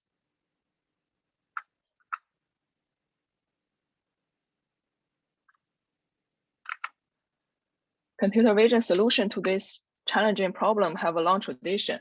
Although successful, they could fail in poor set conditions, such as low illumination and occlusion. We observed that for some activities, like playing ping pong, humans can count the number of repetitions by just listening.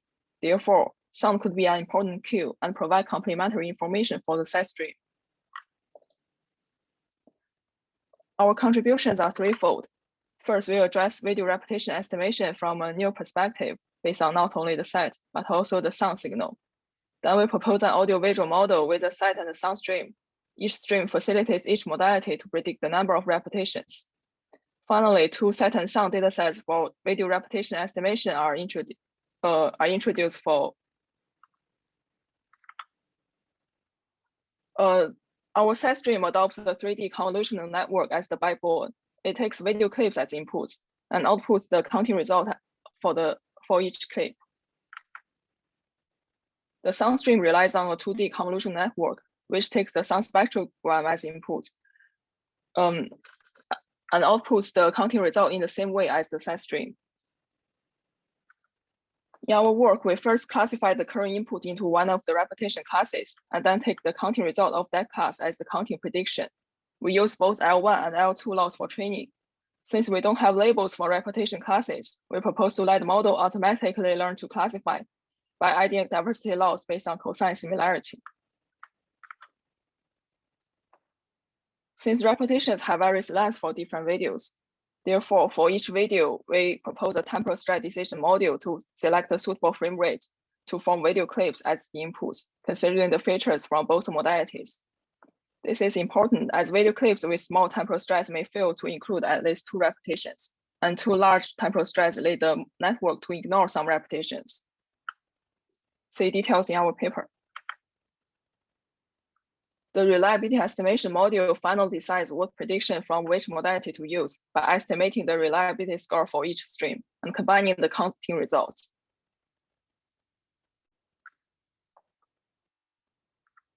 We introduced 2 audiovisual data sets for counting based on the context data set. One is for audiovisual learning and evaluation. The other is for quantitatively evaluating the benefits brought by audiovisual counting under various extreme set conditions. And for our model, all modules matter, and the reliability estimation module is preferred over the simple averaging of sight and sound predictions. Each loss term lowers the counting error, and the diversity loss is important. On the extreme contextivity data set, we can say that for harsh vision conditions, sound tends to have lower MAE than sight. Combining sight and sound always outperforms sight only. Here are some example results.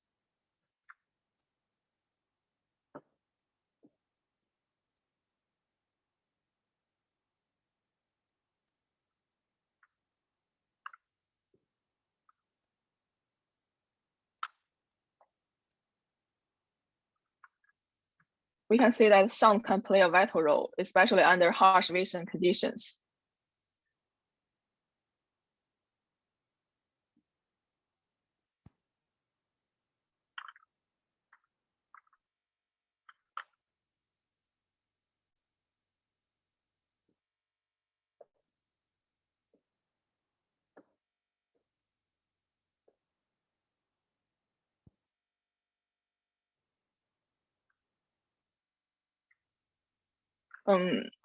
We also compare our method with previous works. Our set model outperforms two recent state-of-the-art repetition counting algorithms in terms of MAE, and combining sight and sound always further benefits in reducing counting error, especially in harsh vision conditions.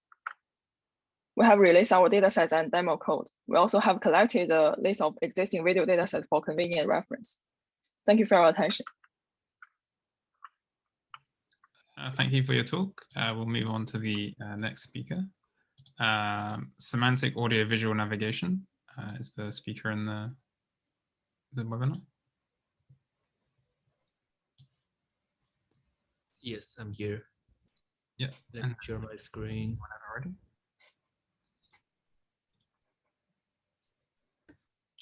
Yeah. Can you see it? Yep. Cool. So, oops, yeah.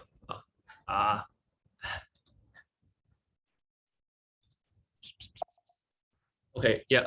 So, hello everyone, I'm Chen. In this presentation, I'll be talking about our CVPR paper, semantic audiovisual navigation, in collaboration with Jeannette and Kristen. So both the sight and sound drive our daily activities. For example, the sound of breaking glass may require urgent help. Motivated by this, recently audiovisual navigation is introduced to tackle such problems, where an agent is tasked to navigate to a sounding object in an unmapped environment with visual and auditory perception. However, these works are limited by assuming the constant and periodic sound. The sounding object also lacks visual embodiment in the simulation. For example, in this figure, the agent does not see the telephone after reaching the goal position while it is searching for the ringing sound. So in light of these limitations, we introduced semantic audiovisual navigation. Here is a demo for this task.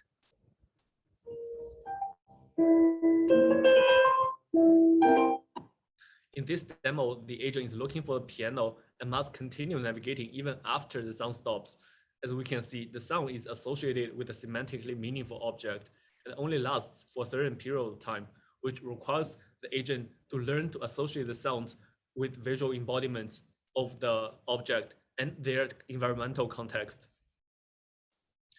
To construct the dataset, we augment the existing simulated sound spaces with semantic sounds, which allows rendering sounds attached to objects in the scene. We also consider 21 objects in the Matterport 3D dataset, for example, chair, TV, cabinet, sink, and several. For the associated sounds, we consider object-emitted sounds like toilet flushing or object-related sounds like food being chopped on the counter. To tackle this task, we propose to learn the association between the object's appearance and how their sound and their sounds via interactions in the environment. In addition, we also leverage long-term memory to handle sporadic acoustic events. Here is an example of how an agent navigates smartly. It hears the water dripping sound, follows the direction to get closer. Then it hypothesizes it's either a sink or shower and continues following the sound to enter the bedroom. Now the sound stops, but by looking around, the agent narrows down the hypothesis to the sink, so it proceeds to the bathroom and finds the target. Since the goal category or location is not known a priori, it is important to form a hypothesis of the semantic label and the location and keep updating it. Towards this goal, we propose our semantic audiovisual navigation model, or SEVI for short. We train the model with reinforcement learning, and at each step, the agent receives the RGBD image, the current pose, the previous action, and the binaural audio spectrogram as input, which are first encoded and stored in memory M. Then our goal descriptor network infers and updates a goal descriptor DT of the target object, which contains both the location LT and object category CT of the goal. For example, in the previous case, CT is a sink and LT is a relative location. Our transformer-based policy network attends to the encoded observations in M with self-attention to reason about the environment. The attending memory is then decoded conditioned on the goal descriptor. In this way, the learned state representation preserves information most relevant to the goal. Then the learned state representation is fed to an actor created network, which predicts the next action AT, either moving forward, turning left, turning right, or stop. The agent receives reward from the environment based on how close the goal it moves and whether it succeeds in reaching it. In a nutshell, our key ideas are first to learn the goal descriptor for inferring the sound semantic type and position, and secondly, employ the transformer to handle sporadic acoustic events. For experiments, we compare to 4 existing methods, and we evaluate all models on both heard and unheard sounds. As we can see, CEVI strongly outperforms all existing models. And when the model is tested on unheard sounds, their performance drops, but the model still performs reasonably well. Here is the last demo of how the sound comes to an end, but the agent is still searching for the drawer.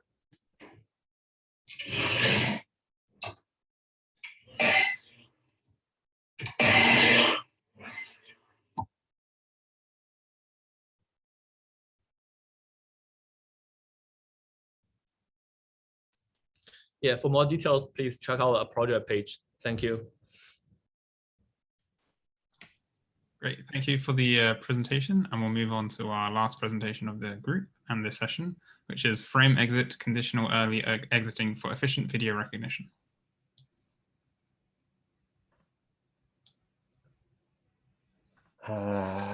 Okay, can you hear me and see my slides? Yes to both, and start when ready. Thanks. Okay, thanks for inviting me. My name is Amir Quadrati, and I'm going to present frame exit, conditional early exiting for efficient video recognition. It's a joint work with Bohg, Ehteshami Bejnordi, and Amir Hossein Habibian from Qualcomm AI Research in the Netherlands. Okay, the motivation of the work is to efficiently recognize action in videos. A standard video action recognition pipeline is as follows. So we uniformly sample frames from a video or a snippet of frames and extract the features through using a 2D or 3D model, following by a classifier to predict its action independently for each frame. And then we have an average prediction for predicting the video label. So what we are going to do in this work is adjust the amount of computation to difficulty of the input to make the process more efficient. And the motivation is that for some easy samples, just a few frames are sufficient to correctly classify the video, and only some hard samples need detailed temporal information. So we propose frame exit. Let's go to the overview of the frame exit.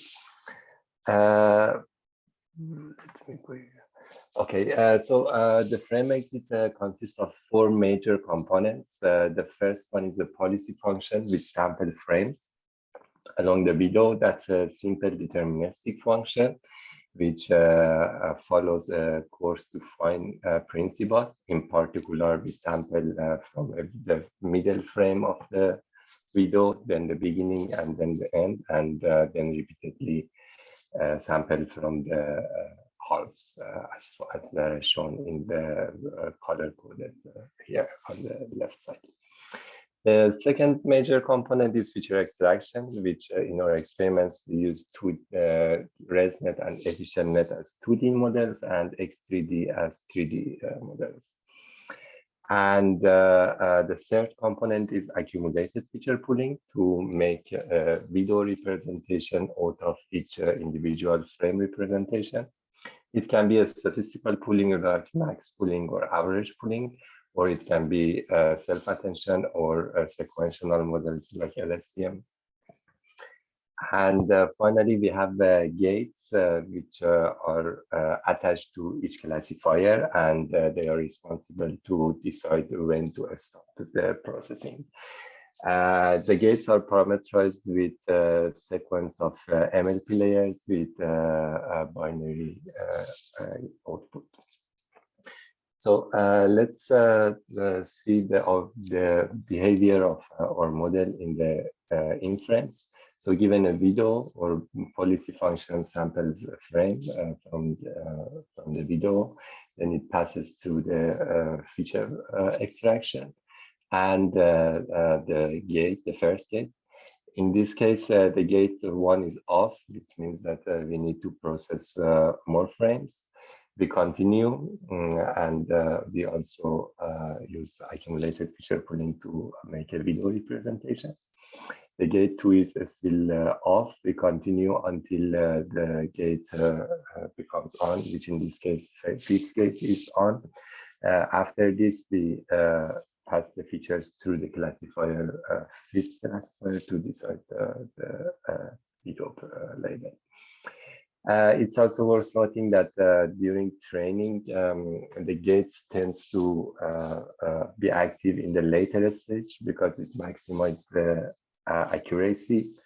However, it's not favorable because it largely defeats our purpose of early exiting to save compute. For that, we generalize, we regularize the model with self-supervised objective function, which the details are shown in the paper. Please refer to there for more details. In terms of results, we evaluated our model at 3 datasets: ActivityNet, Minikinetics, and HView.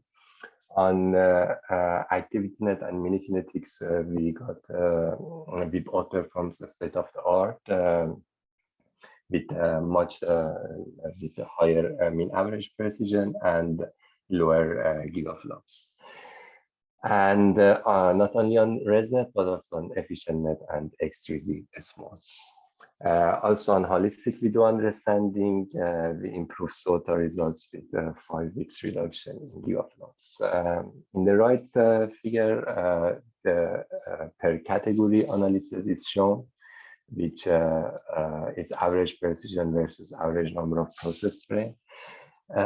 It's shown that for some easy action categories, which visual or scene object views, riding bumper car or playing accordion, playing pool, we can just use a few, we can just process a few frames with high average precision, while for complex actions like removing curlers, making the cake, and so on, we need to process more frames while having a lower average precision. So these are the references that I mentioned in this presentation, and thank you if you're interested, or this is an oral paper which we are going to submit on session 12. Thanks. Okay, great. Thank you for the talk. We'll have a couple of minutes of questions, even though we're slightly over time. I see we have one in the chat. Question to the last speaker. Is your method online applicable to offline video? Or could it be also applied to real-time video due to the first component of frame selection? Yes, that's it's an offline process.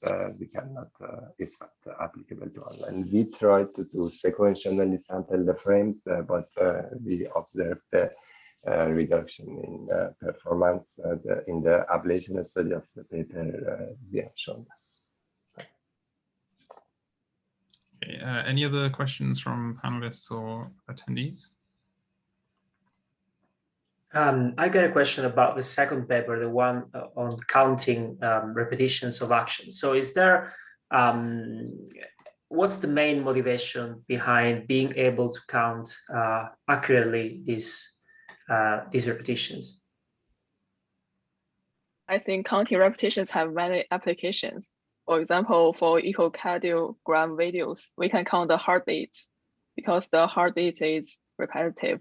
And for other applications, we can also count some biological activities. For example, the insects, how many times the wing of the insect swing every minute. Thank you.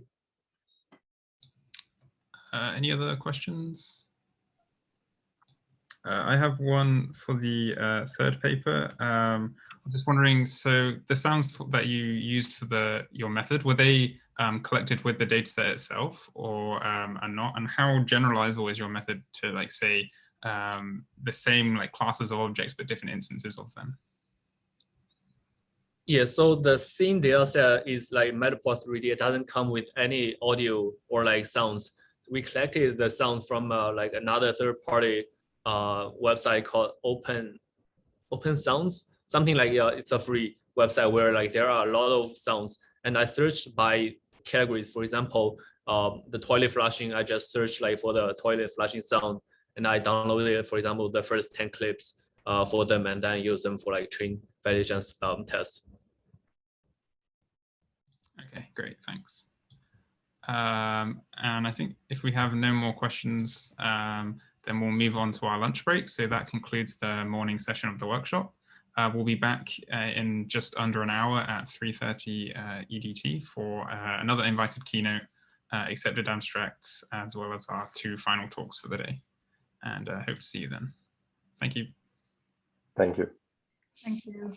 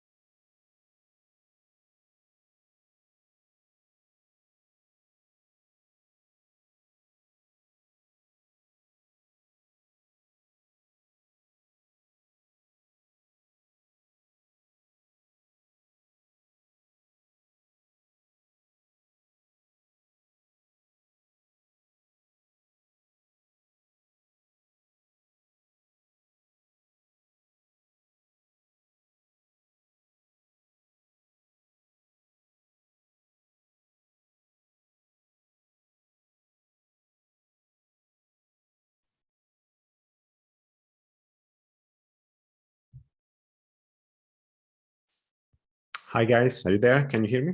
Yeah, hey, we can hear you loud and clear. Do you want to check you can share your screen correctly in the presentation? Yes. Hi, Michael. Hi, hi Giovanni. Ciao, ciao Davide. Thank you for joining. Thank you. Hi. Hi, Antonio. Okay, then I'm gonna try to share my screen so we can test. Yeah.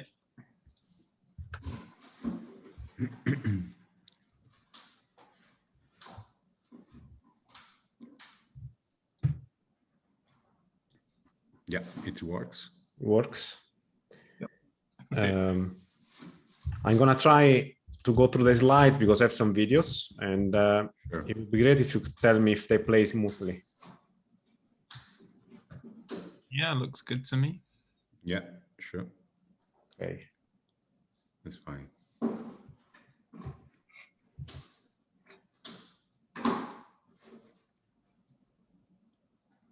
Okay, then I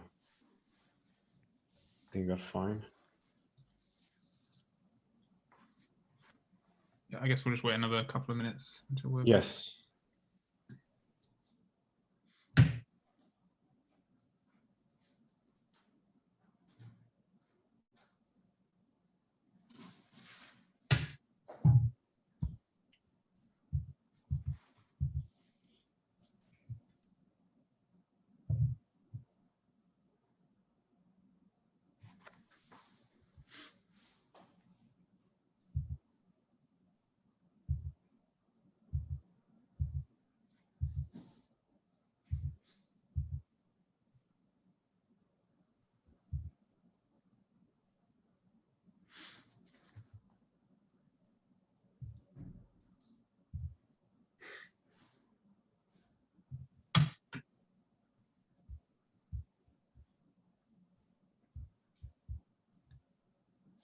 Okay.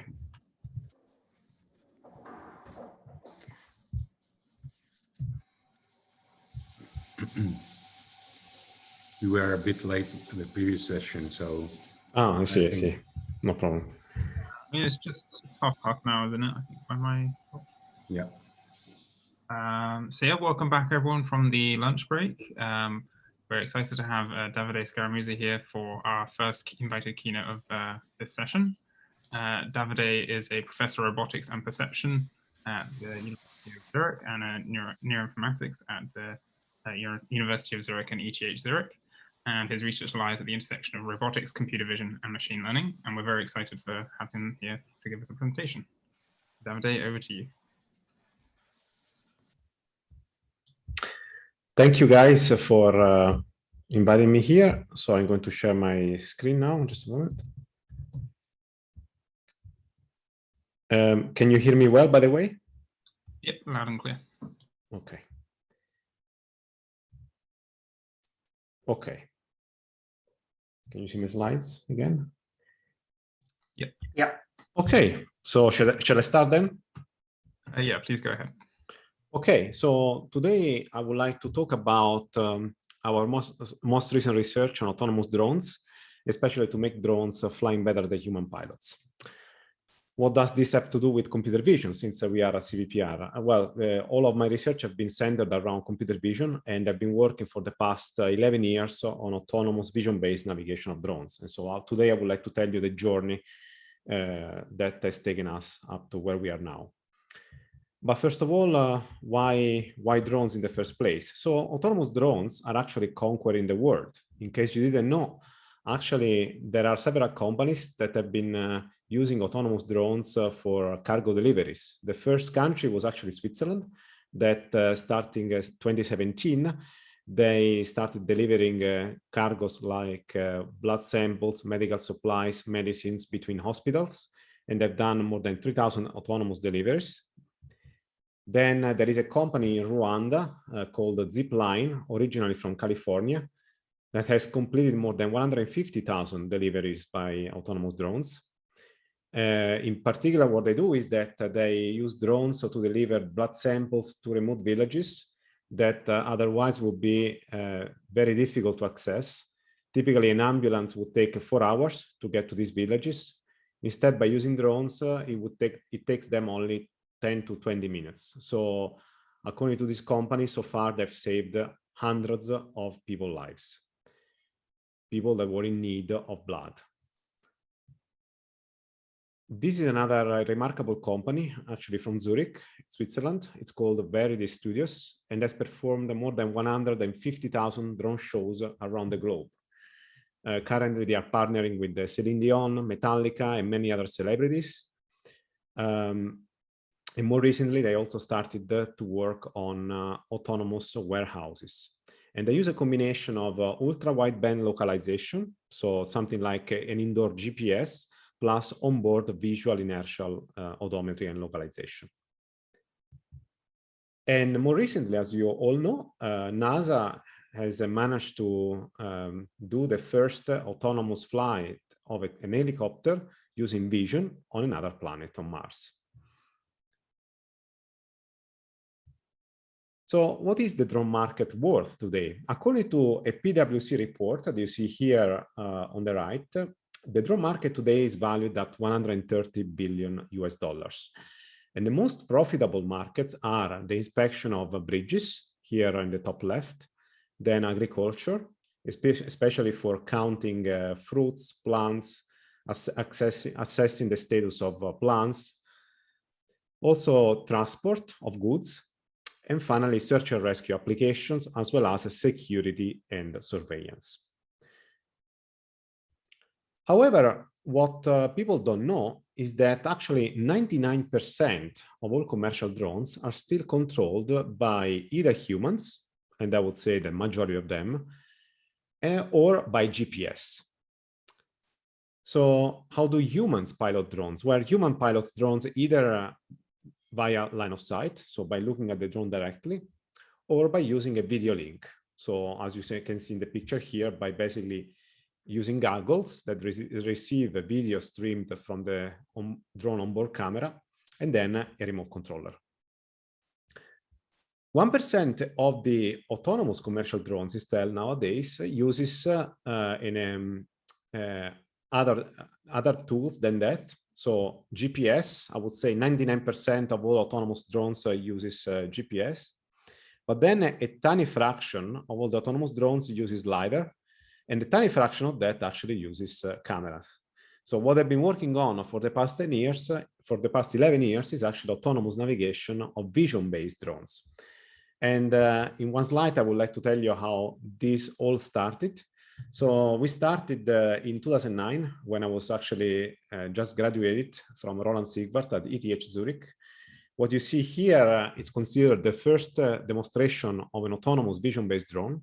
It was 2009, September 2009, and we participated in a competition at TU Delft, where we demonstrated a quadrotor that could take off, follow a sequence of waypoints, and enter a small house.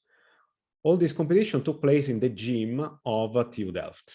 At the time, we didn't have enough computing power to do all the computation on board, so we used a 20-meter long USB cable that you see here that was streaming basically the images to an off-board laptop.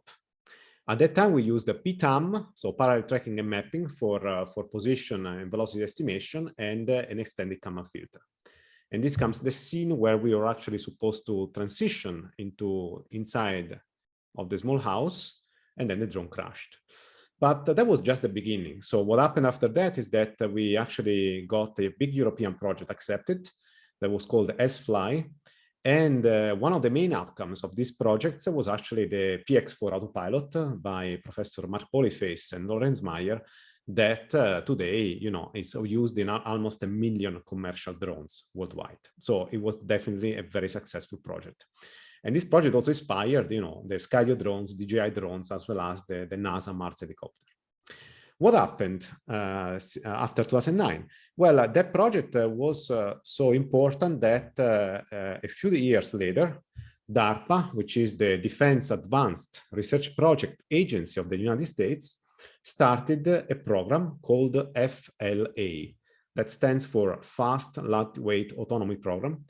That was the first DARPA program to investigate the use of vision-based navigation for autonomous navigation of micro drones in GPS-denied environments. And here you see our final demo. where we demonstrated a drone that was able to navigate both outdoors and indoors while searching a target. In this drone, we actually used a combination of cameras, inertial measurement units, and also a small LiDAR. We also demonstrated the first agile high-speed flight up to 10 meters per second. So the program ended in 2018. What happens is then, well, as you know, nowadays we have several commercial drones, like the Skydio drones, the DJI drones, and even the NASA Mars helicopters that now are using computer vision to navigate drones. So both for localization, mapping, target tracking, and many more things. Which raises the question, what's next? What have been we working on at my lab? So what we have been working on my lab over the past couple of years is actually been on how to make drones fly as good or even better than human pilots. Human pilots are extremely agile and navigated drones, and you can see what I mean in this video. This video is from a drone camera that is piloted by an expert human pilot. So expert pilots become expert actually after years of training.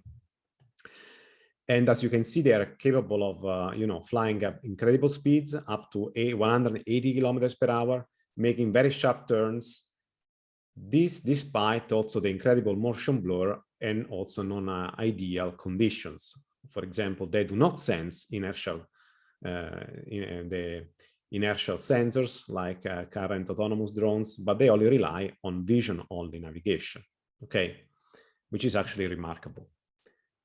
So in order to understand how to make autonomous drones better than human pilots, we must first understand, though, how human pilots control drones. And as I just told you, they actually control it just purely vision-based. So there is a camera, an onboard camera, that transmits images to the goggles worn by the pilot. Usually there is a latency between the drone and the pilot of about 10 to 20 milliseconds, depending on the type of model of goggles that you're using. And then the brain computes basically, the control commands that are then sent back to the drone using a remote controller. So what we have done in the past years is that we have also started to study how human pilots navigate drones. And there is a study that we just published in the Robotics and Automation Letters, which is called the Human Piloted Drone Racing, Perception and Control, which I invite you to download. But I want to first tell you the main findings. So what we did, first of all, is that we analyzed 20 racing pilots. What does it mean to be an expert drone racing pilot? This means these are people that actually, some of them are actually professional pilots, like the guy in the figure here, who actually makes its living from flying drones. Some of these competitions are actually very rewarding with the very, very large prize monies. And also, they take, several years of experience in order to become such expert pilots. So we invited 20 such expert pilots to our lab, and then we installed an eye tracker on their head. So we were able to actually track their the movements of their pupils over time, while the pilots were actually performing drone racing tasks. As you can see, we installed some QR code markers on the screen so that we could compensate for the motion of the head. The simulator that we used is called the DRL simulator. It stands for the Drone Racing League Simulator. The Drone Racing League is the largest league for drone racing in the world. And the simulator that they made is actually even used to recruit professional pilots. So it's a very good simulator. What we recorded was the eye gaze fixations, so the movements of the pupils, the video, the control commands, and the drone state, so position and velocity and acceleration. And we made all this data available through our web paper. So just consult my webpage if you want.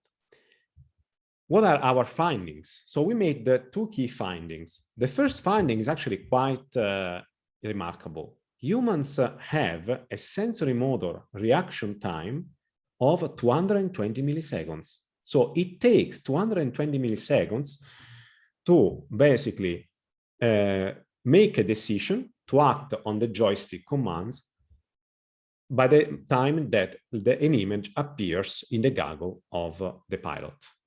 So for those experts of neuroscience, this 220 milliseconds latency comprise both the brain processing plus the behavioral response. By the way, in case you didn't know, this latency, although it seems huge, it's actually well correlated to the latency that car drivers experience, which is around 150 milliseconds. So why is the latency of human pilots, drone pilots, larger? Well, we conjecture that this is due to the fact that flying drones is actually more complex than driving cars, because you have to reason in 3 dimensions. What we also found out is that humans focus visual attention on upcoming waypoints. That means that in robotics, we would say that they use a receding horizon, planning horizon. So they do not make decisions very far away, but only on the upcoming waypoints. And this is different from what machines can do. So we can already understand from these 2 findings that ultimately, at one point, machines will outperform humans. So autonomous drones will outperform humans because machines are much faster than 220 milliseconds.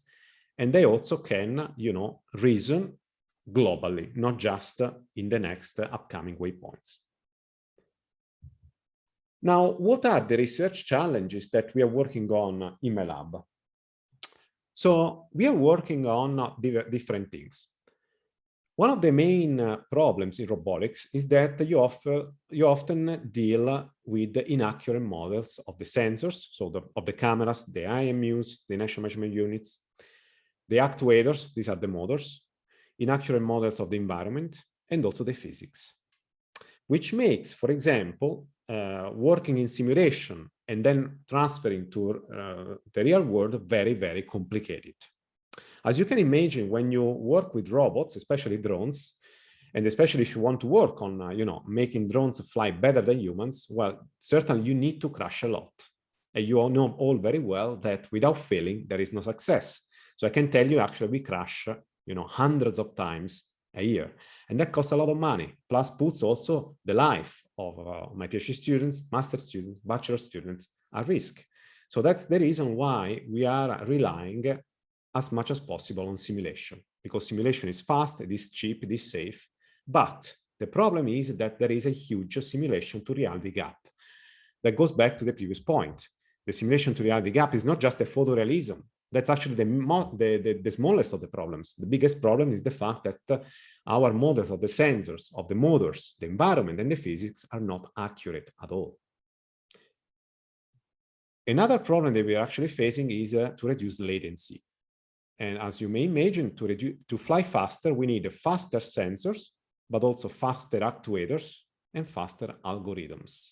So we are working on how to reduce the time, that it takes to grab frames, maybe not using frame cameras, but rather event cameras, also using faster motors with faster reaction times, but also how to reason much more quickly.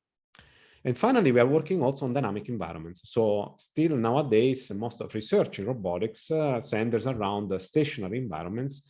But as you may imagine, when you go fast, then you need to be able to also make decisions in when there are multiple objects moving in environments. So now I will stop talking abstractly, but I would rather go to the point. And so in the remaining time of this talk, I want to tell you the tasks that we are currently working on, which are autonomous drone racing, autonomous drone acrobatics, and finally, low latency sensing.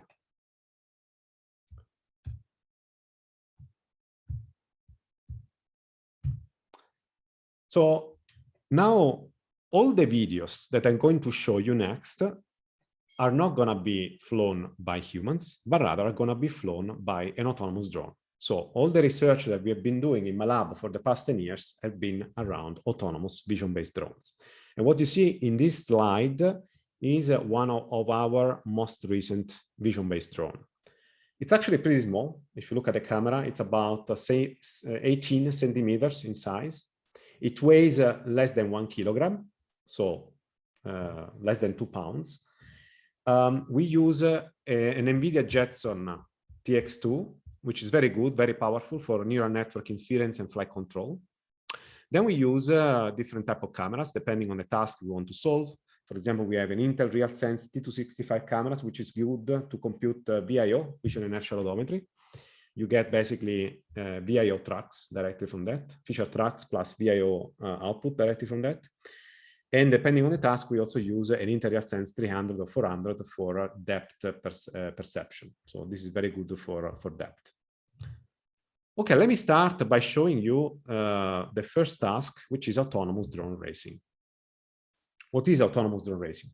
Autonomous drone racing consists in having drones competing against one another in a race where the drone has to pass through a sequence of gates that you see here in this video as fast as possible.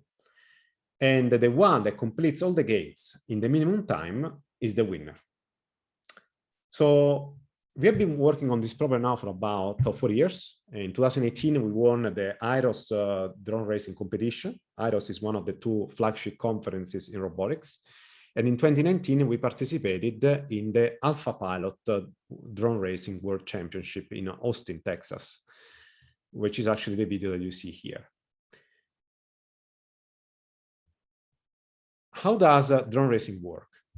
So in drone racing, there are 2 key things that you need to do. The first is to basically plan a trajectory that minimizes the time to go from the start to the finish. And if you look at this picture, this time optimal trajectory would actually be the one colored in blue. So this is a trajectory that can be planned in principle even before the race starts. Especially a machine can do that very efficiently and very accurately. So assuming that you know the right position of the gates, their orientation, then you can actually plan, this trajectory. This trajectory will actually take into account also the model of the drone. So its mass, the power of the motors, possibly some aerodynamic effects. And by taking all these parameters into account, you can actually solve an optimization problem that gives you this time optimal trajectory. Now, what is the problem though? The real problem comes to executing this trajectory. So meaning following this trajectory with the millimeter, ideally with millimeter or centimeter accuracy. Because any deviation from this time optimal trajectory, you will understand it will lead the drone to underperform. So it is very important to be able to follow it very accurately. Now, what are the causes of deviations from this time optimal trajectory? Well, first of all, the problems I mentioned before, inaccurate models of the sensors and of the actuators. And this, unfortunately, is one of the main sources. There are also unmodeled aerodynamic effects. So we are very good at modeling, for example, fuselage drag, so things that you study in physics 1 and 2. But then there are actually chaotic motions that are actually caused by motor-to-motor interactions and turbulences, vortices. Then there are things that are more clear to computer vision people. Of course, there is the drift in visual inertial odometry, and also imperfect gate detection. Okay, so imperfect detection of the gates that you see here. So these deviations basically will cause the drone to underperform. Now, how can we overcome some of these problems? So we are working on these problems. I can tell you that we have a solution, some solutions to some of them, but not a solution to all of them. But I can tell you some of the things we're working on. And one of the solutions is a tight coupling of perception and action. So this workshop is about egocentric perception. And one of the most important things that a researcher should do in robotics is to actually ensure tight coupling of perception and action. It turns out that actually this tight coupling of perception and action is actually very crucial in drones, so in flying robots, rather than in ground robots. Let me explain what it means to do a tight coupling of perception and action. Consider this drone with a camera that is looking down. Assume that this drone is hovering, and it's a vision-based drone, so it needs to observe some features denoted by this yellow star, in order to estimate its position and orientation in space. I hope you all agree. Without observing the features, then the drone will crash. Now, so far so good. What is the problem? The problem is that if the drone now wants to reach a goal, then it would have to tilt itself, because a drone is an under-actuated system, okay? You don't have full freedom on your axis. So the drone will have to tilt and orientate its vectors of thrust. This is called the thrust vector, which is the vector perpendicular to the plane of the propellers, in order to align this vector with respect to the goal. Basically, the vector indicates the direction of flight, okay? Now, what is the problem by doing so? The problem is that by tilting, you will lose the visibility of the points of interest. Okay, you can imagine that this is actually just a toy example. But now this problem is actually the key problem in flying robotics, in drones. So how do you solve this problem? You solve this problem by creating a synergy between perception, planning, and control. So you need to now generate trajectories. You need to plan trajectories that will make sure that the drone, while following its goals, while following this trajectory, always looks at the features of interest. This can be the features that it needs for pose estimation, so for structures from motions, visual odometry, SLAM, as well as for gate detection. For example, in drone racing, you want to pass through a sequence of gates. So how do we solve this problem? We solve this problem by combining a standard path planning with perception objectives. And we call this perception-aware model predictive control. What do we do? Basically, we solve an optimization problem that contains action objectives and perception objectives.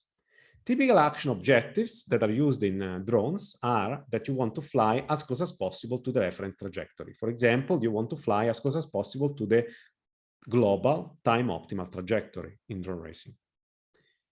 What we do is that we add a perception objective. So we want to make sure that the point of interest, for example, the center of the gate, remains visible within all the subsequent images. But another perception objective that we actually add is to minimize the motion blur. Because if you have motion blur, then the neural network in charge of detecting the gates will not work. So in order to minimize motion blur, what do? Well, we add an additional perception constraint. We say that the projection of the gate center into the frame is first derivative with respect to time must also be minimized. And so we are actually now solving this optimization problem in real time on board at 100 Hertz. So we can plan trajectories that also tell the robot where to look in order to minimize the motion blur and maximize the visibility of the points of interest, in particular the gates. Now, how do we detect the gates though? Now, detecting the gates is very, very difficult. In principle, to detect gates in the real world, you would actually have to take hundreds of thousands of images. And also you would have to annotate them. This turns out to be very, very difficult, very tedious, and actually quite time-consuming. So what we do is that we're using domain randomization and simulation. So we use a simulation environment. In this case, we use the Gazebo, which is a popular robotic simulator. We simulated the drone following, different drone tracks, drone racing tracks. And then what we did in order to improve the generalizability to real-world environments is that we used domain randomization. In particular, we randomized all the features that we wanted the gate detector to be invariant to, which are the illumination, the shape of the gates, the background of the scene, and the color of the gates. How does it work? Well, it works actually surprisingly very well, and I show it in this video. What you see in the top left video is basically the whole a different drone racing competition that we were running. Here you can see that the gates that we are using are different than the ones I showed you before. These ones are actually called the soft gates, and they are very difficult to recognize using hand traffic descriptors. Here at the bottom left, you see the prediction by the neural network. So we have a neural network that actually predicts directly the position and orientation of the gates. And it's also very robust to dynamical changes. So you can see my PhD students are actually moving the gates. They are moving the gates to disturb actually the neural network. Then what do you see here on the right? Here you see what is happening actually in background. So in blue, you see the time optimal, the global time optimal trajectory. So the reference trajectory that guarantees to minimize the time between the start and the finish. In red, you see the initial positions and orientations of the gates, which is actually not accurate. So while the drone navigates, it updates the position of the gates by using an extended Kalman filter that fuses the information coming from the neural network and information coming from the onboard visual inertial odometry. Now, what we have been using so far for drone racing is the traditional drone control architecture, which you see here. Basically, you have a sequence of images, inertial measurement units, a reference trajectory that are inputs to a module called state estimation that stands for visual inertial odometry. In robotics, we call it state estimation because we are not just interested in estimating the odometry, so the position, but rather also the velocity, linear velocity and angular velocity. Then the output of the estimation is sent to a path planning module that actually is in charge of replanning the trajectory, because since you are deviating from the time optimal trajectory, you constantly need to replan in order to get, on track on the same ideal trajectory, while also taking into account the perception awareness that I told you before. So that's the module that is in charge of perception awareness. And then the output of the trajectory is sent to a controller that actually computes the control commands. These are called collective thrust and body rates and are sent directly to the motors. Now, what is the problem with this traditional control architecture? So this traditional control architecture has been used now for about 15 years since, let's say, drones have existed. However, there is a problem. First of all, these three modules are designed separately by the researchers, and each one will make mistakes, and the errors will propagate from one module to the other modules, so that basically at the end you will have a compound error. Another problem with this architecture is that there are compound delays. Additionally, what the problem is that you have to tune specifically each module, but the problem is that each of these modules are typically tuned, independently rather than all together.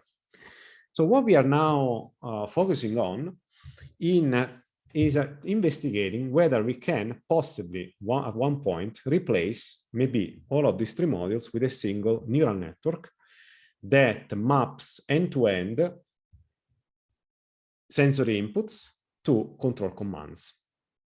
This would have the added advantage that ideally it should be able to overcome the key limitations that I told you before, like, for example, the inaccurate models of the sensors, of the actuators, of the environments, and of the physics, and also minimize latencies. So that's actually the vision that we have. We have started to work on it 2 years ago, and I would like to show you some of the results. So we are now working for drone racing, but I don't have results that use this single neural network. But some of the tasks where actually this has worked so far very well are, for example, acrobatic maneuvers. What you see in this video is a drone that performs autonomous acrobatic maneuvers by using a single neural network that maps end-to-end images, inertial sensors into control commands. And it uses only onboard sensors and on computation. So actually this work was also the first of its kind, because previous works were actually using external cameras, so-called motion capture systems, to do this. How did we train such a neural network? Well, certainly not in the real world, because we would have crashed the drone, and we would have spent, wasted a lot of money. But actually, we used the simulation. Again, we are using Gazebo. Actually, we have our own simulator called Flightmare that uses Gazebo and is compatible with OpenAI Gym. Bullet is a very good physics simulator. And what does the simulator do? In the simulator, we actually simulated hundreds of drones, and in just 5 hours, the neural network was trained to perform acrobatic maneuvers. And then we deployed it onto the real drone without any fine-tuning. And you see the results here on the right. You see the controller is the one that was trained in simulation. In simulation, we simulated the drone according to our model, which, as I told you, is not accurate. So how did we manage to get around that? Well, we again used the domain randomization. So in simulation, we randomized the parameters of the model. So of the sensors, the actuators, the environments, and the physics.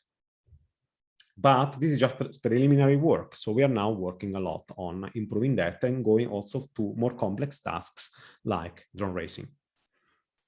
But I'm sure you have a question. How did you train in simulation? How did you reduce the sim-to-real gap?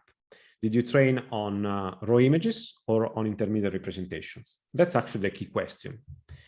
So we actually used the intermediate representations to reduce the sim-to-real gap. In particular, to reduce the gap in the photorealism between the simulation and the real world. As you can see, there is a huge gap. When you see our simulator looks like a toy simulator, and the real world, it's completely different.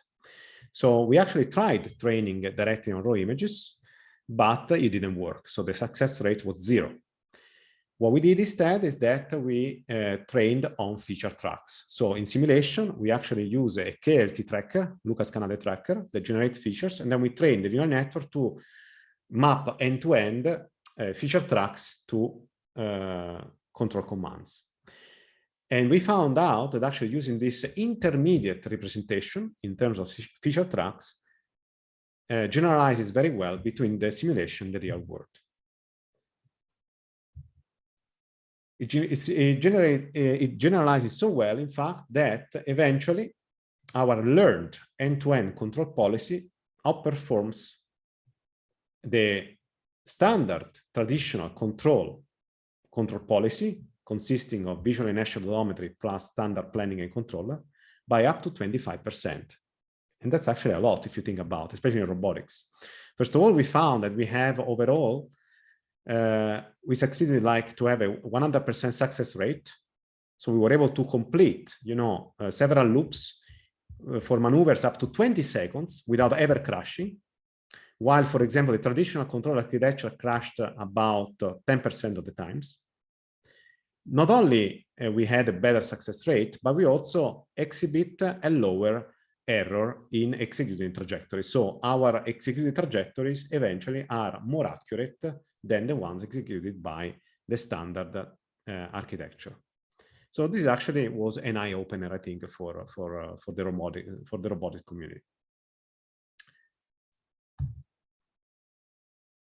Now I want to dedicate the remaining minutes to talk about low latency sensing. So let's watch this short documentary by BBC. It's called How Sparrowhawks Catch Garden Birds.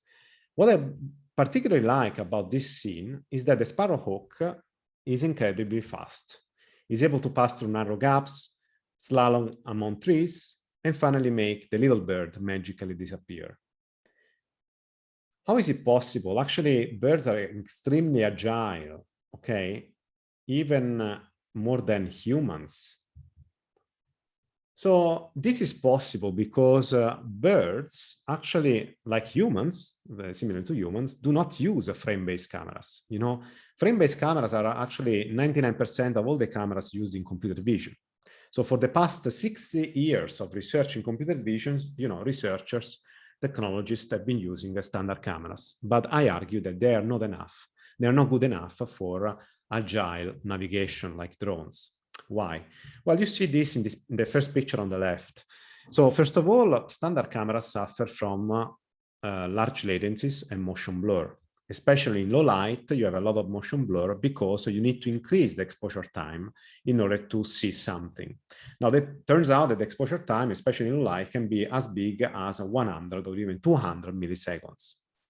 In a very bright day, the exposure time is about 1 millisecond or even less. And this is actually not the only thing, not the only issue. There are also other issues. Look at the timeline here. So in robotics, especially in drone navigation, typically you want to avoid obstacles. So any time that you can save will mean that you can actually increase the range of your obstacle avoidance, right? Sorry, you can reduce the distances from which at the time at which you can actually reduce avoid the obstacles. So any time that you can actually save is actually advantageous. Now there is a problem because the latency not only depends on the exposure time that I told you can be as bad as 100 milliseconds, but also it depends on the latency of your computer vision algorithm. And just think of your average computer vision algorithm. Sometimes they take even 50, 100 milliseconds to compute, to make a decision from a couple of images. But still, this is not the only problem. In robotics, typically you want to take multiple frames, especially if you want to estimate the velocity, right? In this case, you need to wait until the next frame arrives. So when you sum up the exposure time, the processing latency, and the time until the next frame, you end up with a latency of about 200 milliseconds, which is similar to the human latency, by the way. But if you want to fly faster and better than humans, certainly you want to do better than humans, right? So can we actually do this? Yes, you can do it, for example, using novel sensors like event cameras. Event cameras are sensors that do not suffer from motion blur, have incredibly small latency, and therefore enable low latency sensory control algorithms. What is an event camera? Well, an event camera is a camera that measures only motion in the scene. And to give you a snapshot of it, look at this video. What you see here is myself moving my arm in front of an event camera. What are those dots? Those are events. What are events? Basically, an event camera has pixels that are all independent of one another. And whenever a single pixel detects motion, so whenever a single pixel detects a change of intensity that can either be positive or negative, then it will trigger an event. So since events can either be positive or negative, then we color them in either blue or red.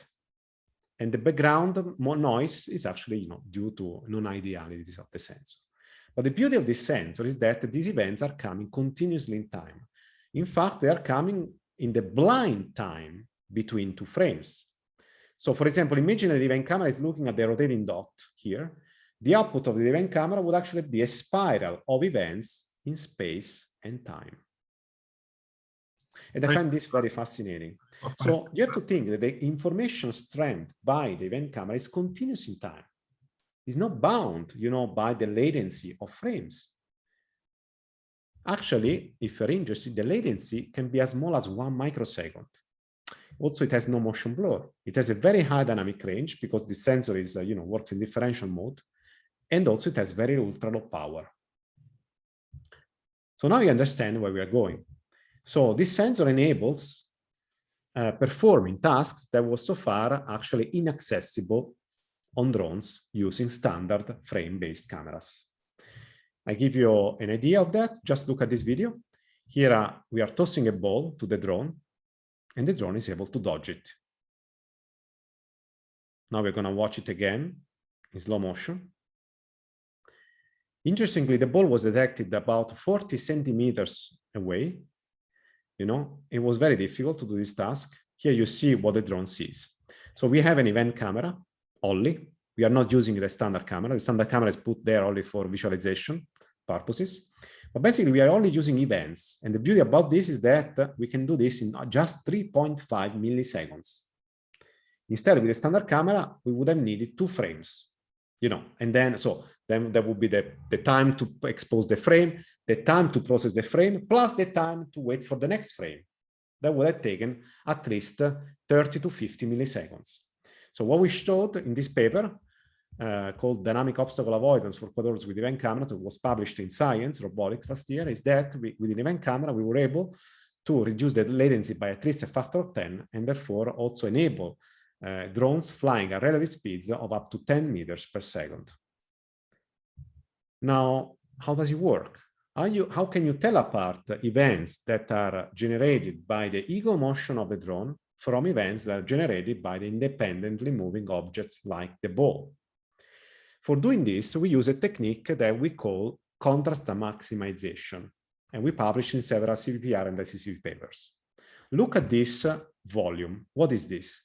This is the space-time visualization of the events occurred in the last 5 milliseconds. Can you see something? Obviously not yet at least. Well, by using an algorithm called contrast maximization, we can actually tell apart all the objects that are present in this scene. And this is possible because independently moving objects actually display different time statistics. So look at the animation. What we can do is that we can warp the space-time volume so as to view the events along the motion trajectory of the objects that cause them. So for example, here we could actually detect the cyclist. But if we do this independently for each other object, we can actually tell apart the pedestrian, the cyclist, and the background. So this is actually a technique that we invented a few years ago that can be used for a plethora of tasks that go from segmentation also to machine learning. And more recently, we have a paper at CVPR this year. We are showing how to combine event cameras and standard cameras to freeze the time, actually to generate slow motion video. And you see it here on the right. We are able to upsample low frame rate video, shown on the left, by a factor of up to 50 times with only 1/40th of the memory footprint.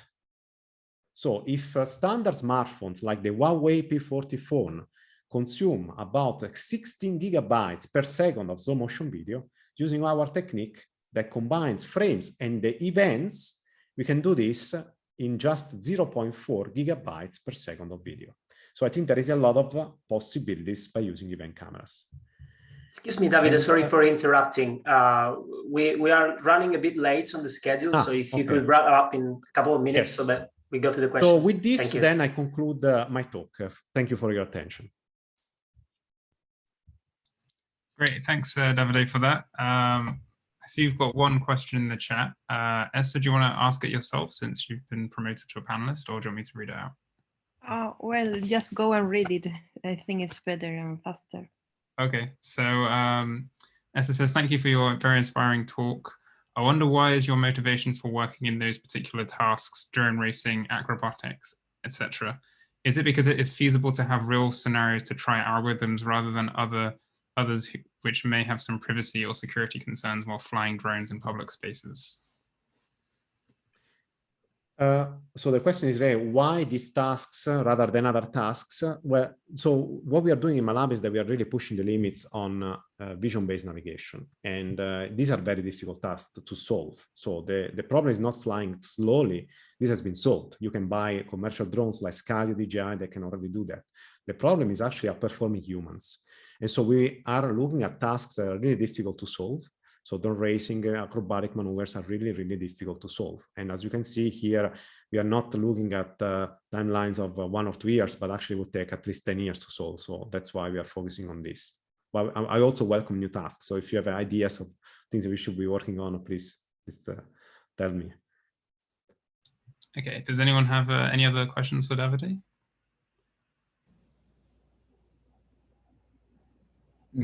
Davide, thank you very much for the inspiring talk as usual. I want to ask, do you know some works which use event cameras in first-person vision? So on mounted headsets or whatever. Did you ever seen EgoVision, which use event cameras? Yes, And well, I mean, we did. I mean, I didn't show it if today, but we did that a long time ago.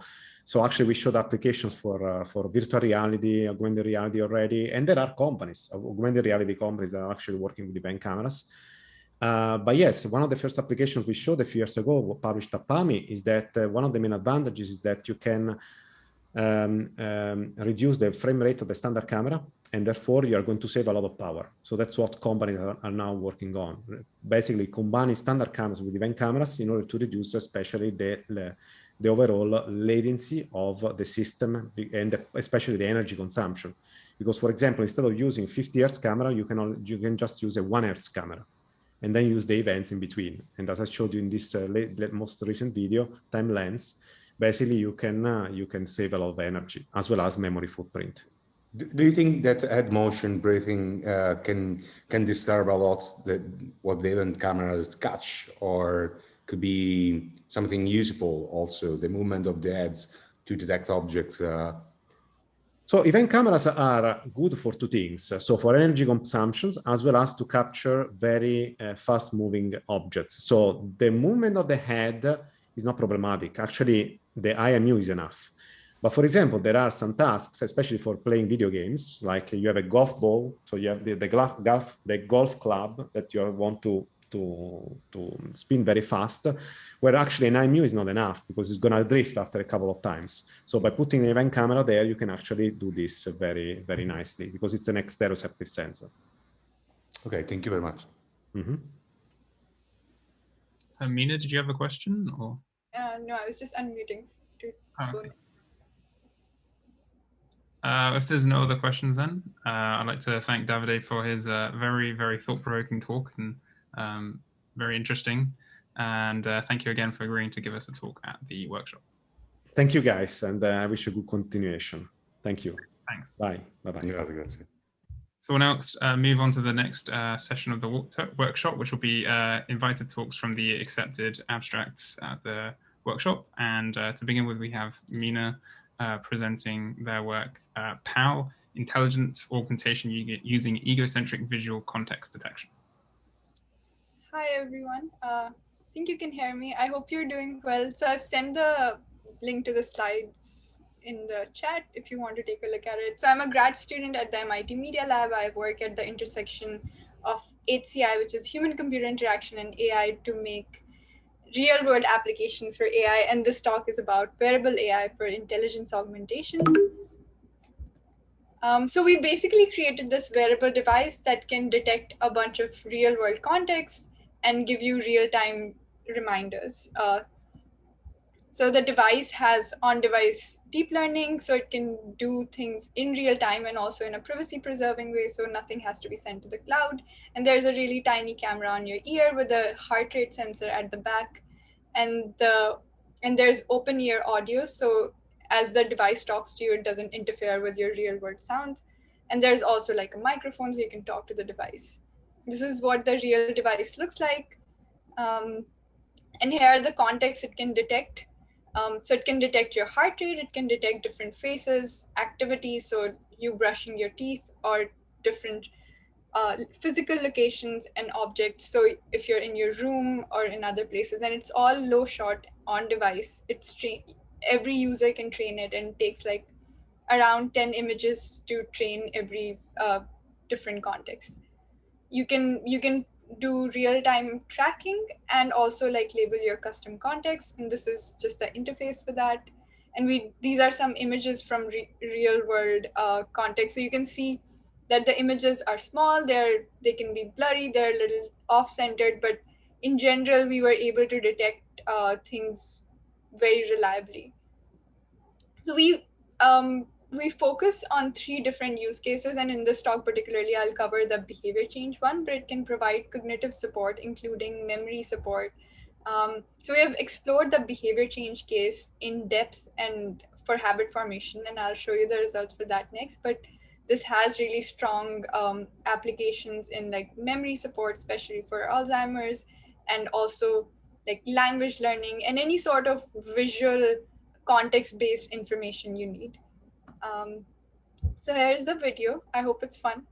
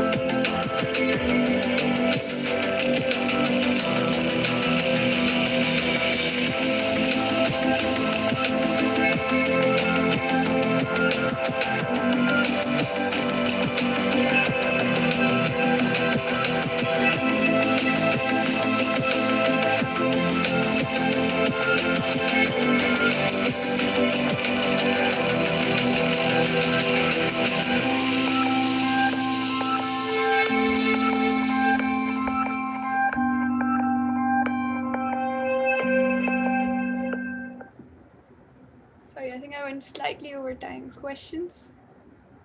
Yeah, don't worry about it. Yeah, any questions from the panelists or attendees? I have a quick question then. So you say in the paper, right, you had people wearing the device. I was just wondering, did anyone have any hesitance towards wearing the device, knowing that it was capturing what they were doing, even though it was kind of privately stored on the devices? No, but there are a couple of things. So these people could take off the device. I'm sure like there will be a set of group of people who will have reservations, but so we conducted this at MIT, and these people are like used to wearing wearable devices, and with like the ability that they were able to take it off, nobody had major concerns. I think our biggest concern was with the people on the other side of the camera. Will they have any issues? And we didn't experience any big ones yet, but I think we'll have to test it on scale. Okay, cool. Any other questions? No? Okay, well, thanks, Mina. We'll go on to our next talk then, next presentation. And this will be small object detection for near real-time egocentric perception in a manually assembly scenario.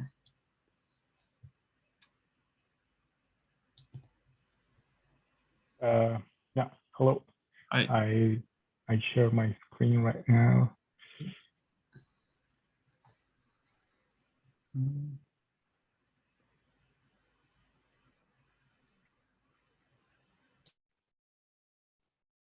Well,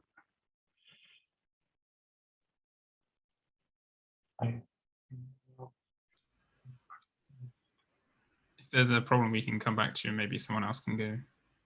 I have a problem regarding the sharing screen. Okay, can you see the screen or? Can't see anything yet. No. Now? No. Maybe we'll go to the next talk and then come back to you.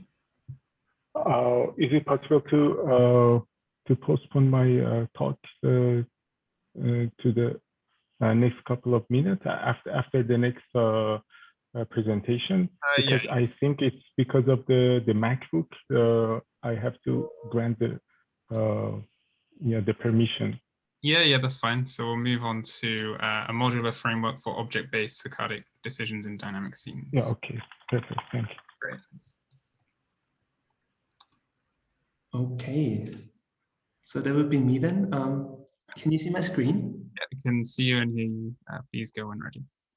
Cool. All right, so yeah, thanks a lot. And hello also from my side. My name is Nico, and I'm presenting you a modular framework for object-based saccadic decisions in dynamic scenes. This is part of a project on understanding human exploration behavior within the Science of Intelligence cluster in Berlin. And for this, we're investigating human eye movements in real-world dynamic scenes. This here is an example of the Bitcom dataset that we're using throughout this work. Colored squares are the individual eye movements during free viewing, and on the right, you see the smooth ground truth probability density map. It has become a quite popular task in computer vision to predict these probability maps, either by using bottom-up features, as here on the left, or learned with deep neural nets.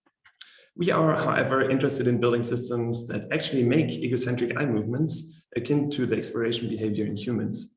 And for this, such heat maps like here are just not enough. We also want sensible sequencing and timing of eye movements, which is lost when going from here to here. So one way to generate scan paths from saliency maps was implemented by Fool et al. And they generate random sequences of events where each duration is sampled from a uniform distribution independent from the scene content. These sequences are then mapped on the local maxima of the saliency to generate scan paths. In order to build a model that for dynamic scenes that can account for both where and when humans look, we got inspired by a series of great work on static images. Most notably, latest is a statistical model that accumulates evidence for sequential stay or go decisions where a constant accumulation rate is fitted for each pixel in the scene. A saccade is then executed towards a location as soon as its decision threshold is crossed. We extend this idea to a modeling framework for saccadic, for scan paths in dynamic scenes that we call object DDN. So in our model, instead of accumulating over pixels, we segment the scene into perceptual objects. And consistent with the popular idea of object files by Kahneman and colleagues, each object, like these two people and also the background, then collects and accumulates visual information over time. This information is based on two maps. The feature map encodes how interesting each part of the scene is, and here we use the dynamic low-level saliency map that I mentioned in the beginning, together with a generic center bias. The sensitivity map depends on the current gaze position, here the red cross, that determines the extent to which features can be perceived by the observer. So we approximate the spread of visual sensitivity around the gaze point with a Gaussian to account for higher acuity in the fovea compared to the periphery. And across currently fixated foreground objects, we assume a constant sensitivity spread, which is motivated by psychophysical evidence for object-based attention. Integrated across the object masks, these maps then determine the visual evidence for an eye movement towards the respective object. This gives us the evidence mu here, which is the drift rate for each object in a drift diffusion model that we extended towards multiple options. Previously explored objects are held in memory with an object-based inhibition of return mechanism here. That is set to 1 if an object is foveated and linearly decreases towards 0 during the time it's not foveated. Together with the white noise diffusion process here, this gives us a decision variable for each of the objects. A saccade towards, or in this case within, an object is executed as soon as the respective decision threshold here is crossed. In this frame, for example, there would be a saccade executed from the green to the red object. And between the saccades, the model shows fixation or smooth pursuit, depending on the motion of the currently foveated object. Our approach is therefore also robust to object or camera movement. And this is how one run of an example video looks like. The object representations, here, they are the fundamental building block of the model. The scene features are plotted here, and the spread of the visual sensitivity moves with the current gaze point. Unfortunately, I don't have time to discuss our quantitative results in detail, so I would refer you here to our extended abstract, where we present a number of results that we obtained from this model. I just want to point out that our model reproduces a number of saccade and fixation statistics, like the duration between saccades, the statistics of the amplitude of the saccades, saccade angle and the ratio that are made within objects, saccades within objects, the time for return fixations, as well as the average viewing location. For comparison, reconstructing scan paths by mapping saccade targets to maxima of the saliency map, as described in the beginning, typically does not reproduce these statistics. This framework has only a small set of biologically inspired parameters, and their influence on the model predictions can be directly explored. The parameters that we're investigating are the drift diffusion model decision threshold here, the noise level, the visual sensitivity spread around the gaze point, and the constant value within the fixated object. And lastly, also the linear decrease of the inhibition of return mechanism. To conclude, this is, at least to the best of our knowledge, the first model that predicts the spatial and temporal aspects of saccades, fixations, and smooth pursuit for dynamic scenes. And our framework can easily be modified to extend towards additional attention mechanisms. And due to the small set of well-interpretable parameters, the effect of individual mechanisms can be easily explored. And with this, I would like to thank you for your attention. And I would like to point out that this is work in progress, and our team and I would love to get feedback on this. So please reach out and tell us what you think. Great, thanks for the presentation. Does anyone have any questions, either attendees or panelists? I have a general question. In my understanding, the process is top-down, meaning that you have this knowledge of where the objects are. So I wonder, since the algorithm works in this way, what is the motivation of having this scan path simulation? I reformulate. So I would think if I had the scan path simulation, then that's useful because I know which objects have been attended and which are not. But if I already have objects, what's the advantage of having this simulation? That's my main, curiosity. So the question is kind of why bother predicting scan paths? Did I get that right? Kind of. Okay, cool. Yeah, so yeah, there's a long answer to that, but maybe to make it short, within our cluster, we want to build synthetic artifacts of human intelligence, and this exploration behavior was kind of defined as one of these.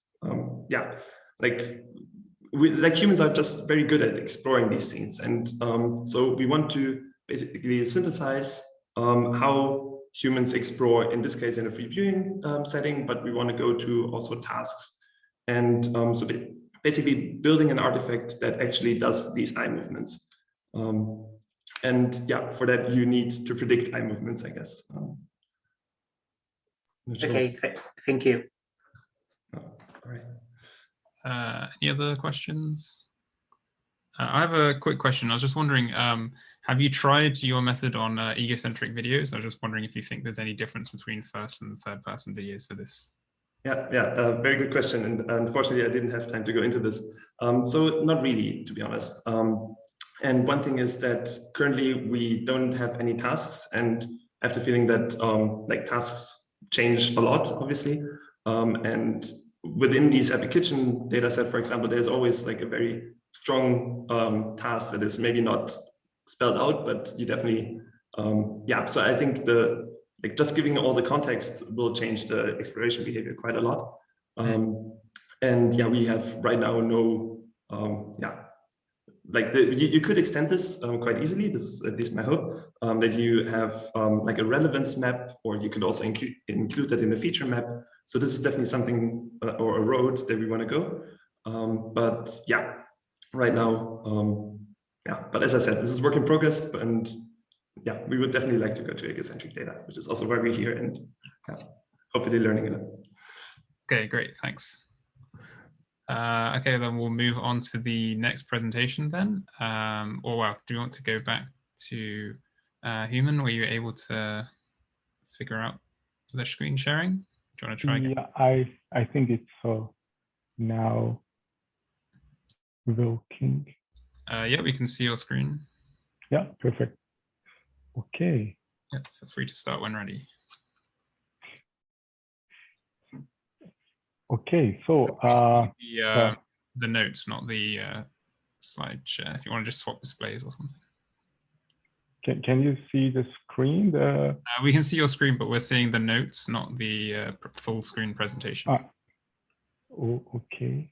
If you click swap displays, maybe. Okay, yeah, we've got it. You got it. Well, you are now. Yep. Okay. So, yeah. Hello, everyone. My name is Human. It's a pleasure to welcome here. I'm going to talk about our last paper, small object detection for near real-time egocentric perception in manual assembly scenario. Yeah, today I will start with motivation. I will talk about the method, the dataset, and finalize with results. Okay, so detecting small objects in video stream for head-worn augmented reality is challenging. There are some difficulty related to this. Labeling a small object in the image is difficult, time-consuming, and disposing to the labeler.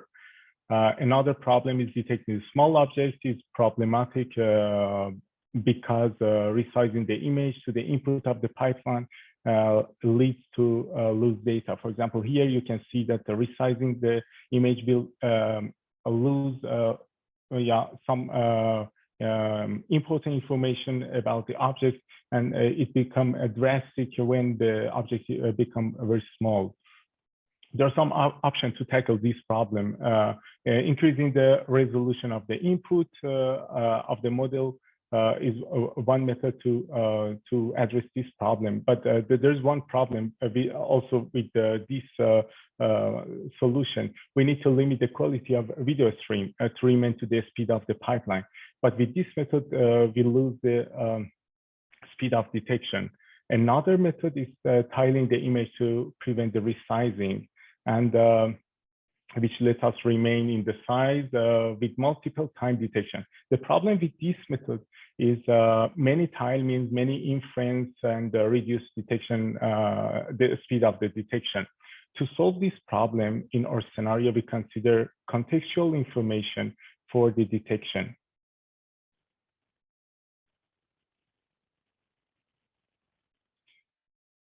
Okay, in our study, we have conducted 3 experiments for training phase. The first experiment, which is considered as our baseline, the data for the first experiment is real image data, and the pipeline of detection is using the one-step YOLO version for detection.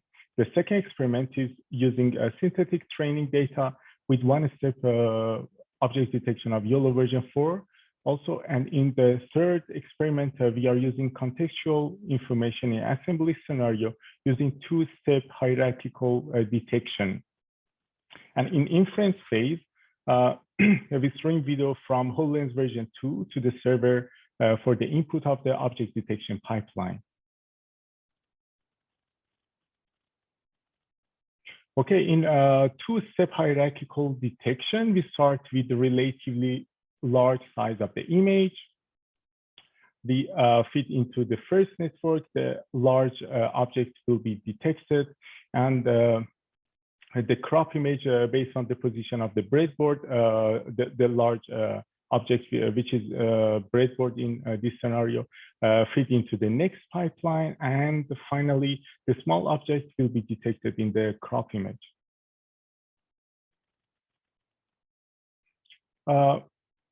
Our contribution also consists of using synthetic data. The synthetic data starts with capturing the image from the CAD model. We hover the camera around the CAD model and captures different image from different position.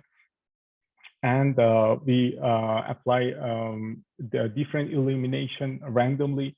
We add some background, which is specifically the background from our scenario. And finally, we get our data set.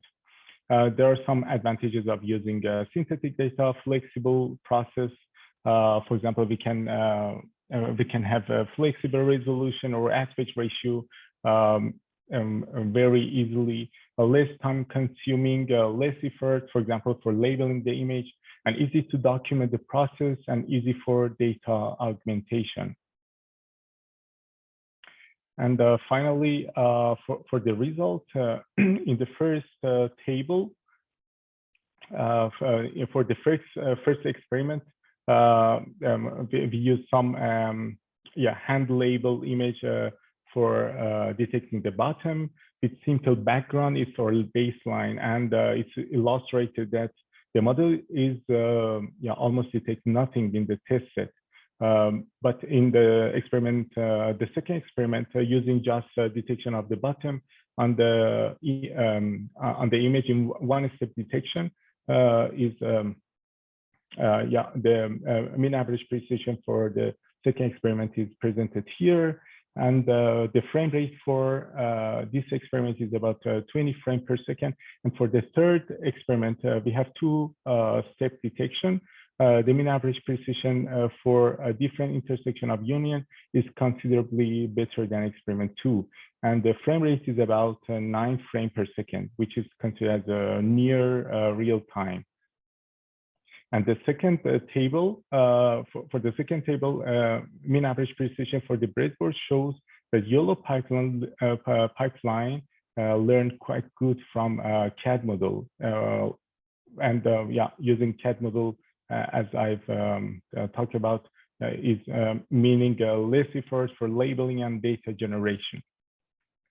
And you can see the results for the experiment 2 and 3 and compare them. In the experiment 2, you can see that one of the bottom is detected on the breadboard, but in the third experiment, the first object detection, the first object detection detects the breadboard, and the crop image is going to feed to the YOLO version for pipeline for detecting the bottom, and you can see that the bottom in the crop image is detected, and all of the bottom are detected in this crop image. Okay, thank you for the attention, and for if there is any question. Yeah, thanks, Human. Any questions from panelists or attendees? I actually have a question. I'm not sure whether your network was based on just this particular object or not. That's my first question. But in any case, how do you define the context estimation so that you know exactly which is the type of context that you need to extract? Is this a particular Windows offset from a particular point, or how do you model this context so then you can detect those buttons? Okay, so if I get the point, we trained one network to detect the bottom, and another network is going to detect the breadboard. When the first network, which is going to detect the breadboard, detects the breadboard in the image, we can crop the image around the breadboard, and so we have one tile, for example, is something like a tiling. We have one tile, and we can focus into the to the tiled image for detecting the bottom. If I get the point or not, I'm not really sure. Yeah, so those are networks which are specific for those type of objects, right? The first network is going to detect the large and big objects, and the second is going to detect the small object inside the context. Okay, sure. Thank you. You're welcome. I got a question. So I wonder how much this is a problem of context and how much this is a problem of resolution, meaning that maybe in the resolution of the full image on the left, you cannot detect those objects because the resolution is not, enough.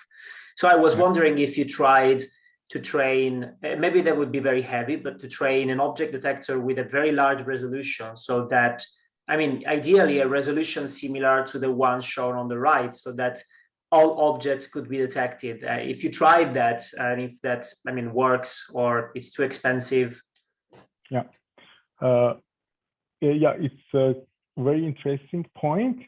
But for us here, as you can see, we have to transfer the image from the HoloLens, and here is bottleneck here, because we couldn't to be honest, we shouldn't increase the size of the image for the really high resolution. So it's a trade-off between the speed and the resolution of the image. I see. Thank you. Pleasure. Okay, thanks for the talk. We'll move on because we're slightly behind time. So the next talk will be real-time egocentric object segmentation through read labeling and benchmarking results. Yeah, I'm about to share. Can you see now? Yeah, we can see you. Okay. Okay, so let's start. Thank you, everybody, for inviting me here. So as the speaker said, I'm going to present the work entitled Real-Time Egocentric Object Segmentation, basically by presenting some new labels of through-read dataset and some benchmarking results. How I can, why? Okay, so unlike the previous work that have been presented in this workshop, our egocentric vision-related task is more related to segmentation and not just based on classification or detection, because we are working in mixed reality. What we want to do with semantic segmentation algorithms is to be able to segment egocentric views so that then we can merge with an immersive environment, computer graphic generated, or a 360-degree video. That's why we really need to have this fine precision segmentation so that we can create this illusion of the user to be present somewhere else. Okay, so in this case, we have been working. First, we were presenting some works also last year on person's body segmentation, but in this work, we want to move forward and not only being able to segment your own body, but also objects that you might be interacting with, because we have experience in different virtual reality conference that this is a real need now, and even more that we have to attend conferences virtually. So if you can attend a conference while wearing VR goggles, you lose your connection to your reality. So that's why we are trying to explore different computer vision algorithms towards that aim. For those who are not very familiar with what I'm talking about, so our idea of mixed reality is like a mixture of different realities. On the left part, there is a local reality, on the right, sorry, that then is merged with a 360-degree video. In this case, the algorithm that we were using was a very simple color-based algorithm, which is okay for showcasing what we meant, but we are very constrained with the appearance and colors of the objects that we need to work with, and that's not very suitable for extending our application. On the other hand, if we move to depth-based approaches, we face other problems, such as that depth estimation is not very reliable in certain scenarios, especially in outdoors as well. Depending on the configuration of the scenarios and the needs of your particular application, that could not be a good solution. That's why also in previous work, we explored deep-based learning solutions, so that in case, rather than just segmenting your own hands, that you could segment more your entire body. For that, we create a semi-synthetic data sets.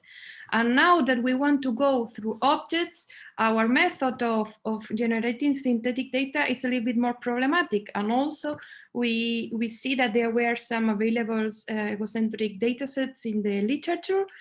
Some of them I represent here, Thurit, FPHA benchmark, or EgoGesture. Among those three ones, we chose Thurit because we didn't like that much that FPH benchmark had some mock-up on top of the dorsum, because this is not realistic for real applications. And in the case of EgoGesture, the depth estimation or the depth raw input was very already binarized somehow. So we want also to have the possibility to explore depth in its raw data. So that's why we decided to use Thurit. Last year, we took part in a competition to get some funds for labeling that data. And in particular, this data set was created for egocentric action recognition. That was it. It has 40 actions from 8 different users and 3 repetitions. And here is an example. Let me see if I can see, of all different actions. Actions were very general, from kitchen actions to play actions to office actions, a little bit of everything, but nothing in particular. So we use, as I said, with the funds that we got from Amazon, we use Amazon Mechanical Turk, so that Turk could label all the images, egocentric images. So of course we could not segment the entire frame from all the videos. What we did was a subset, a representative subset from all actions, from all user and all repetition, having 2 or 3 frames per videos. And we explore the different objects interacting with the hands, mainly, who were appearing in this range of 40 actions. So at the end, we came up with up to, I think, 32 objects, including the human body. Talking a little bit about the experience with Amazon Mechanical Turk, we found very important to provide guidelines, visual guidelines for the instructor, for the Turks to understand what's need to be required. Also, we understand that for segmentation, we need to pay a little bit more. And also that Turks with master qualification were required, otherwise we were losing a lot of time on sending feedback, because that's not what we want. For instance, the image on the left in comparison with the image on the right. And in any case, that saves us some time, but still there's a lot of instance video monitoring if we really want to assure high quality segmentation, and that cannot easily be done via algorithm as we initially thought, but that has to be at the end manually checking by us. So as a result, at the end, we got a total of 2,124 frames per the different eight users and 3 repetitions. For our application, we decided to modify a little bit the ground truth so that we could have the original ground truth where every object is labeled with the particular class, but also then we create a more general ground truth so that all objects were labeled with the same objects, because it could be in our case that then we want to understand how this type of network trained with these modified ground truths can generalize to non-scene objects and so on. And also we modify so that everything that was related to the foreground could be seen as a single class. So as we are really constrained by time in virtual reality applications, we decided to use the same network that we use for the human body, because it's working already well. It's giving us the frame per second or the inference time that we need. These are our benchmarking results. One interesting observation that we got is that if you want more precision on the classification of the different objects, then that also have a segmentation drop in the object. That could be also because if we measure with intersection over union, when there is a confusion between classes, then this is not accountable. But we also see that if we can allow ourselves to prevent from not having the class information, but just the segmentation information of an object interacting with the body, then we can get better segmentation results. So this is still work in progress, and we will need to understand, well, if we go a little bit further, by analyzing the different objects, we got some preliminary conclusions in the sense that it's easier for the algorithm to, based on the statistic of this data set, to segment higher objects, and especially those who are in isolated areas. But for the very small objects such as pen or nail clipper, it's almost impossible to do it with this type of network and at the resolution that we have. But still more exploration are needed. We are now working on extending this paper with more discussions on the results. Here we also present some visual examples. For me, it's very easy, not like, surprising to see that there is like a misunderstanding between paper and computer here, and possibly because of the illumination of this image. So sometimes it's not worth it to ask the algorithm to provide also the class if you just need to have a contact with the objects that you are interacting with. If you do not need that a machine understand what you are working with, that of course would depend on the final application. And for conclusions and future work, now once we finish with the evaluation of our algorithm, we will want to integrate with the entire mixed reality application as the previous talk, conduct quality of experiments regarding the users. We understand that also if we incorporate time dimension, some results could be improved, especially those who have to do with false positive. And as this data set was very general and it's not applicable to our use cases in our lab, we are currently working on acquiring other data set with different, just for your information, with 2 different type of depth sensor, one the LiDAR and one the a regular disparity ones, also based on real sense, sorry. Yeah, so this is future work. So I think that's all from my side. The dataset will be published available very soon. We are working with some legacy issues, but it will be really soon available. And if you have any other curiosity or question, you can always contact me at my email. Thank you very much. Thanks, Esther. Any questions from the panelists or the attendees? I have a quick question. I was just wondering, did the dataset include cases where you're interacting with multiple objects at the same time, and how your approach might deal with that? Do you mean in the dataset, in this dataset? Yeah. Yeah, actually, sorry that I don't know how to. There are some actions. I have not named here the name of the actions, but for instance, I more or less know all of them by heart.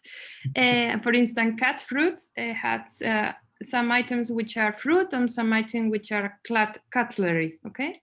Or for instance, cut paper, then it has the scissor and paper plane. So there's more than a couple of actions who have to do with more than one object. Okay, thanks. Any other questions? Okay, I guess we'll move on. Thanks again for the talk. Okay. We'll now move to reverse engineering the distributional structure of infant egocentric views for training generalizable image classifiers. Sure. Let me share the screen. And can you see my screen? Yeah, we can see you and hear you. Please start when ready. Yeah. Gosh. Great. So let me start. So hi, I'm Satoshi from Indiana University. And this is joint work with David Crandall, who actually will give a talk very soon, and also Chen Yu. So we are interested in visual object recognition, which is a very fundamental task in computer vision. And then while most of the people in computer vision community, developing new algorithms or a new CNN architecture these days, right? But we are interested in data side. So we are particularly interested in data that infants, use or collect to train their visual recognition algorithm. And then we collect this data using egocentric vision. And then we also have eye gaze tracker, and then collect this kind of videos. So let me show you exact video we collect. So here's a situation where parents and the child are interacting together over a set of toys in a very natural environment. And then infants can do whatever they want, but they can attend to some particular object, or they can use hands to create the, the object views and so on. So, all right, so on this data, what can we do? So, this is not the new work actually. We've been working on a very long time actually. And then our previous work shows that the object recognition CNN trained from these child-attended views have a significantly better generalization ability than parent counterparts recorded exactly same environment. And then we build upon this finding, and then we direct to know, okay, what kind of property in child views really making distinguished from the parent views. So this work, we found particular property, unique property in child views, and then we actually try to simulate that property in a computational way. So let me start from with the first one. So here's one of the evidence that child has a very unique property. So we plotted a pairwise distribution of distances, and then we found out that, okay, so child tend to have higher distances compared to parent counterpart. And in this example of car, it's very obvious that the child has more distances, but actually for other objects, and actually all of the objects, the child has a little bit higher distances. So for this one, because this is almost just a cube, the inherent variability of object is lower, so the difference is not as high, but still, we can see that child has more distances compared to parents. Another way to check the uniqueness in the distribution is that we actually plotted these images using a dimension reduction technique. So in this way, we can see like what kind of instances are uniquely included in the child attended views, right? And then in this particular example, we can see that the bottom view of the car is only included in the child views. So all right, so now we know that the child has a very unique distribution. So okay, can we computationally simulate this distribution? And then yes, we can. And we did very simple approach. So what we do is that we model the data as a combination of relatively similar instances and then diverse instances. So suppose that we have a fixed dataset size. We construct the dataset using P similar images and 1 minus P diverse images. So which means like a 30% similar images and 70% diverse images and so on. Then we train CNN from this dataset, and then we test on the canonical images, and then we have two domains. First is our egocentric domain, and also we have a natural image dataset. So here's the result. So for our egocentric dataset, so the red one is the original random sampling from original dataset, which means preserving the original property, original unique property of child, right? And then here we show that the combination of diverse and the similar from 100 to 0, and then we fluctuate the proportions. And then for a relatively large number of images, actually we are able to match the original distribution, performance from the original distribution, which means that we were able to replicate the property of the child data, at least partially, but unfortunately, when the number of images are very low, we still can't match the original, which means that there's still something more we have to discover, because this is a very simple modeling. But anyway, if we have enough number of images, we can replicate the performance from the child unique distribution. And then we did the same thing on the natural images dataset. Then what we found out immediately is that, all right, now the random sampling or the original distribution is not really the best, right? This means that by simulating the childlike property in natural image dataset, we can actually train a better image recognition CNNs, which I think is a very cool result. So let me summarize. So we are interested in the quality of the data for training CNN, and then we are inspired from how infants, collect the data for their visual system. And then we found out that the children's egocentric views have a very unique distributional property. And then we kind of computationally reverse engineered that property in both for the infants dataset and then natural image dataset. And then we confirm that these principles discovered from infant dataset is helpful for natural image dataset. Yeah, that's it. Thanks. Thanks for the interesting talk. I have a quick question. Sure. So regarding the differences between the child's and the parent's views, is this because of something as simple as the children are the ones mostly interacting with the objects, or is it that they're kind of, trying to work out the world around them, or is it something else entirely?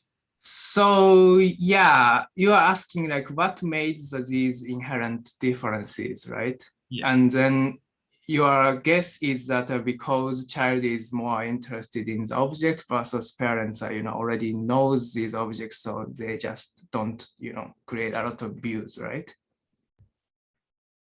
Yeah, I mean, Yeah, I think that's a valid assumption because, parents already knows all of objects, and then they are kind of loosely instructed that try to teach these name of objects to the child. So it makes sense that the child has much curiosity. Actually, they do have much curiosity, and it's sometimes even hard to collect the data set because they do whatever they do.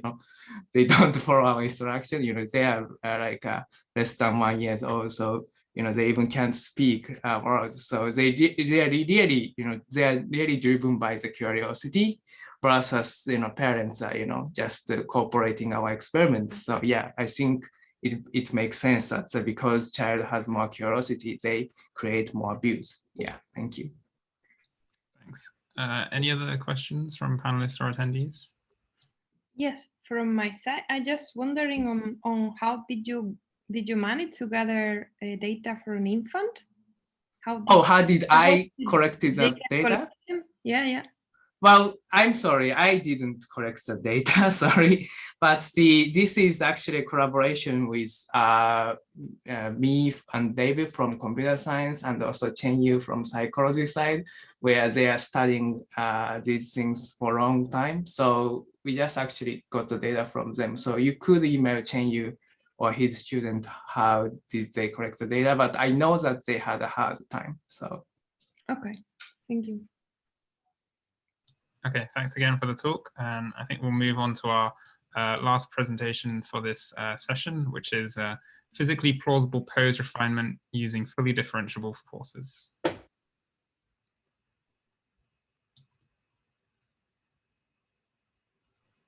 Hi. Okay, we can see your screen and hear you clearly, so please go ahead when ready.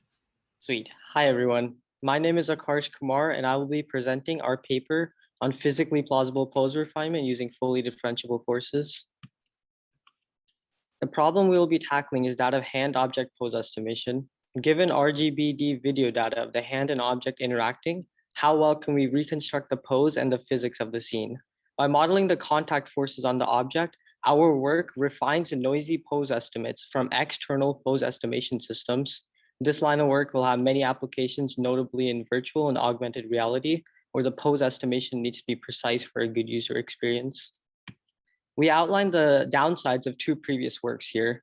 Zonis et al. Include the physical plausibility of the solution in their optimization, but they rely on running full physics simulations in their optimization steps. Grady et al. Bypassed these physics simulations by opting to use a neural network to predict contact maps. However, this makes a method hard to generalize past the training set it is trained on. Now onto our method. Our method starts off by first parameterizing the pose of the hand and object. We parameterize the hand with mono using 21 degrees of freedom. We parameterize the object with the rigid transformation of the mesh using 6 degrees of freedom per frame. These two are initialized with the external pose estimation system. We additionally have a randomly initialized neural network to serve as a force function approximator, which, for more information, you can reference the paper. Using these parameters, we forward pass our model to calculate the hand and object poses and the contact forces on the object. These contact forces are per vertex normal forces and per vertex static frictional forces that are constrained to be physically plausible. Specifically, the normal force is enforced to be in the direction opposite of the vertex normal, and its magnitude is upper bounded by a function of the probability of contact of the vertex. The static frictional force is enforced to be orthogonal to the normal force, and its magnitude is upper bounded by the coefficient of static friction times the magnitude of the normal force. The specifics of this formulation are all done in a way such they are fully differentiable. The important thing about this is that it allows the gradients in the force to be backpropagated all the way through the probability of contacts and to the poses of the hand and object.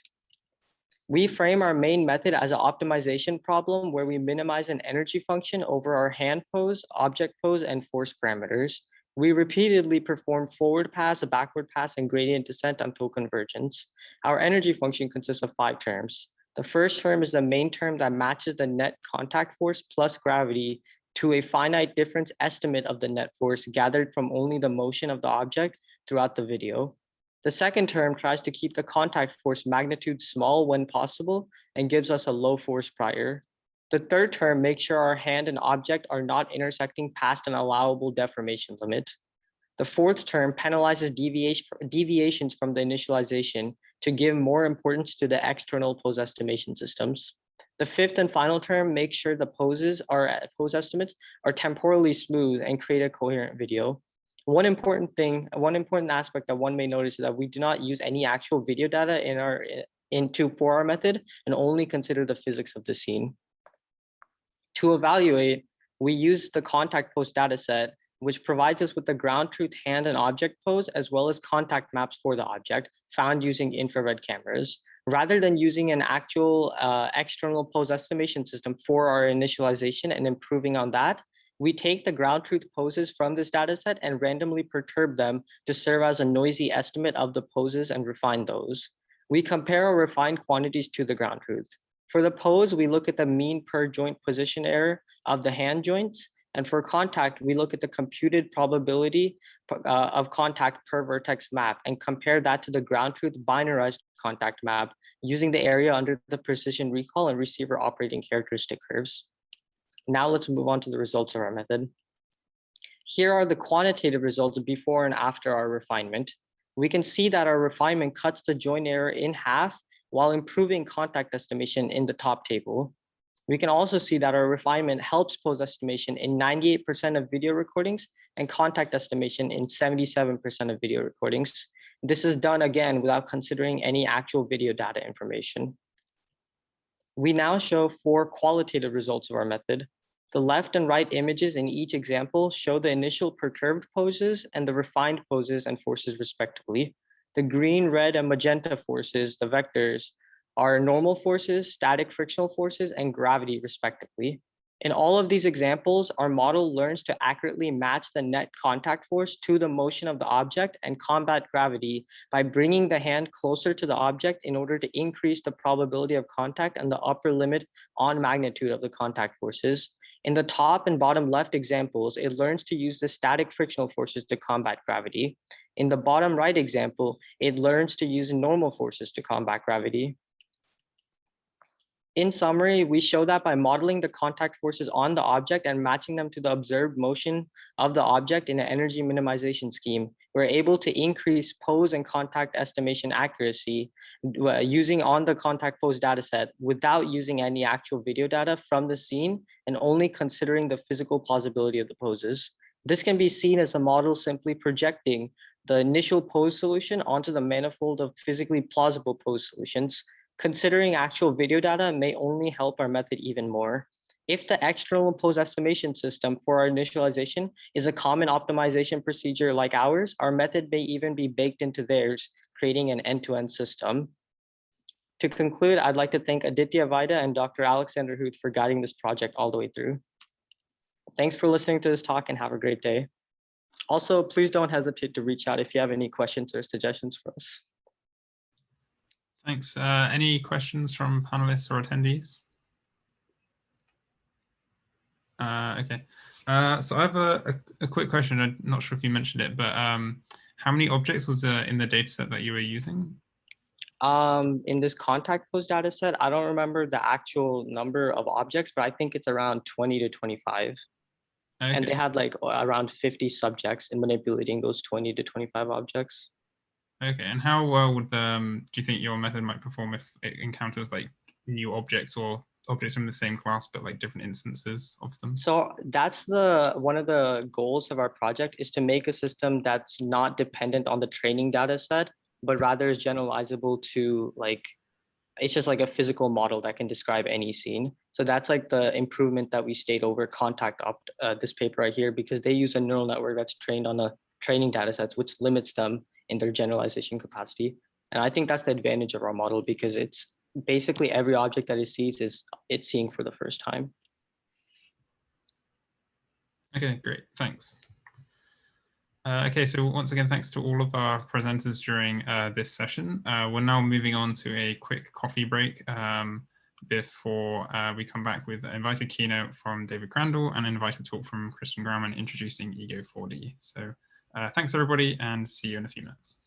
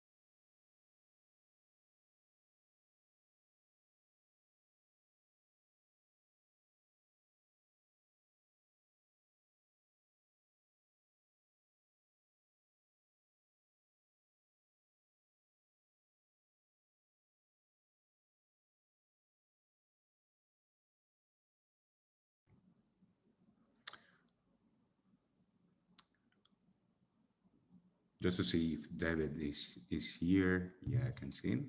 Hi, Giovanni. Ciao, David. Do you want to try your presentation? Just be sure we sit down. Oops.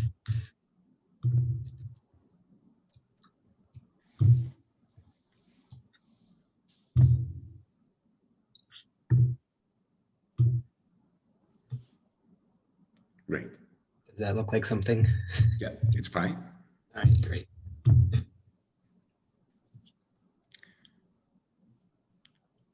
We'll wait just a couple of minutes more. Sure.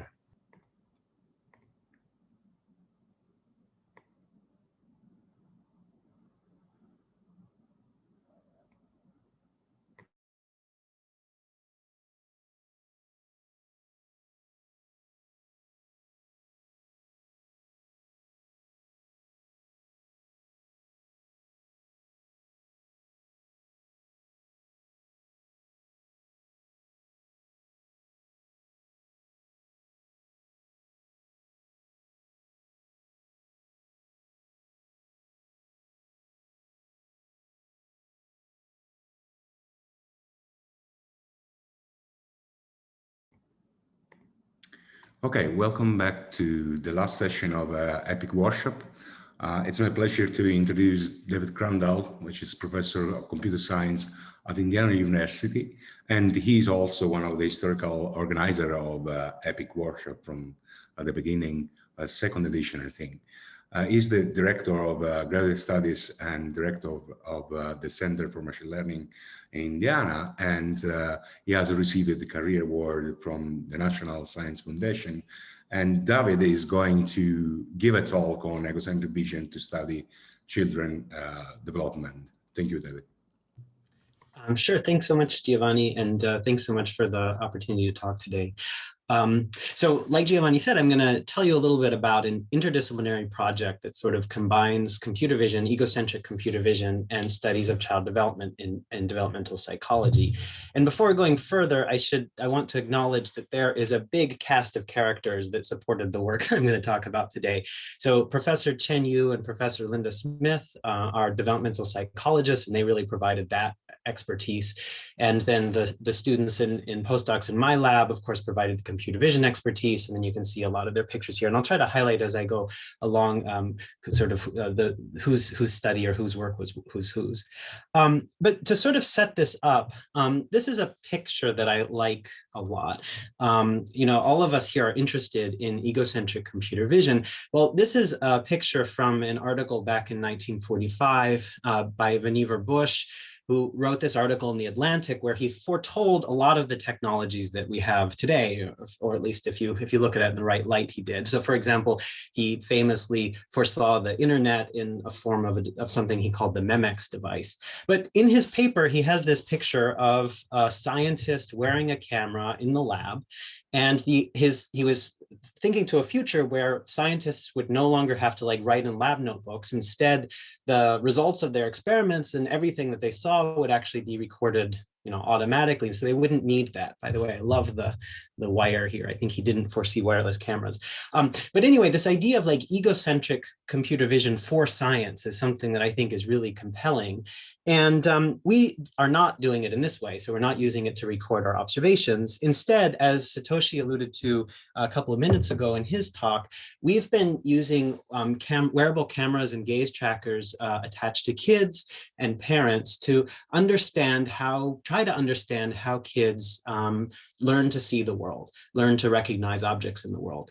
And over the last like 15 years, Professor Chen Yu and Linda Smith in psychology have developed this paradigm for collecting egocentric data from children. And in that talk a couple of minutes ago, someone asked how this is possible. And the answer is that it's quite difficult. There's a process, there's been many iterations of getting the cameras right, of getting everything working for an infant-sized person.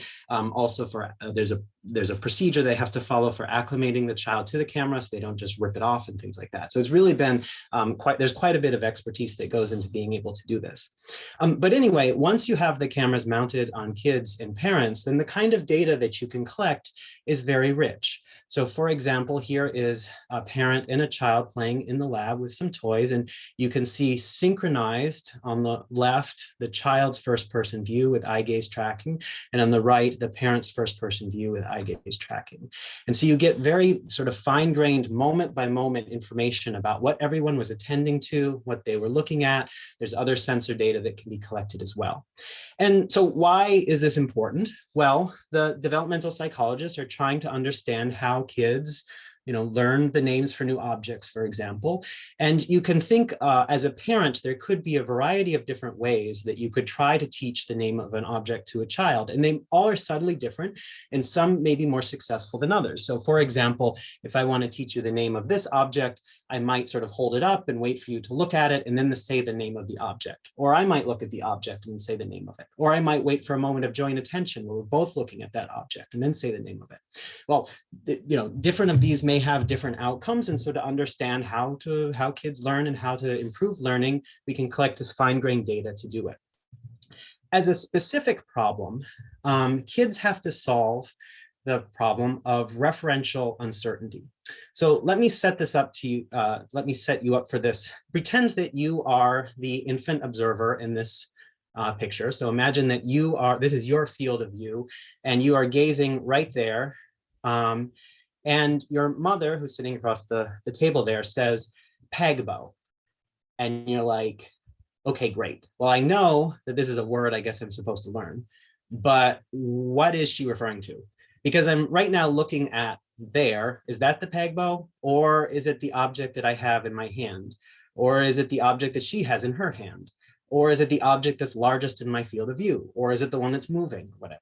And are we even talking about the name of an object? Or is this an adjective? Is it a color? Is it a verb? What is this? Well, this is a fundamental problem that children have to solve, this problem of referential uncertainty. It's very similar to weak supervision problems that we have in computer vision. So this is the kind of problem that these folks are trying to understand, trying to solve.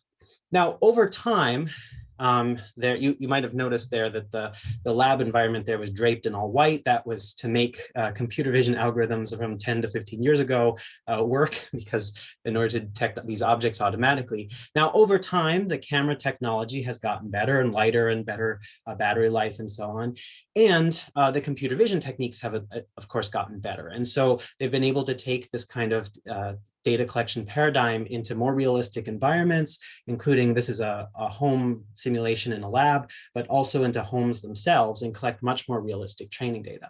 Now, this is much more realistic data to analyze. Now, this has created really interesting technical challenges for our lab to solve. And so in the first sort of part of this talk, for the next few slides, I'll just show you a few of the sort of technical kinds of challenges that we worked on that really arose from these child studies, helping the developmental psychologists analyze their data. And then in a few slides, I'll get to maybe the broader point, which is sort of how computer vision, egocentric computer vision, and developmental psychology might actually help each other.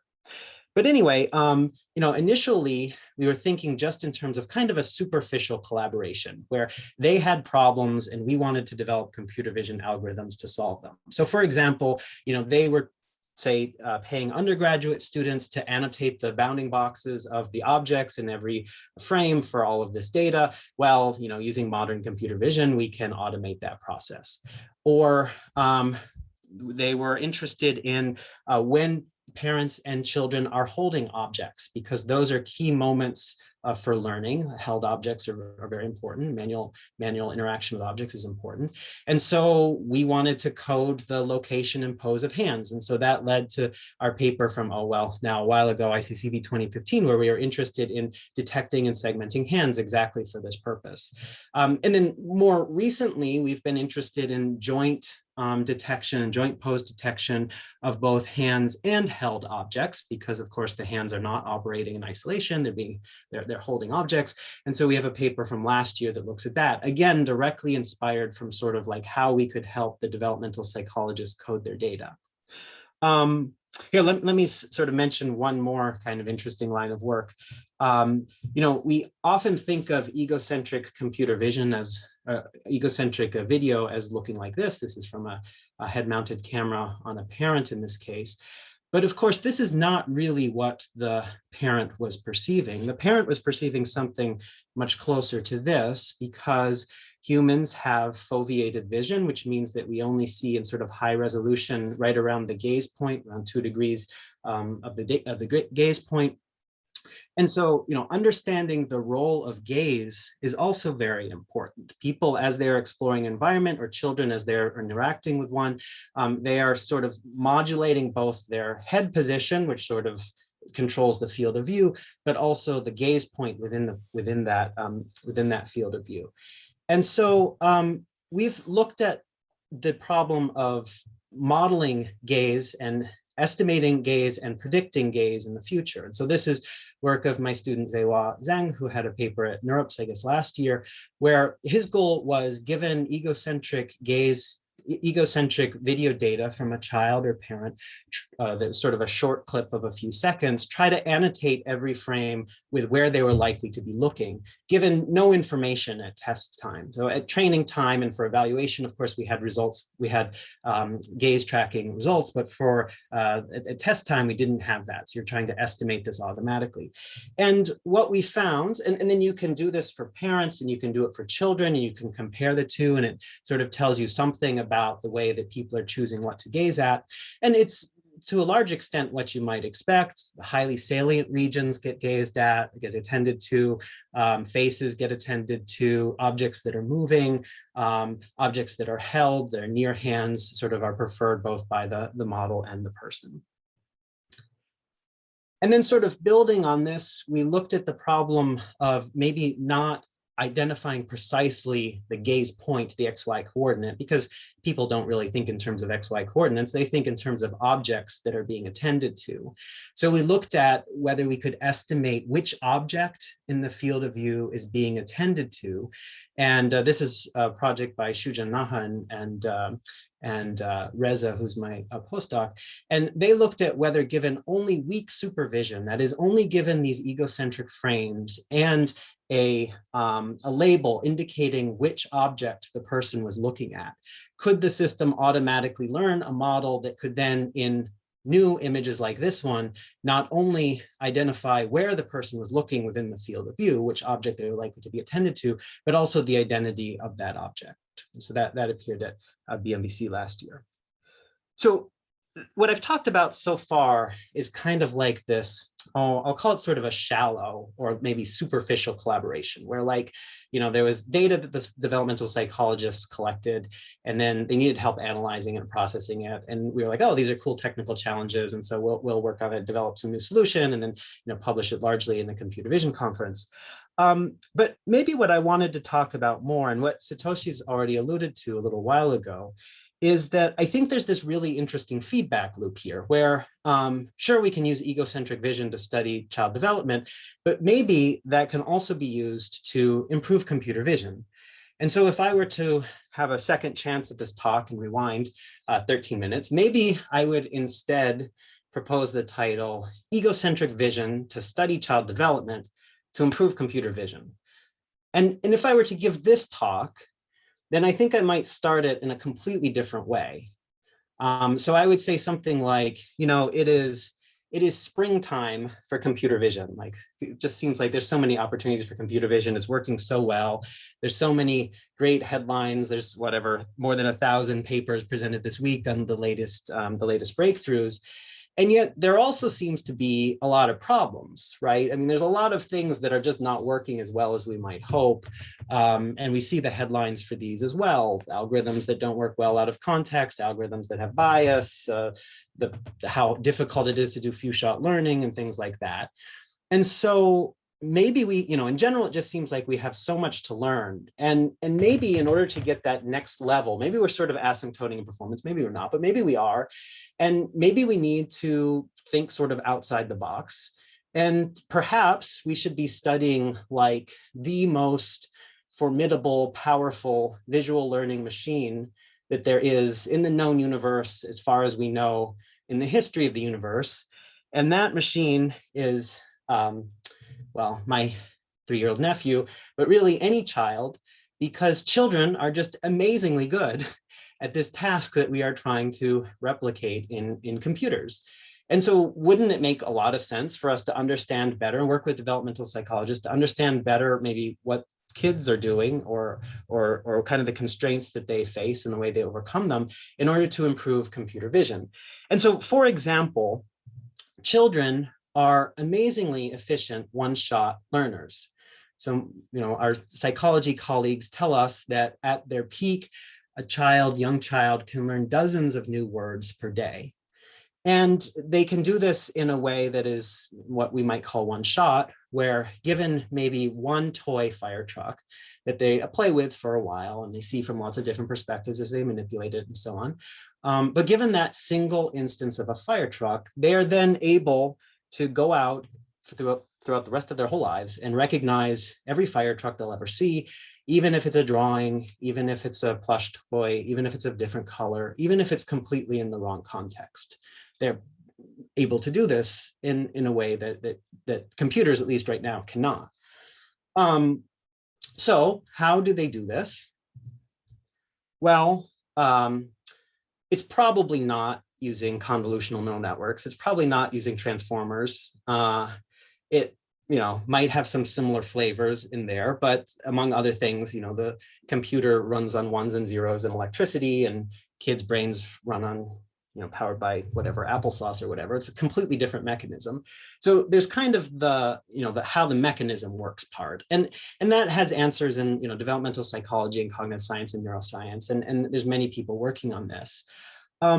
What we've been thinking about instead is looking not at sort of the mechanism and how the mechanism might be different, but instead just thinking about how sort of the whole paradigm might be different, how the training data might be different, for example, because a key difference between these two systems, like the modern computational visual learning system and the visual learning system of a child, is that this training data is very different.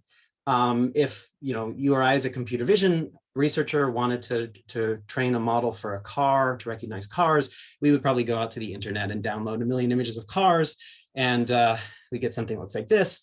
And of course, that's not what kids do. Instead, kids like play with toys or play with other objects in everyday interactions as they manipulate the toys. So they're seeing the same in this case, little car from lots of different perspectives, but it's a single instance, and they get sort of massive amounts of experience with that single instance of the object. They see it in varying illumination conditions. They see it from varying viewpoints. They see it from varying states of occlusion and so on. And maybe being able to interact with the objects, maybe seeing all of these different sort of points of view of the same object is really important for building up like understanding of what 3D objects look like when they're projected from different angles, or how illumination and variance works and stuff like that. So our major goal in all of this work is really to try to kind of understand what are sort of the constraints and the unique properties that kids are getting as they go about these learning tasks, using the data collected from the egocentric cameras and engage trackers in order to do this. And so I'm going to talk here briefly about sort of 3 studies that have looked at this in our lab. And Satoshi talked about one briefly, and I'm going to talk about it in a little bit more detail. And then I'll talk about 2 others as well. And I'll warn you ahead of time that there's no like earth-shattering breakthrough here. So it's not like at the end I'm going to present 100% accuracy on ImageNet results or anything like that. The point more is to just sort of think about like how there could be sort of mutual reinforcing, mutual benefit between looking at egocentric computer vision and developmental psychology. So let me tell you about this first study that was done by Sven Bombach, who was a postdoc at my lab, and now he works at Nationwide Children's Hospital, and Satoshi, who you heard from a little bit ago.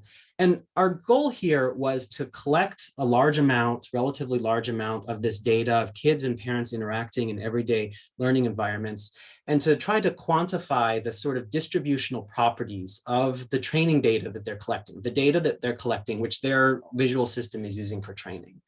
And then we wanted to investigate how these properties affect the accuracy of a computational visual learning model when it's used as training data for that model.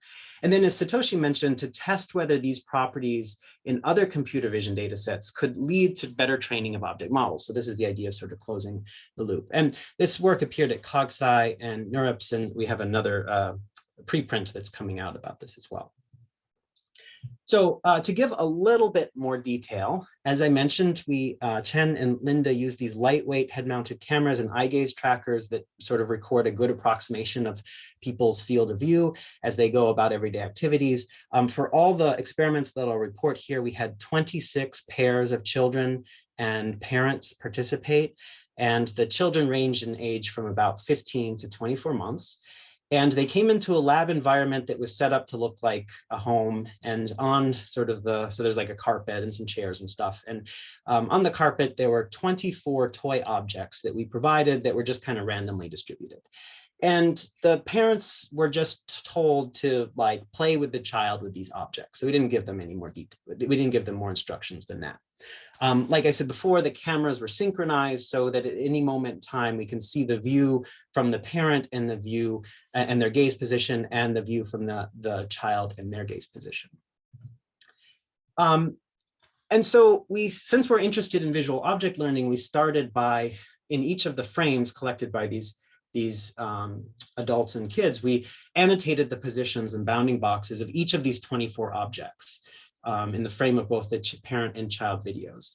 We used like a semi-automatic approach. So we ran at the time YOLO detector, and then had human annotators go through to fix the mistakes. There's about 100 minutes of data, about 200 minutes of data total, 100 minutes per subject. And I think there was about 500,000 frames or something like that we annotated. And so the first experiment we tried was just, let's think of like the data collected from all the parents as one training data set that could be used for training a CNN. And then let's take this other data set collected from the kids, again, in the same environment, exactly the same environment, they're looking at the same stuff, just from two different perspectives, and use that to train a separate CNN and see what happens. And so that's what we did. And then we tested on an independent data set that was of controlled views of these same objects taken on a turntable. So it was not egocentric data, it was third-person data. And so again, we tried training a CNN with the parent data, then with the child data, and comparing the accuracy of those two separate models on the test data set. And we found, intriguingly, that the child data worked significantly better for training than the parent data set. And it turned out that like no matter how we sliced the data, that effect was still there. I'll show you some more results later. So we ruled out that it was just some statistical anomaly or something like that. And so then we started thinking, well, what explains this? Like, why would it be that somehow the child data is better for training a model? I mean, it makes intuitive sense because they're the ones trying to learn in the environment. But what is it about this data that makes it sort of more amenable to as a training data set? Well, here's a little visualization where I show one object, the toy helmet, toy football helmet. And on the left are some random cropped boxes from the child data, and on the right are from the adult data. And so one thing that's obvious is that the toddlers' views of objects tend to be larger, as Satoshi alluded to earlier. And so we can, of course, quantify this. So if you look at sort of a histogram of object size, this is object size as a proportion of the field of view of the camera. You can see that parents tend to get much smaller object views than children. In particular, like the average size, the mean of this distribution is about 13% of the field of view. So the average object takes up about 13% of the field of view for the children, which is about this size there, compared to about only 5% for the parent. Now, this could be explained by simple things, right? It could be because kids' arms are shorter, so they see larger views of things that they're holding. It could be because they're closer to the ground. And so maybe, there's nothing maybe earth-shattering about the fact that this is happening. And yet it could be that this is actually really quite important for learning. Like it could be, the embodied nature of learning means that kids have shorter arms, and so they get larger views of objects, which might be important for helping them solve the referential uncertainty problem and get higher quality training data for learning. But besides size, if you look at these distributions, you'll also notice that the views are also different in terms of sort of the diversity of the views that you get. And Satoshi showed this figure earlier. This is a figure that he prepared for this paper. And basically what he did here is he took views, in this case of one particular object, the blue car, and he took sort of the cropped bounding boxes from the toddler view and took them from the parent's view, and then just ran simple multidimensional scaling to project them into a 2D space. And what's sort of immediately obvious is that in both views, there's sort of this core cluster of views that are very similar to one another. But in the toddler view, there's a lot more outliers. There's a lot greater diversity of the views. And we can quantify this in various ways. So here's one way of doing it, which is to look at all pairs of cropped boxes for the two data sets and compute the distance between them in terms of, I think we used a simple gist distance here. And we found that the toddlers, again, sort of quantitatively, you find that the parents and the toddlers both have sort of this central core of highly similar instances, but the toddlers have a much longer field of view, or sorry, much larger tail in this distribution. And so it appears that toddlers are sort of collecting some combination of the outliers and the core sort of central cluster of object views. And so one way of interpreting this is that toddlers spend hours every day just playing with toys, actively manipulating them. And as they manipulate them, they create training data by like self-selecting object views. Maybe they're less skillful when they're manipulating an object, so they see it from lots of different perspectives, whereas the parents only sort of are much more adept at that, and so they handle it largely see largely planar views of an object. But whatever the reason, this creates more diverse views for children than for the parents.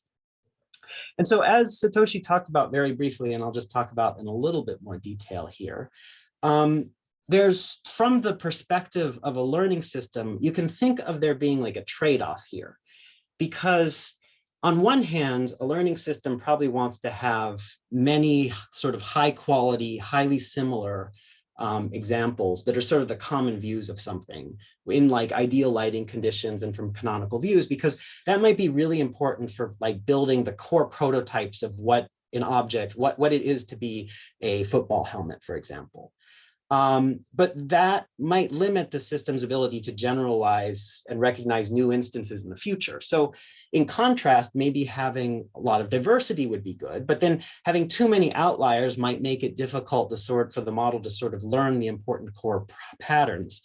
And so it seems that like the toddlers are somehow collecting a mixture of these two in a proportion that kind of strikes a good balance between these two forces that are in tension. And so to test this, we tried to construct basically synthetic training data sets, or data sets made up of synthetic proportions of the original data sets to sort of explicitly control how many similar examples and how many diverse examples we were getting. And then we could train models to see how well those training data sets formed from different mixtures actually worked on the recognition experiments. And so in the original set of training data from the kids, we collected similar examples. So these are examples with sort of a minimum total pairwise distance. And then we collected a subset of diverse examples. These are ones with sort of maximum total pairwise distance. And then we can train models with different combinations of these two in proportion. So this graph here is showing you on the x-axis the number of images per class in our experiments. Again, there were 24 object categories. And the test accuracy, again, tested on that independent lab taken image data set of the same objects, but in a controlled setting, systematically taken. And so to sort of just limit your attention at one thing, look at the case where there's 200 images per class. So if we simply take only diverse images, so these are basically outliers, you get a performance that's here, an accuracy that's here. If you limit to sort of the blue bar there on the left, if you use only the highly similar examples, then you get something that's a little bit better, but kind of similar in performance. That's the yellow bar on the right. But in the middle, by using about 50% diverse and 50% similar, we get an accuracy that's at or maybe even slightly above the original data that was the original distribution that was collected by the kids themselves. So these results are kind of consistent with our hypothesis that children have sort of naturally collected a distribution of similar and diverse training examples that maybe is like ideal for efficient learning of robust object models. And then, as Satoshi mentioned, we also looked at whether this childlike distribution could also benefit more traditional data sets, more traditional problems in computer vision. And this is very preliminary work, but I think it's super interesting. You can think of like child learning as an example of what we might call domain generalization in computer vision. So, the kids are learning their classifiers on one data set that's like, of toys in their room, and then they're evaluating by going off into the real world and trying to recognize, fire trucks as they drive by. And so computer vision researchers, at least me, I typically just train on whatever all available data that I have, and I just sort of think, well, more training data is better. But perhaps there's like important structure in that data, and maybe by having like a childlike distribution of data, we could improve generalization. So Satoshi did these experiments where he collected a data set of 12 different object classes and used training data from COCO and test data from ShapeNet. So again, sort of testing this domain generalization thing. And I have another one of these plots here. I'll again focus your attention maybe on the 200 images per class case. So here we find that, the diverse subset works. Well, the diverse subset is that blue bar on the left, and it works okay. And then the similar subset, the one that consists of mostly highly similar examples, is there on the right, and that works a little bit worse. But the best, at least by a little bit, seems to be this combination of 50% diverse, 50% similar, just like what was happening with the child data. And notice that sort of synthetic combination of training examples works significantly better than the case where we just randomly sample the same number of images from the COCO data set. And so it's at least, these are preliminary results, but they at least suggest that training data collected by kids as they naturally interact with objects has some sort of special distribution that's highly efficient for learning. And maybe, just maybe, who knows, but maybe computer vision researchers may be able to improve their algorithms or improve their training paradigms by using this insight from kids. By the way, if you look in our paper, we do a lot of additional analysis. So for example, as I mentioned, there, kids and adults, we all see with foveated vision, which means that at any moment in time, we're really, even though we have the illusion of having a large field of view, we're really only getting a very small part of our visual field in high resolution. And that probably could be very important for visual learning by kids, because it helps focus their attention and block out lots of distractors. And so we've done various experiments, which you can look at in our paper, that sort of looks at this trade-off of a learning system in terms of like how large the foveation is and how large the field of view is. Because again, there's sort of forces in tension here. If you have a really focused fovea, that might be really good because it sort of focuses your attention on the thing you're supposed to be learning from. On the other hand, if you have a large field of But on the other hand, it might be difficult to learn sort of an overall model of an object if you can only see parts of it at a time. On the other hand, having a large field of view has the opposite set of strengths and weaknesses.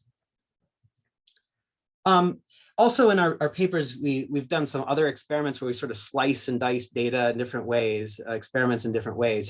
So one thing is that you can imagine that every one of our children is like a different training data set. So every one of our kids might be interacting with objects in a different way. And some kids might, for whatever reason, have a strategy that works better for learning visual properties than others. And so we've done experiments where we use, all the different kids' training data sets, and we compare their accuracy when tested on a common data set.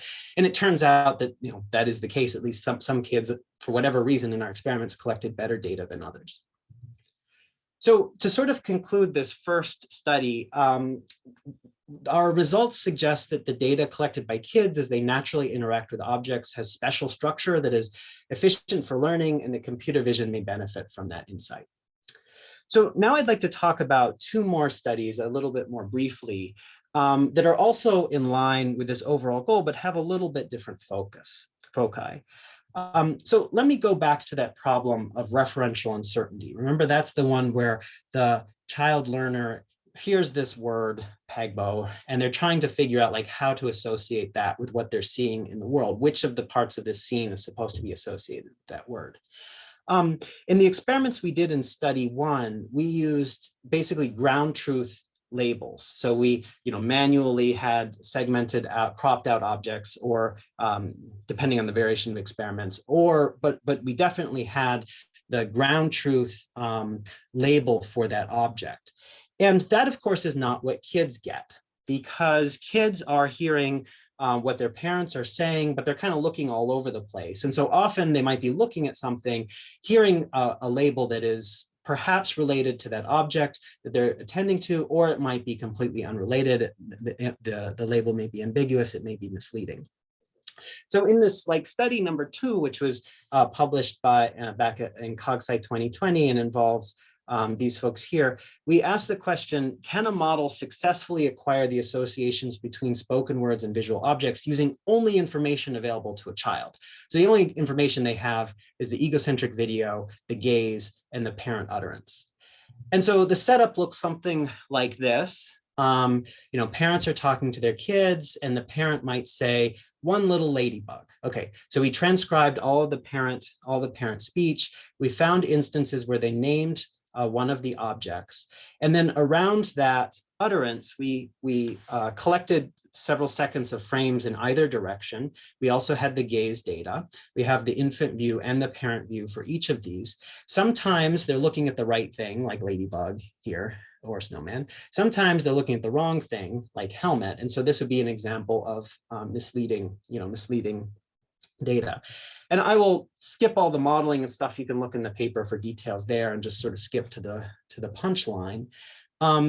It turns out that when we train on the actual parent utterances, labeling egocentric child frames, which may or may not be right, and test on those clean photos like before, we find that our computational model is able to learn models for these objects, even given this weak supervision.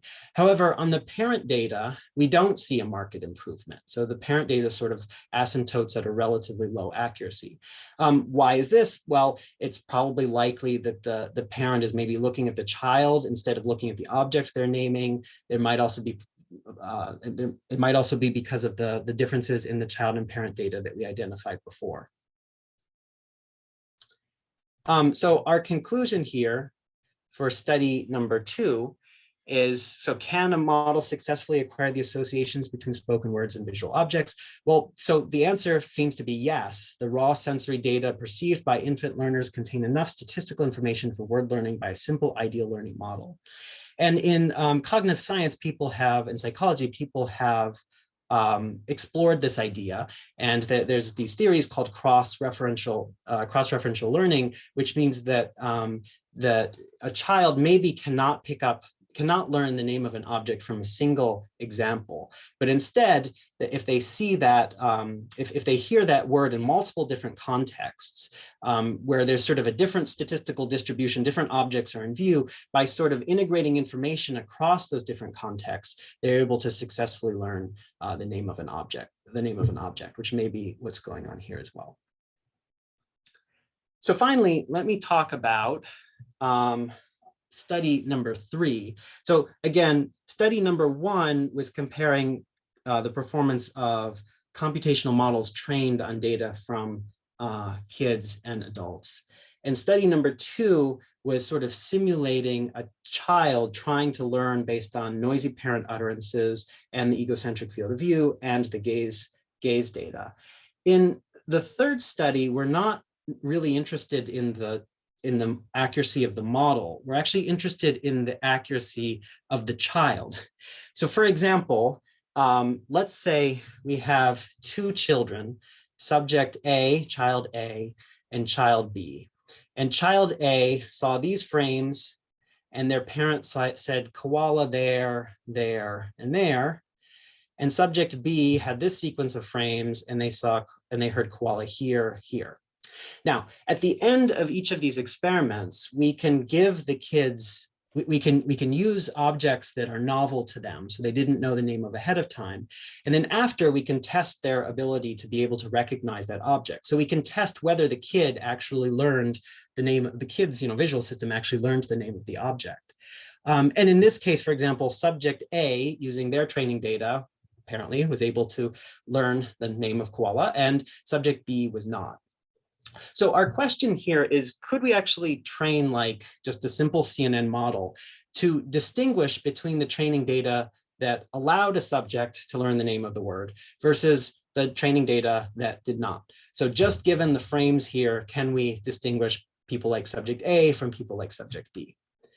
And this is a really difficult problem.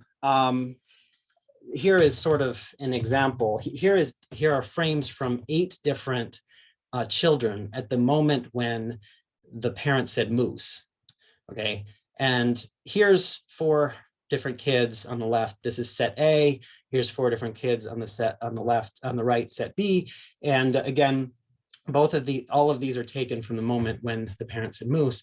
So the question is, well, which group of kids successfully learned moose, A or B? Now, I don't remember the answer, but the point is that it's very difficult to distinguish like what maybe is the key factor here. It might be things about which objects are being held, but there's no key pattern that one or the other involves held objects. There's no key pattern about one or the other is larger or whatever.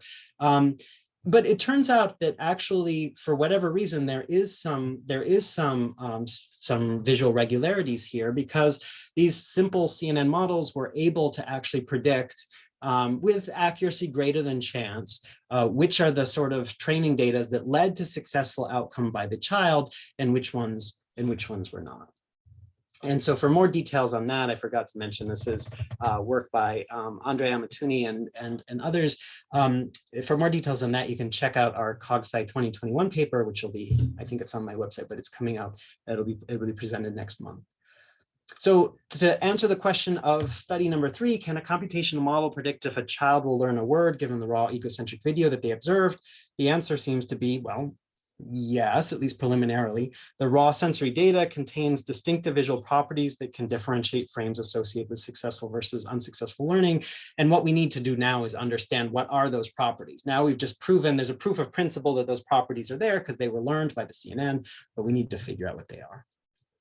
So as I wrap up here, I'll just mention that this idea of sort of looking at joint investigations of computer vision, egocentric computer vision, and developmental psychology is something that is gaining traction, I think, both on sort of the computer vision side and also on the developmental psychology side. And so that I don't just recommend only papers by my group, I thought that I would recommend this very interesting paper if you're interested in looking at this in more detail. It's called Self-Supervised Learning Through the Eyes of a Child, and it's by folks at NYU, Brendan Lake's lab. And it was at NeurIPS, I think, last year. And what they did is take child headcam data, and they trained a self-supervised model, and they showed that pre-training on that data set actually worked better than some of the other data sets that they tested, suggesting anyway that there's kind of interesting, unique properties of the kinds of data that kids collect as they're just freely playing in the world, as they're just going through their everyday lives in the world, that might be especially amenable to self-supervised learning. So with that, because I'm out of time, I'll say thank you so much for listening. And again, here are just some of the many folks that are involved in these projects. And if you're interested in more detail, feel free to please check out my webpage or Chen Yu's webpage, and you can find lots more detail there. So thank you very much. Thank you, David. Are there questions from the audience or the panelists? I have a question. Yeah, please. I was wondering, at which stage do children get to learn objects first and then actions? Do parents teach words of what the objects are first? I have no clue. Yeah, so that's a great question. We've actually been looking at actions more recently. Actions are harder and they develop later. The object names occur first, and you can imagine. Well, you could probably argue it either way, but you can imagine why that is. Sort of a verb or action is sort of much more abstract. It gets much more complicated. There's sort of very fine differentiations between things like, we've been looking at differences between like turn and twist. Like, what's the difference between turn and twist? There is a difference, but I can't explain it, right? And somehow kids are able to know these actions because they're performing them, but learn the words later. Is that correct? Yeah, that's right. That's right. Yeah. And do you think that they use also diversity among the objects, for instance, with respect to the object of interest to learn? Because the study was focused on one specific object, diversity within that class. But do you think that they observe with respect to the objects in their hands? Is this something that a child used to learn an object?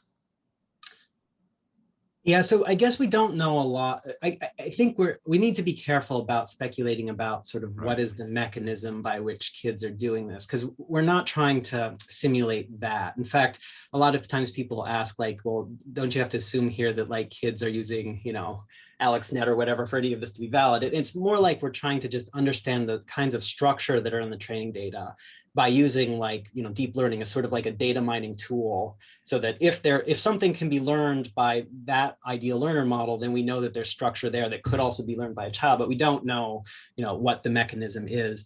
And so we have looked like across all of the objects, we find very consistently this greater diversity, those distributions are there.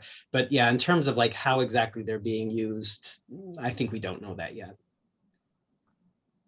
Okay. So if there are no other questions, we can go ahead. Thank you again, David. And the next talk is from Kristen Grauman. I see Kristen. And she's a professor at the University of Texas, Austin, and research scientist at Facebook AI Research. And she's leading this terrific project with a huge effort to build this Ego4D datasets, is a massive first-person video datasets and benchmark suites. And well, I don't want to say more about Kristen because anyone know very well Kristen. She's a star in our field. So the stage is for you, Kristen. Thank you very much. Okay, great. Thank you, Giovanni, and thanks to all the organizers for giving me this time to share our project. Can you see your first slide properly? Good. Yep. All right. Yes. So I have the pleasure of getting to introduce like a preview of this Ego4D effort, which is an effort that's not just by me or my group or Facebook AI, but all the people you see here. So there are 13 universities in a consortium for this Ego4D project, as well as a good number of collaborators at Facebook AI. And so here I'm showing you the scope of this project just to start through the number of people involved and involved in very deep level to make this new data set and new benchmark collection that I'm about to define. Right, so let me start with the big picture motivation, and then I'm going to get into the details of what is coming our way in terms of this new massive data set. So it's motivated by the need to have very real, very accurate and very large scale first person perception. And I know for this crowd, what that means is quite familiar, I think, given the topic of this workshop. But we're talking about moving from internet kind of image and video analysis to embodied intelligence with first-person observations that you might get if you're a person wearing an augmented reality device, or if you're a robot or a self-driving car in which the camera is just part of your own body's experience. And so we're interested in this big shift in research that does open up so many more challenges beyond visual recognition to action and perception together, multimodal understanding, and visual learning in the context of interaction with the world. So again, we know in this group, I think for the EPIC crowd, that third person and first person video are really different animals, and in very interesting ways. So here's two videos. They both have a shopping mall experience, but when you experience it from the first person view on the right, you're really part of the action, right? So you're seeing the world through the eyes of a person who's interacting with it. And that means you're getting these special signals about their goals, their attention, the multisensory streams, and very importantly, that this is going to be long form video compared to anything we're used to dealing with in third person form. And there's no temporal curation, it's just an ongoing observation. So what a difference. And we know that this calls for different types of data, and that's what we're about to get to. Now, but before I do that, why egocentric video? The project in Ego4D is motivated by two key factors. First factor being augmented reality of the future, where you can have in the future devices that understand your past activity, your current activity, the visual context in which you're experiencing your life right now, such that it could better assist you. So this is one motivating factor. And the other one is robot learning, where we want to have robots that can learn vicariously through human experience captured in video. So we do expect robots to increasingly interact with human-oriented objects, to navigate in human-centered spaces. And so this makes first-person video captured by people a very rich medium to try and boost or kickstart their learning processes.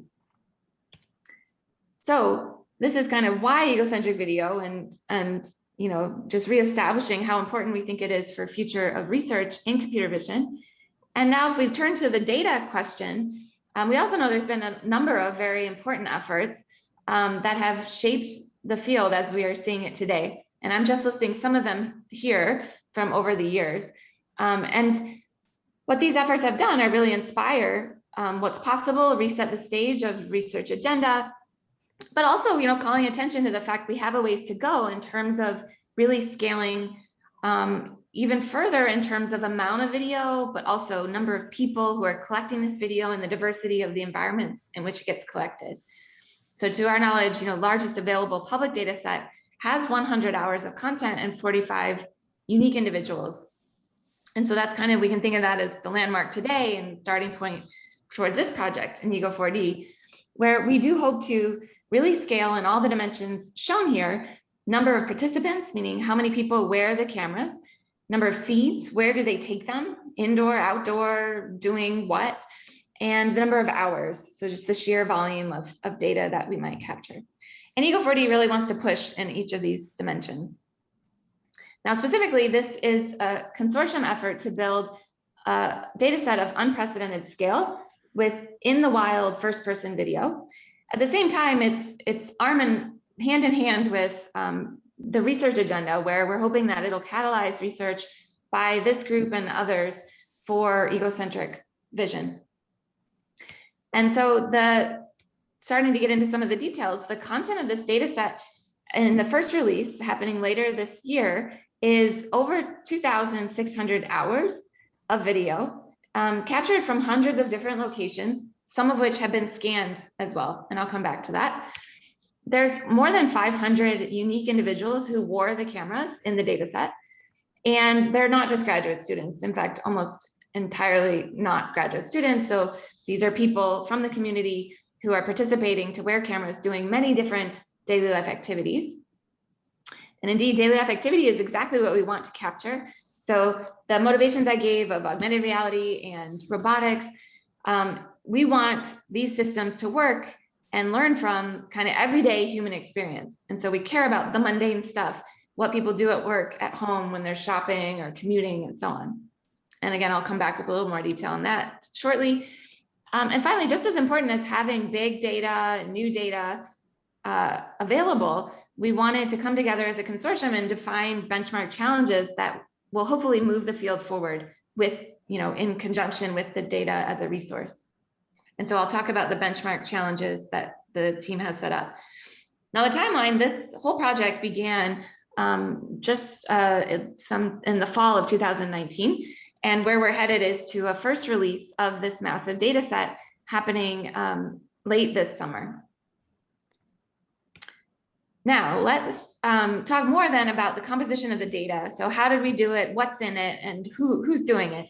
So this EGO4D consortium is the assembly of 13 PIs and their students from the different universities that you see here. And this team was assembled both for factors of foremost world-leading expertise in terms of video and data set collection efforts by the folks on this team, as well as how this picture suggests a good sample of geographic diversity, because the cameras that the participants are wearing as fielded by any of these university teams are going to be located in the different places where these teams are. And so we're actually quite excited. This data set then will give you video coming from these 13 different locations, which span 9 different countries and 5 different continents. So it's a great step, we think, towards, a great step towards geographic diversity in the coverage of daily life activity around the world. Now, back to the content, what's going to be captured or what is captured in this data, we very much wanted unscripted daily life activities. So things that people do in the matter of course of a day. Again, at home, doing errands, at work, entertainment. Now, this list that I'm showing was a motivator for us to think about where these cameras could go in order to get capture of how people spend their time. These are the ways, at least in the US, that is documented of how we spend the majority of our time. Now, we didn't ask camera wearers to go out and do these things by script in any fashion. And instead, the strategy was more to put cameras in the hands of people across these different teams, knowing that they would have high probability of capturing some number of these different scenarios. So it's a balance between getting the diversity of the content without ever scripting it or asking anyone to act anything out. In fact, this is a key tenet for this capture. We want the data to be unscripted, daily life activity just happening in normal, in the wild kind of scenarios. Now, as far as the devices that were used to collect the video, there is a variety. So the idea was, let's not have a single data set with a single camera for fear of future years of research really overfitting some aspects of their findings to an individual device. So instead, there was a handful of different devices that I'm showing here used by the different teams. A lot of them are GoPro, but there's also others like I'm showing here that offer a variety of things in terms of field of view, in terms of battery life, and in terms of the modalities that are captured, whether that's RGB, depth, plus or minus depth, plus or minus eye gaze. Okay, so we have this kind of diversity built into the data sets in terms of diversity of the device captured. Now, from the beginning, a very important consideration for forming the consortium and for doing its work was to be very attentive to issues in privacy and ethics. Now, this is important anytime any data set's collected, let alone a video data set, let alone a first-person video data set where you have people wearing cameras and in public or private spaces.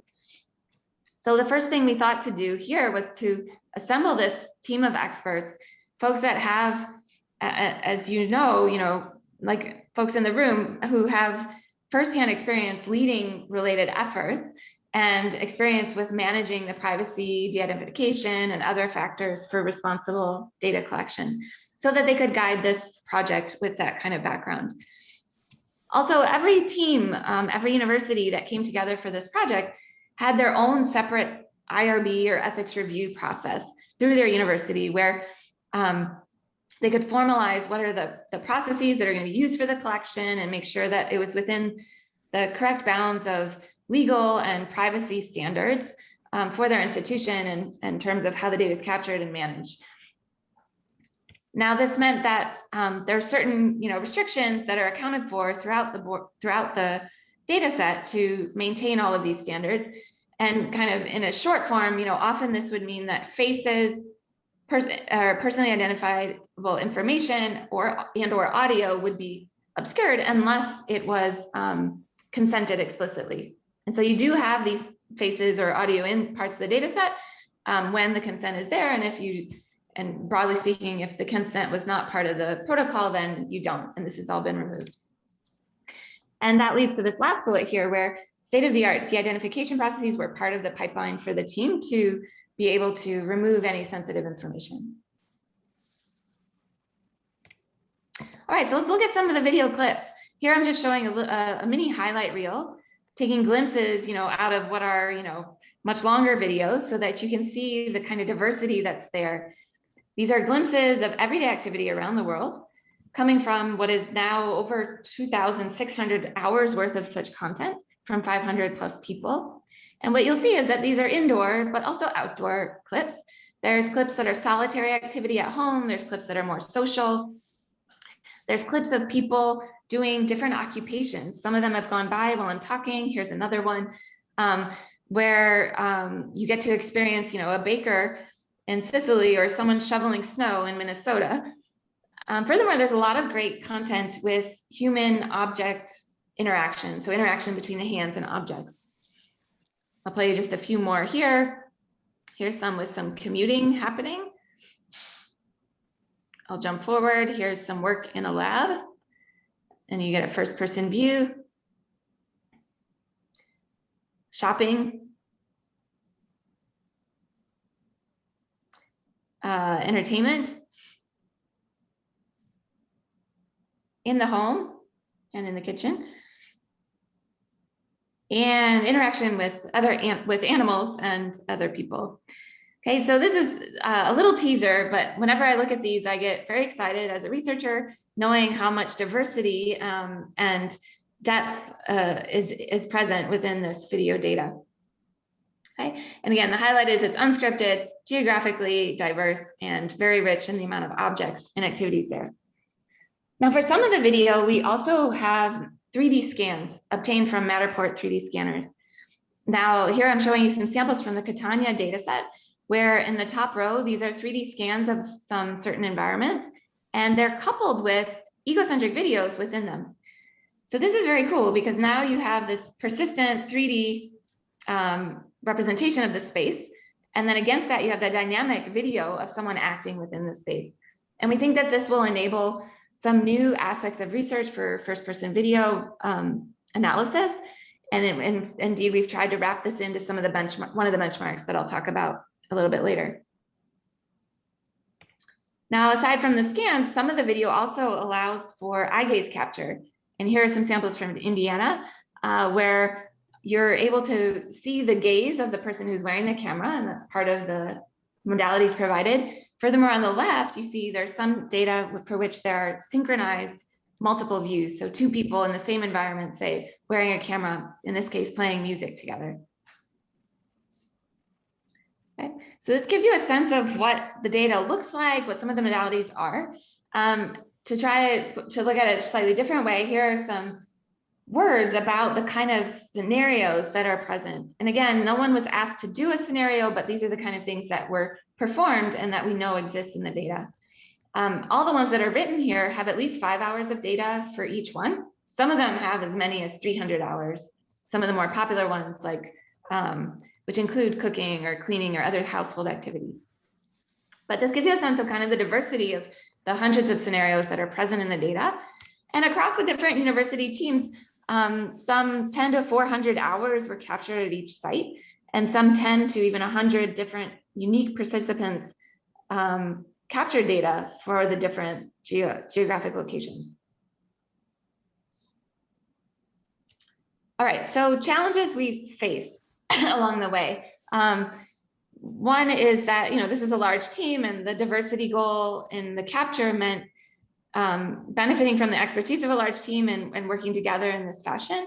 Recruiting non-student participants is something new and challenging for this scale. Like everything else in the world, this effort was affected by COVID. So that meant that earlier captures in particular, as we were really ramping up, and COVID was too, earlier captures were more solitary and in the home, but that's starting to loosen up, including in certain locations where it's more controlled.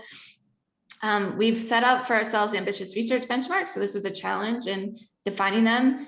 The annotation itself is quite complex. I'll come back to that briefly later.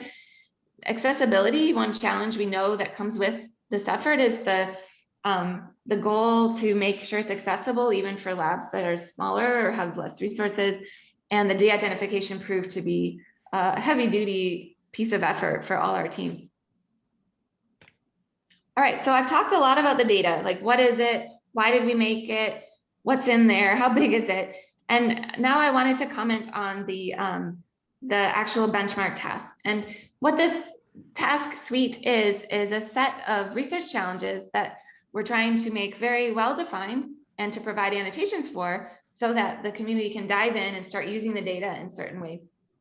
Now, these certain ways need not be exhaustive. It's just a starting point, but we've tried to kind of carve out what are research challenges that span the space of egocentric perception that we'd like to see pushed with this data. And there's 5 of them. So the first one is episodic memory. And here in these first 3 benchmarks, I'm going to move from the past to the present to the future. And episodic memory is about the past. So it's saying, if you've watched this ego video up to the current time point, and if the person were to ask a question about the history, can you retrieve the answer? A classic question could be something like, where did I put my keys? Or did I leave the window open? And the system needs to go back to the history and answer it. In the present, we have a benchmark nicknamed hands and objects. And this is about being able to analyze what the person's doing now and how are they doing it, specifically for hand object manipulations that change the state of the object. And then into the future, we're interested in the forecasting problem, which you've seen in certain forms through the EPIC challenges, and here is being expanded a bit for the Ego 4D to answer questions about what the camera wearer is likely to do next, where they're likely to go, what they're likely to touch. Now, the other 2 benchmarks for Ego 4D are person-oriented, and one is audiovisual diarization. This is the task where you've got the video in and you need to produce as output a transcription of who said what when. And that can be coupled with our final benchmark, social, which also adds the notion of attention. Now, at the high level, these benchmarks, again, span the space of some newer or underexplored problems for ego video. They cover first-person interaction with places in terms of episodic, with objects, and with people. Okay, so next I wanted to just say maybe 1 to 2 slides more on those benchmarks. I can't do them, fully justice in this, this length of a talk, but I'm hoping to just convey a little bit more concretely beyond what I already said of what's going to be in these tasks, and furthermore, that suggests what's in the annotations, implicitly what's in the annotations for this data that you could use if it interests you upon release this summer. So episodic memory, again, that first benchmark, is motivated by being able to augment human memory through having a personal index into your own experience. If this was a camera that was always on, you should be able to query for things about your past experience. And so as a vision task, this means given a long video, localized answers for queries about objects and events. And these can be queries that are, object-centric, like where was this object, but also the state of objects, like did I leave the window open? How often did I do some activity last week? These kind of things. And in fact, we break down these questions in episodic to 3 forms. One is natural language, just like I've been using so far in my examples, where you're asked to find the answer in the video to a natural language question. The second one is moment retrieval. This is more like classic activity detection. So find all the times when I was washing the windows, for example. And the third one is a visual query. So this is a bit different. So here the question is, where is this thing? that I could give by name or I could give by picture. And for this particular one, we're linking into the 3D scans that I mentioned earlier to be able to localize as a part of the response, the object in the 3D environment. So both in the video as well as in space. Okay, so that's episodic. The second benchmark I mentioned is hands and objects. This one's motivated by being able to understand human activity at a meta level that's not exactly about how the hands might have manipulated, but it is about how the object got changed in its state. And this has potential to augment both human learning or robot skill learning, think imitation learning or learning from demonstration. And in vision terms, the task is to recognize a state change of an object, which is a visual transformation from one state, from some precondition to another state or the post-condition. And here are some example clips of what we mean by object state changes. For example, on the left, the cable got tied, or the mortar was cut, or the bleach got poured. These are all changes that you can think of the before and the after, and it's an object that now has a new state, a new condition visually.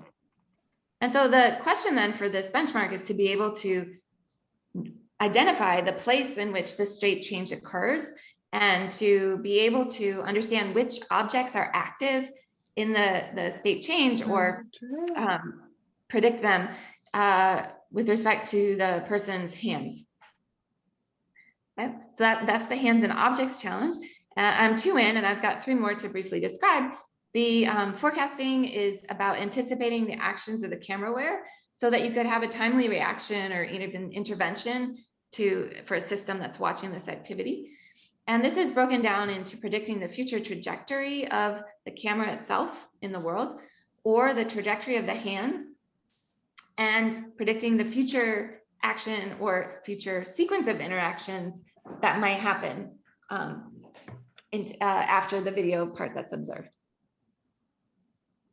Okay, and then the last benchmarks, AV and social, audiovisual and social, again, are person-oriented. And so motivation is to understand social interactions between the camera wearer and people in the scene. And the task boils down to who said what, when, and to whom. So this is more familiar terms, diarization of the video input across multiple people, where one of the people is the camera wearer behind the camera itself, and also understanding their attention. And some of the video, as shown in here, to that end is very socially oriented, like people playing social games. All right, so that's the benchmark spread. And we'll be putting this forth with full annotations for all those tasks with the data set itself.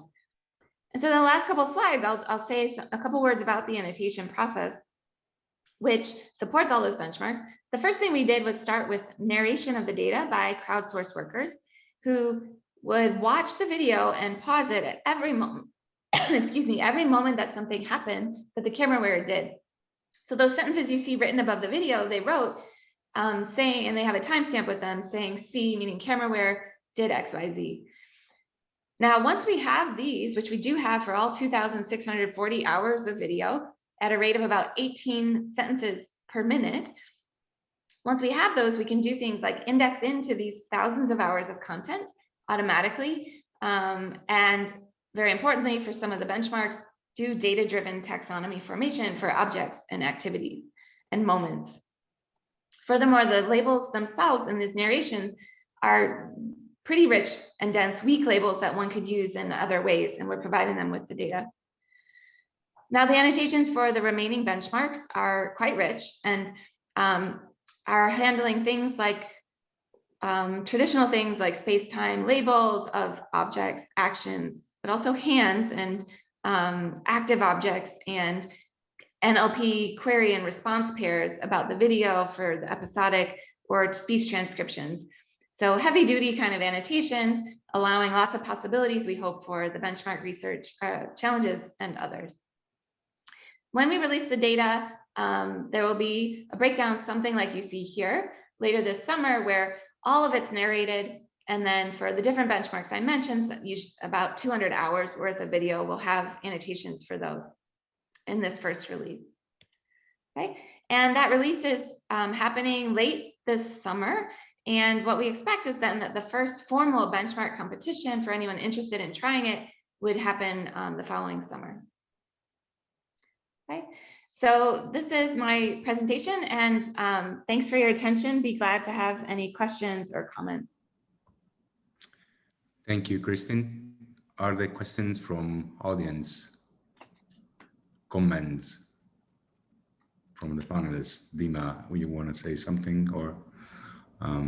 Many people will be asking, how do I keep track of what's happening? How do I know when the dataset is out?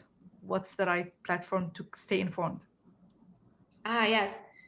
So there's a website, and this is great.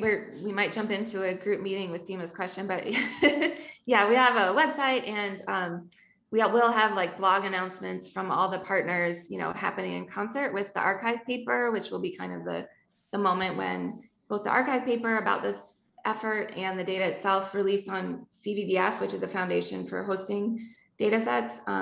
This will all happen in sync. So those would be the means between the project website, the CVDF release, and the archive paper, again, hopefully in late August.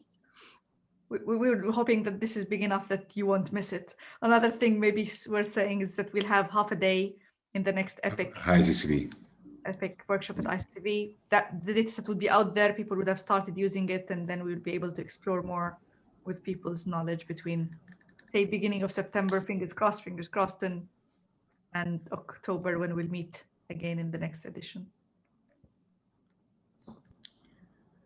So thank you again, Kristen, for the talk, and this concludes I think there's a question. Maybe we should just. Is there a question?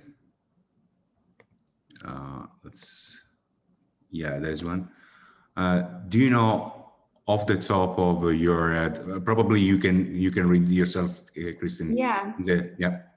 Yeah. There will be, yeah. So the question is there data where there's two people talking to each other?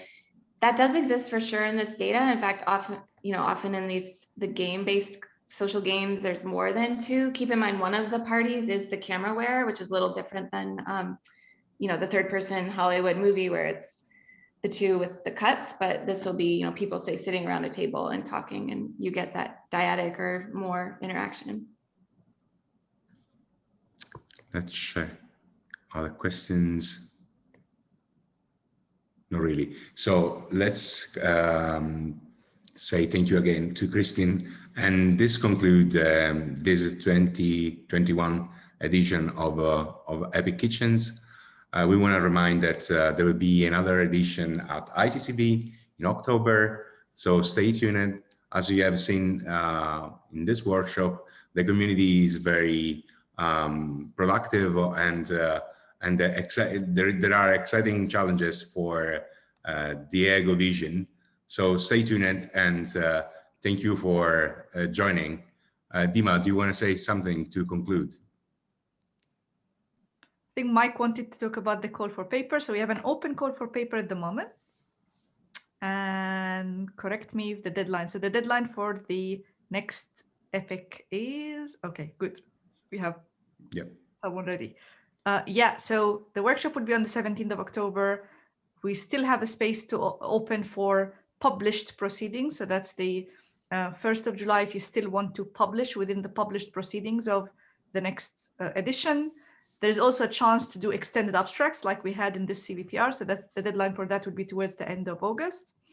The usual, we thank you for being here, long day. Special thanks, if you'd allow me, to Mike and Antonino, who carried most of the work and most of the prep for the workshop, and everyone who submitted. Giovanni, I think over to you to close, I think. Yeah, so just say arrivederci e grazie. See you in October. Ciao, ciao.